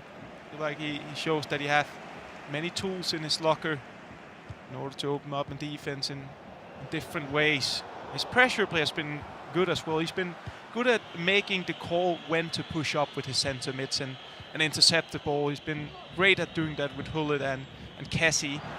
A bit of space for R9. The keeper comes out as well. Figueiredo definitely the one asking more questions at this moment in time. Really, we haven't seen anything at all from Crazy. Maybe he's a slow starter, as I'd like to call, where his first match we saw it against Gabriel as well. He didn't really play with a lot of flow here. We see him throw the ball away pretty easy as well. Maybe he's the player who just needs to play for, just play for like 60 minutes or so. But the thing is that you can't always afford that on this level. You need to be ready from the first whistle. So far, Figueiredo has been that. Hernandez out wide to Ronaldinho would be a brilliant way to cap off this first half with another goal. And well, not necessarily the skill moves coming out. Left stick dribbling does not find its way through for Figueiredo, but he will have a lead that he is happy with. There's 2 men on that stage, and well, there's 4, but there's 2 sides on that stage, and there'll be one side a lot happier. It's the side of Sassuolo. Very, very good start from them, and Figueiredo just comfortably dominant in that first half. He's been doing well. Got off with a good start, and then obviously gives him the confidence that he needs, and confirms to himself that I just have to keep going with what I'm doing right now because it's obviously working, and that's what he's been doing. Would like to try to continue doing that here for the second half. Absolutely. See as well, interesting enough, talking about the more old school classic FIFA. Crazy is playing the 4-2-2-2, which is, I'll say it's a very common formation as well. Like you often tend to the 4-3-2-1 still, but it's also a formation that is made pretty much for playing controlled and balanced.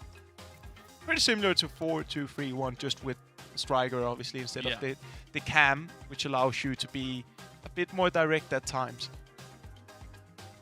It's both these players trying to work out what they're going to do in this second half. It is very much Sassuolo and the control of this game. And that on your screens there, Crazy, has to step things up. Just having a look at some of the 6 PM content during one of our breaks, and a player that, well, may well have been used this weekend had he made it, of course, in time to the Russell Lock. A brand new for captains Chiellini, a 92 rated, striking fear in the hearts of the English, no doubt included.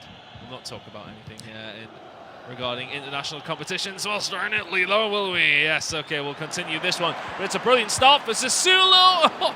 An opportunity there for R9. Figueiredo's come out. The block's absolutely swinging. Ronaldinho towards the back post to Koulibaly, who will retain this ball. It's actually going to be the side of Sassuolo. Dybala in the box, trying to find his way through to Ronaldinho. And maybe just tries for one extra pass when the shot would have done. Yeah, maybe I overcomplicated it there, especially with the first opportunity where he decided to go for that extra pass, which we have seen work so well. But I felt like the angle was there for Mkhitaryan. On the other hand here, AC Milan could strike back. Oh, the ball in, and he strikes back immediately. And for Figueiredo, the chance at one end is counted immediately from the side of AC Milan, and Crazy gets himself back into this game with a very, very similar goal. A little bit out of nothing. Didn't come with the cliches here. We love to mention the cliches. If you don't take your chances, your opponent will. And that's exactly what happens here. Figueiredo has been controlling the match until he wasn't controlling it anymore. That's what happened here. We're in for a close game again, Chris. Yes, we are. Yes, we are. Maldini now back to Hernandez, and Ronaldinho moving this one forward. Showing the level of competition is so high. As nobody can really be separated from each other. But yet, surprisingly, we haven't seen penalties yet.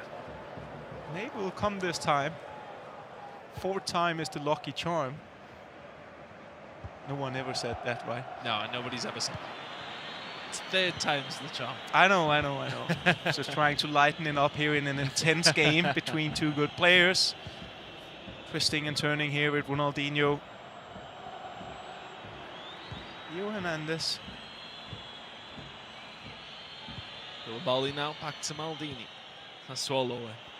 Figurino just trying to break down this brick wall of AC Milan.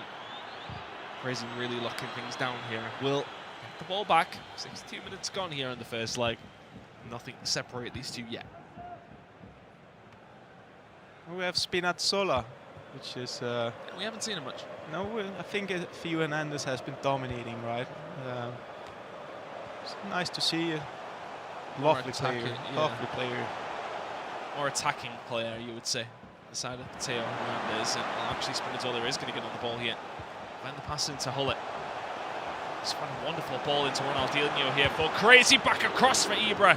Who's going to win the ball? It will be Ronaldinho, the Brazilian, getting ahead.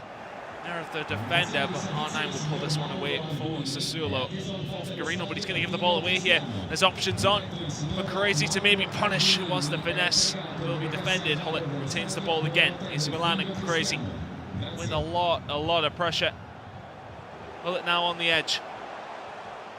Ronaldo won't give him the option on his right foot. Hullet now to Spinazzola.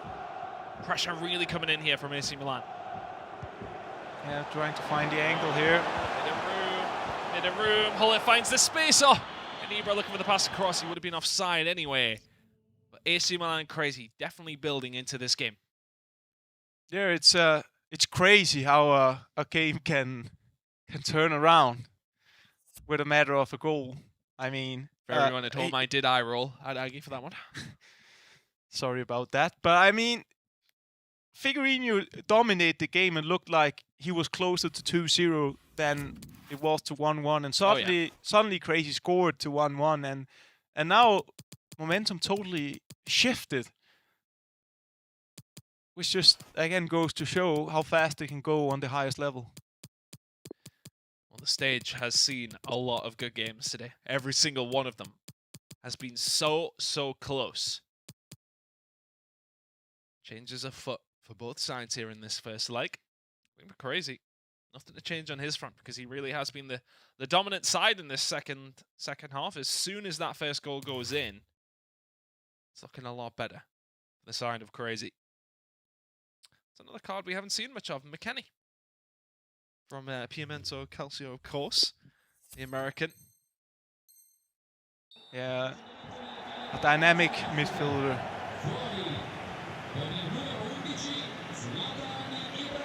One that I think a lot of people would have been looking at that showdown match and very much wishing that the result went his way. Anyway, play this one on. Maldini now in the middle. Out now to Darmian. Inside, and what can he get going? Yes, he's in front of him. Now Hullet, Sassuolo looking a lot better here. Can't find the right through, and Hullet get this one away for the side of AC Milan.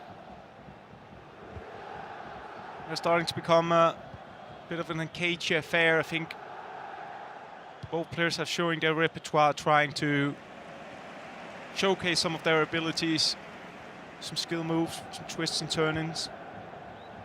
Now, maybe the seriousness of the game starts to hit. No one wants to come into the second leg being behind. No, not many risks being taken now. However, the through ball over the top to Kessie might be deemed as one of them. And we'll give the ball back now to Sassuolo. Darmian down this right-hand side. Cycles that one back in. Ronaldinho now on the ball. The ball forward, though, towards R9. Always going to be shutting the door in the face there is Koulibaly. Darmian down, moving this one forward. Research on the pitch as well. The side of Crazy. Barella. So, a few different players for the side of AC Milan Clash. It's interesting. Yeah. Spinazzola. Looking for the pass across to Koulibaly. Sending these centre-backs up, and that might have been a dangerous prospect now. Counter-attacking opportunity over the top. Where's your centre-backs? Mkhitaryan now. Bounding on through. Is it the shot across goal? It is from Sassuolo. In the one moment when you send somebody forward like that, if you're Crazy, oh well, you must have to be, because that opens the door for Sassuolo. It opens the door for Figurino. 2-1 now to Sassuolo. And then we see that it is a risk to try to go for for that kind of play with manually setting your center back up with the pass, the L1 pass or the creative run. He's inside here. Mkhitaryan, he is. Has he found R9? He has done, but he's had to turn this one around. It's still not easy for the Brazilian. Finds to pass across, O'Neill he does. AC Milan will survive. I don't think they'll get an attack underneath their belts, and he's actually given the ball away. It's going to be one final opportunity here for Sassuolo. Mkhitaryan, it's a mistake that leads to this chance, but AC Milan QLASH will survive it. Crazy will just about survive being down 2. Finds himself only down 1. Heading into that second leg.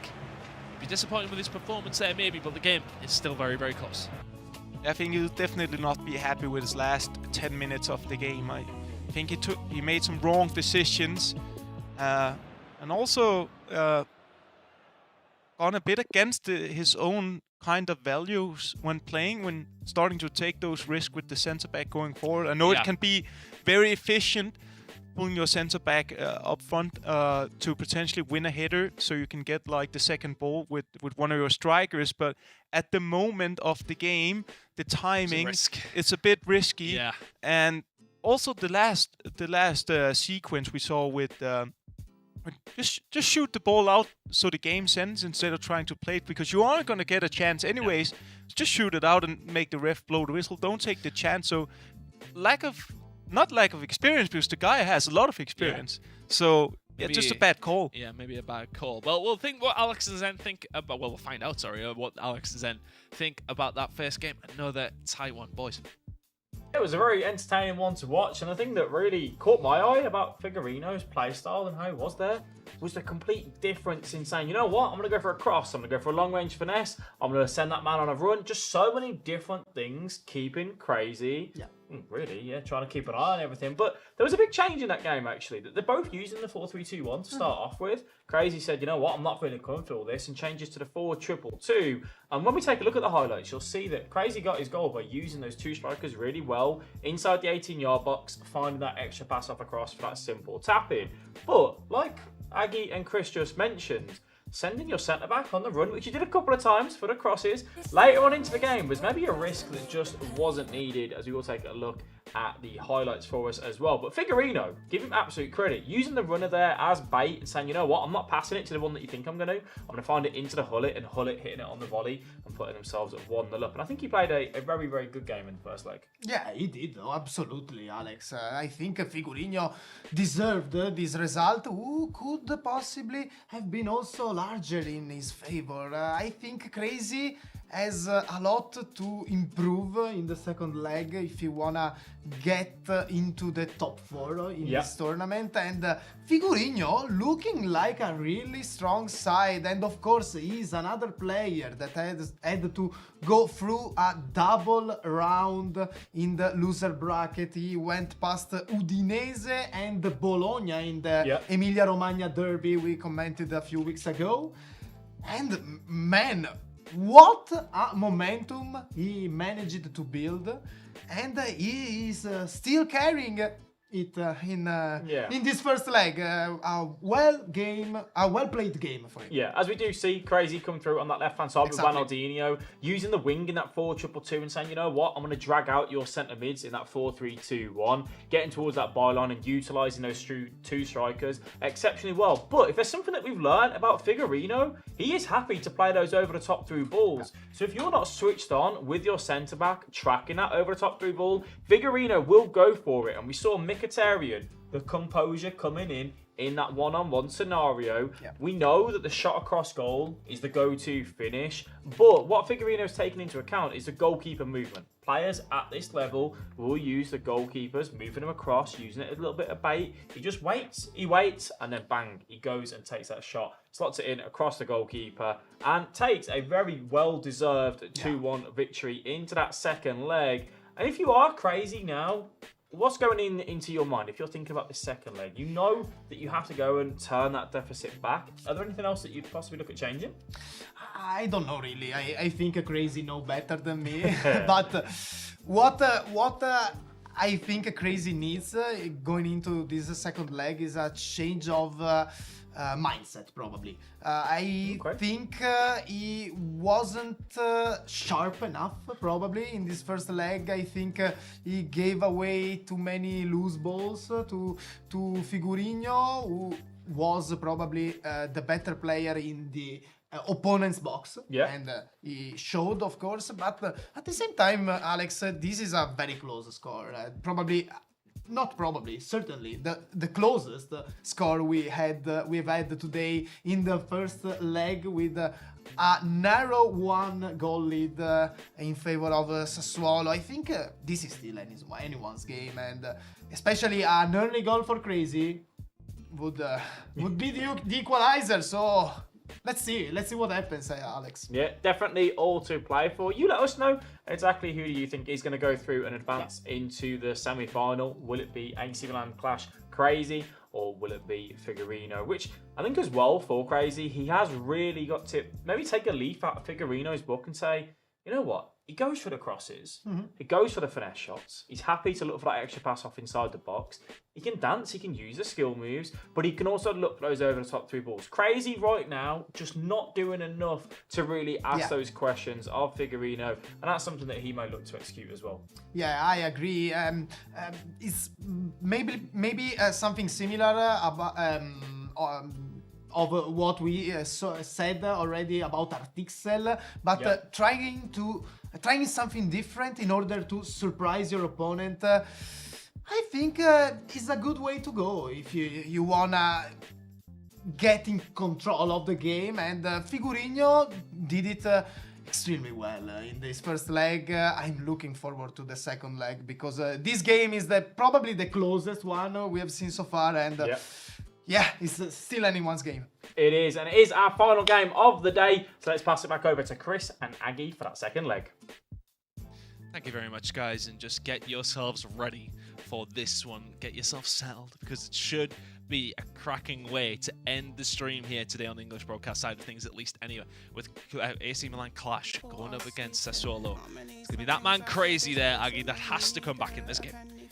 Yeah, I mean, he has to come back gameplay-wise, because obviously the result is looking all right for him. It could have been better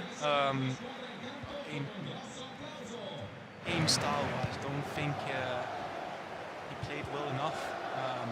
But we said the same about him last time we saw him play against Gapri, where he turned it around in the second leg. So it could be interesting here. Could be. Sassuolo with the first attack! Oh, my goodness. What a chance. That was a huge chance, and you think if he times that with R9, then maybe that hits the back of the net. It's actually going to be the corner whipped in, and then the keeper will always collect that one. Why not? Having to make a big save up against R9 just to kick things off there, and that could have been the worst possible start for AC Milan. Yeah, definitely. He had a great opportunity there again. I think he was very good at utilizing the lofted passes, timing them perfectly. Is what he's been creating majority of his chances on, just timing the lofted pass perfectly. And here, really gotta have quick fingers in order to time that one green in the amount of time he had. He'll be happy with the start. Just keep putting pressure on Crazy. He needs to find himself. He needs to be cautious as well with the offside traps. They're necessary, but you have to be able to time them perfectly. Sorry, Kessie moving this one forward. Dybala. To Dami. First goal here. Huge for Sassuolo. Never see the manual run from Maldini. I don't think it is on purpose. Oh, it's actually dragged the defender away. They'll pull it inside the box. Look at the pass, can't find it. Now, AC Milan can break quickly. Is Maldini out of position? Well, he was. Still is, just about getting back there. It's actually Kessie, but look at what's the back post. Ronaldinho, maybe it's on. Great movement here by R9, smashed into the middle. Koulibaly and Maldini will combine, and this one should be played away for the side of Sassuolo. And I like the way he used, I would almost say used Maldini as a camouflage to play it to Ronaldinho there. Just making the run, and since he made the run so centrally, obviously it was something crazy. He had to cover first and foremost, which gave him the space to play it to, I believe it was Ronaldinho. Nice play there, and again, you see these players, they keep being innovative and finding new ways of evolving.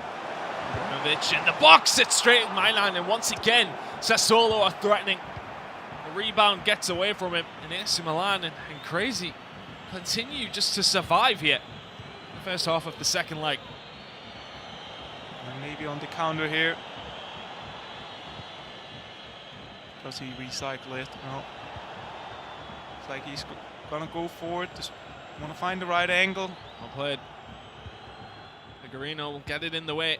Dybala will clip this one forward. Ibrahimovic, is he going to get there ahead of the keeper? Yes, he is. Does he have support in the box? Yes, he does. Chooses not to go for the pass. He'll just recycle this. Keeper hold the ball. Well played from Figurino, but well defended by Crazy as well. Yeah, we're just starting to think that he would drag Mike Nunn out there. But I think it was a wise decision to let him stay on the line. Follow this. He has been utilizing a lot of the lofted passes. I think it's been his go-to move, Figurino. It's been working well. Well out wide. Ronaldinho here for Crazy. Can get past the defender. It's the lateral heel to heel. That one is just about cleared away. Both teams attacking quite a lot here, but it's mostly from the side of Sassuolo and mostly from Figurino. Ibra may have well had the pass on there to R9, but it's a pass into Ronaldinho, skipped by the defender, goes for the chip! And it's a wonderful, wonderful goal from the side of Sassuolo. And it's Figurino who finds himself 3-1 up. And it's that man, Ronaldinho, that gets it done for him.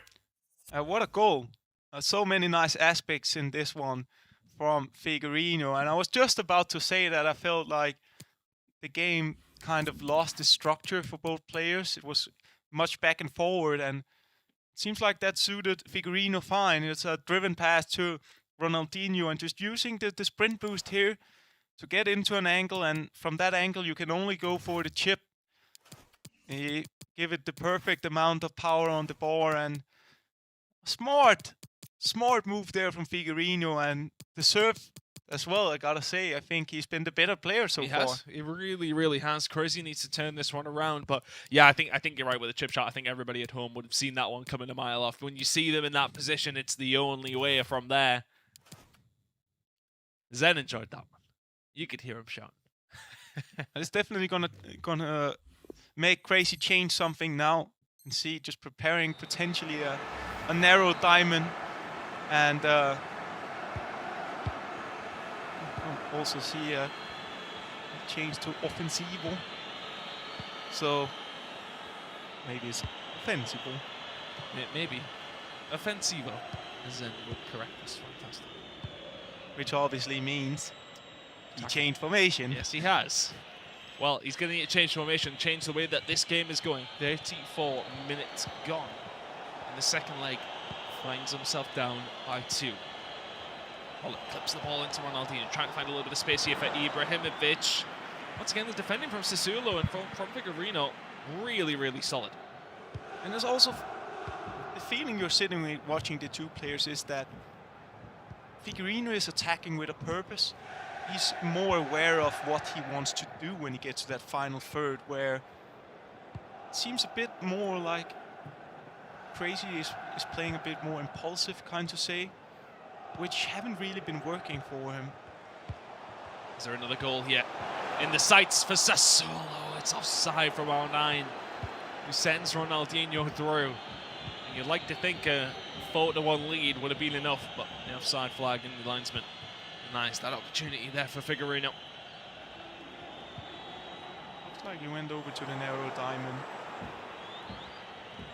Crazy, which is, say it's a huge risk, especially against a player like Figurino, who do know how to keep the ball and take possession, because you don't really have, as we've been speaking about, the width, and that can be a big issue when you will try to press.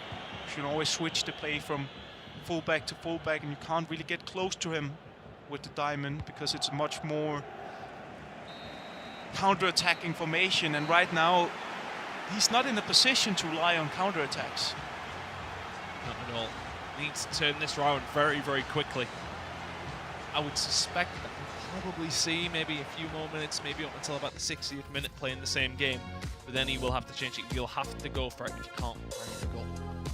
And then I think we'll see another formation as well. That really depends on how he starts out this second half here. If he gets an early goal, it'll buy him some time. And he's not forced to make any rush decisions, and he can kind of wait until we get later on to the end of the game before taking risks. Something has to come up. It's been Figurino's matches so far. Very much in the dominant position right now. Has to change it up. That's crazy. Have to see something different in the second half, in the second leg, to force maybe extra time. Maybe he could win it with 3 goals here. Will be quite something, but he has to turn it on. Has to do it quickly. It'll be interesting to see here how he approaches this. Still keeping the ball pretty calmly, not rushing things. Doesn't need a rush. He has 45 minutes to find 2 goals. R9. Could this be the first one? Plays it out wide now to Mkhitaryan, and touch is just wayward once more. And Frenchman and Hernandez will very much thank him for that one. See Koulibaly combining it. Sassuolo and for Figurino. The longer you keep a hold of the ball, the better. Quite often we know in FIFA that if you do try to keep a hold of it just a little bit too long, pressure can invite itself. You can see here how easy it is for Figurino if he wants to keep the ball. He can always just switch the play because the ball, Dybala inside the box to R9. Oh, that may well have been it, but the defender will get in the way. And Crazy will survive. He's been good at making these long balls and timed them perfectly, so he's always onside when he performs them, which has really been a difference as well between the two players. The timing of the in-plays to the strikers or the offensive players. It's where you've been the better player for sure, Figurino. Darmian, edge of the box. If there was a threat of a finesse from him, he'd be closed down, but not quite going to be there for the right back. Barella now. And Holland just looking for a little bit of room, but Sassuolo, well, they have offered some of it as Ibrahimovic is there, and what a save! I think that's Szczesny making the save there for Sassuolo. And that was a huge opportunity for AC Milan to get back into this one. Things might have to change very, very quickly. 60 minutes just about to tick over. Hullet will get that ball once more. We'll turn it inside here for Crazy. The roulette into R9, into Ibra. The defender's just about in the way. Sassuolo and Figurino living quite dangerously, but living and surviving in these moments. There was some of the right things there from Crazy. Nice roulette as well that gives him actually a very, very big opportunity there. Well, Ronaldinho will get this one back here for Sassuolo. Teo Hernandez. Not looking to force a pass forward either. He can go back all the time in the world here for Figurino. Oh, good ball on 9. A little bit of room. The obvious pass was Dybala. He did go for it. He's still here on the ball. The Argentinian looks to find it through to R9. Is the second chance going to fall his way? And Crazy can surely just stare down the barrel of an exit here in the quarter-final. As Figurino and Sassuolo 4-1 to the good. Figurino, again, we see how good he's been at timing these play-ins, as I like to call them, to the strikers or to one of his offensive players running inside the box. And he times the lofted passes so well. The thing with the lofted passes is that they're very much harder to intercept for the AI defender.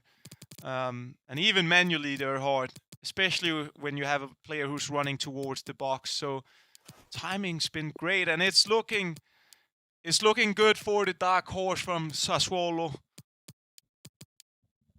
I like how every time you say the name of the club, you look to to Zen for Just for the confirmation. yeah, just for the confirmation. He just wants a little bit of appreciation. You know, I just say it, and you know, I don't expect any appreciation. It's just, you know, it's deserved. Okay. Well, here we are for the sideways AC Milan clash. It has to be done for Crazy now. Has to throw absolutely everything at this for the next 25 in-game minutes, because that's all he's got left to find goal goals. Of course, we can speak about getting the rebound here and having some of the margins, but fact is that He's been the better team. he's been the better team. He took those margins. He deserved them. He has another one here. This margin is quite large. It's momentarily, well, 5 versus 4. Has allowed the time for the players to come back. Clash, AC Milan clash, oh, sorry, have found themselves back in a defensive position. Ronaldinho keeping hold of the ball well. That will be a throw-in towards AC Milan. Get the ball back, but time is ticking. 21 minutes remaining. Yeah, and you just want to go all-out attack now if you're Crazy, because you need to get 3 goals back in 20 in-game minutes. Doesn't look likely. It might be 4 in a second as R9 is through. Oh, Ibrahimovic just gets beaten to it. Nice Spinazzola. 20 in-game minutes still remaining. Yeah, or just overplays that a little bit. Could just have went for the shot with R9. Decided to go for it off the pass once again. And constant pressure is obviously on, but Figueiredo is playing with confidence, also doing some show-off, I think. He is. Dybala. And he show off here, the Argentinian. A little bit of luck into Hullet. Is this 5? Not quite. Will be cleared away. 16 in-game minutes to go. And I think Crazy here is probably admitting defeat. Nothing has really went his way. And we see he has to hope for a mistake, perhaps for Figueiredo on the ball or something that'll give him a chance. He just doesn't seem like a player who can be shocked now. Not anymore.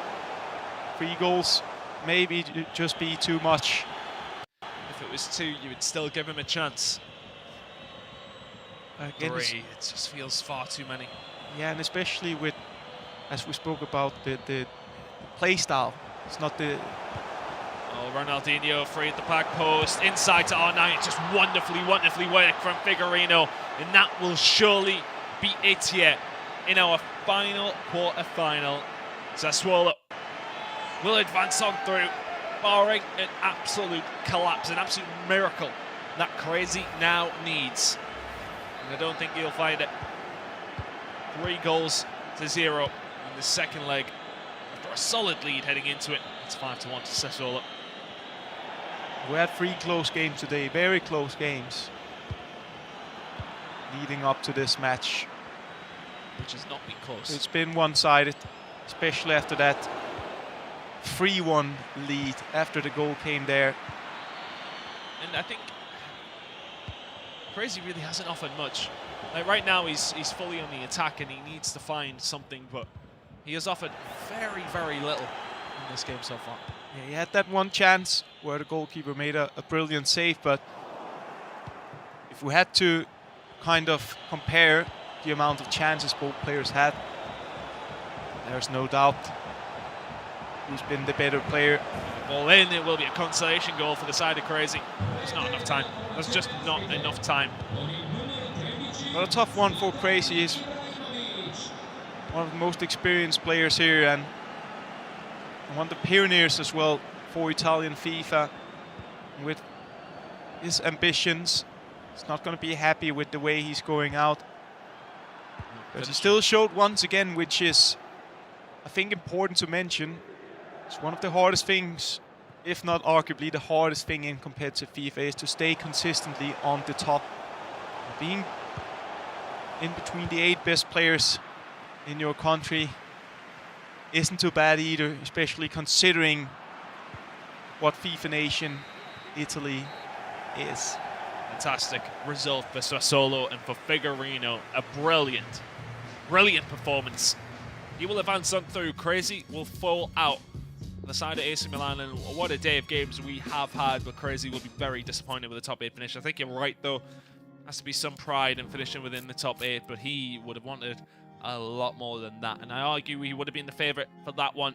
But to close out the day, we are going to send it over to Alex and Zen, because that was a long day and we need someone to break it down. It's going to be those two guys to do it, but we have the rest of the games coming tomorrow. But first, Alex and Zen to break down the rest of the day. Thank you, Chris and Aggie. And a very different game there for our fourth and final game of the day. So we go ahead and take a look at and break down, and we'll jump into the highlights and obviously give you the roundup of the day very shortly. But me and you were talking, Zen, prior to that, as we were watching that game and admiring. One thing that I just wanted to say myself was that Figurino, I think, really got maybe a little bit under the radar. Not many people talking about him throughout this tournament. And I think he's shown that actually, he's probably, in my opinion, someone that could be going all the way through. And the only reason why I say that is that if he can keep his defence on lockdown in the attack, Figurino is so versatile in making the opponent guess what he's going to do. Every attack's different. Yeah, of course, Alex. Once again, we saw Figurino attacking in a better way rather than his opponent. Of course, for Crazy, this was not the luckiest of his FIFA career's day. But, you know, Figurino was unstoppable, basically unstoppable today. He scored in any possible way with, you know, the finesse shot from the outside of the box, going inside with the extra passes. He is just a complete player in the opponent's box. I think everyone should be scary of this Sassuolo guy. Of course, you mentioned it right, Alex. He was a little bit under the radar coming into this final 8, but to have the consistency to start from the last place in your group stage and to beat Udinese, Bologna, and then AC Milan's clash.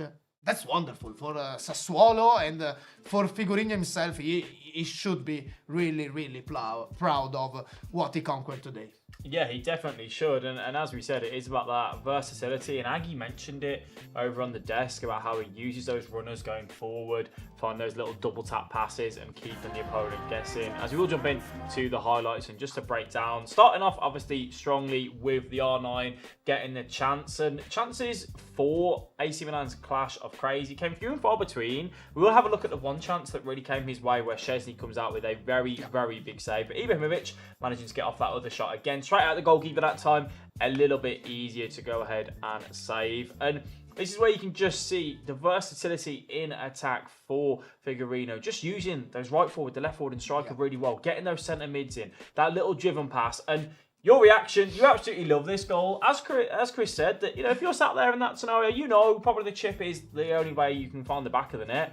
But to have the composure and confidence to do that on the big stage at a main event, that's when you know a player is definitely in flow and feeling good. And that's where Crazy was just a little bit like, you know what? Fair enough. If you go 1-0 like that, there isn't really too much that I can say. And using those over-the-top through balls again, R9 coming through a big, big block from Koulibaly there. And that's where you can just see Figurino using them over the top, finding those runners in behind. And this is where you have that little bit of a moment where if there was going to be a comeback, it was going to be here. Even if it's taking the shot, Szczesny getting across that goal, leaping like a cat, and just managing to keep that one out. And then this is where all she wrote, and Figurino just goes ahead and puts the game to bed, essentially. It makes it very difficult for AC Milan to clash. Yes, and of course here is a little bit lucky with the rebound, but the ability to move the ball so well in the offensive area was incredible for Figurino. He scored many goals like this one, this last one, of course.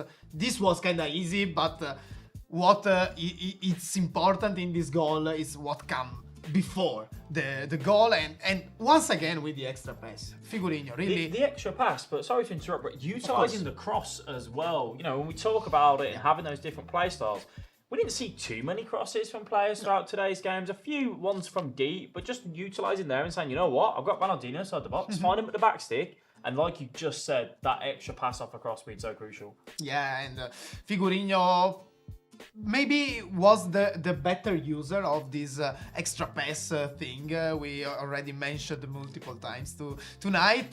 Of course, here comes the consolation goal for Crazy to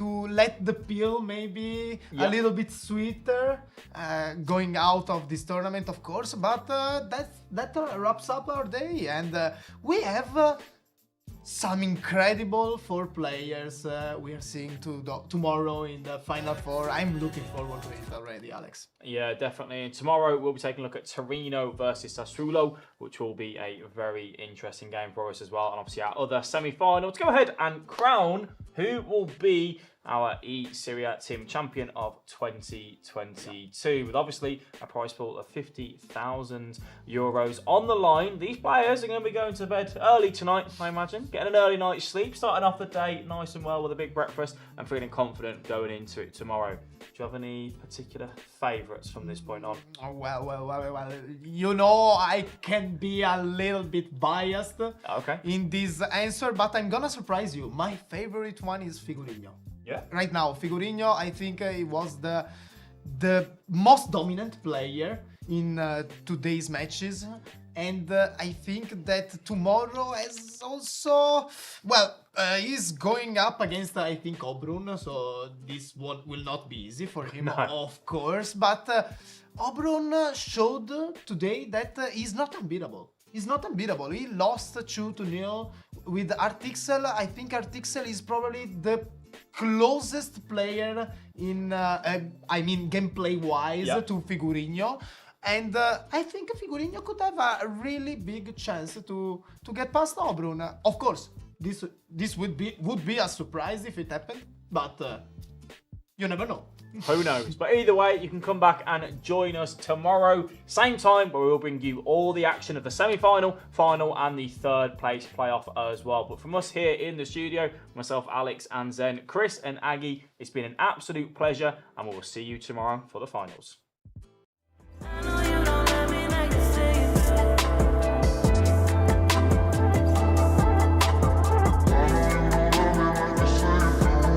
Why you lying, girl? You know you're mine, girl. Only when it sees you, control it like some video. Which way do you think we should go?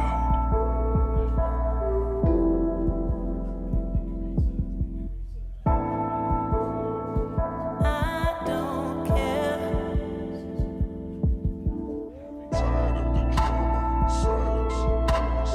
Give me more than tears. This hit is yours. Too broken to be fixed, but not too proud to ask for help.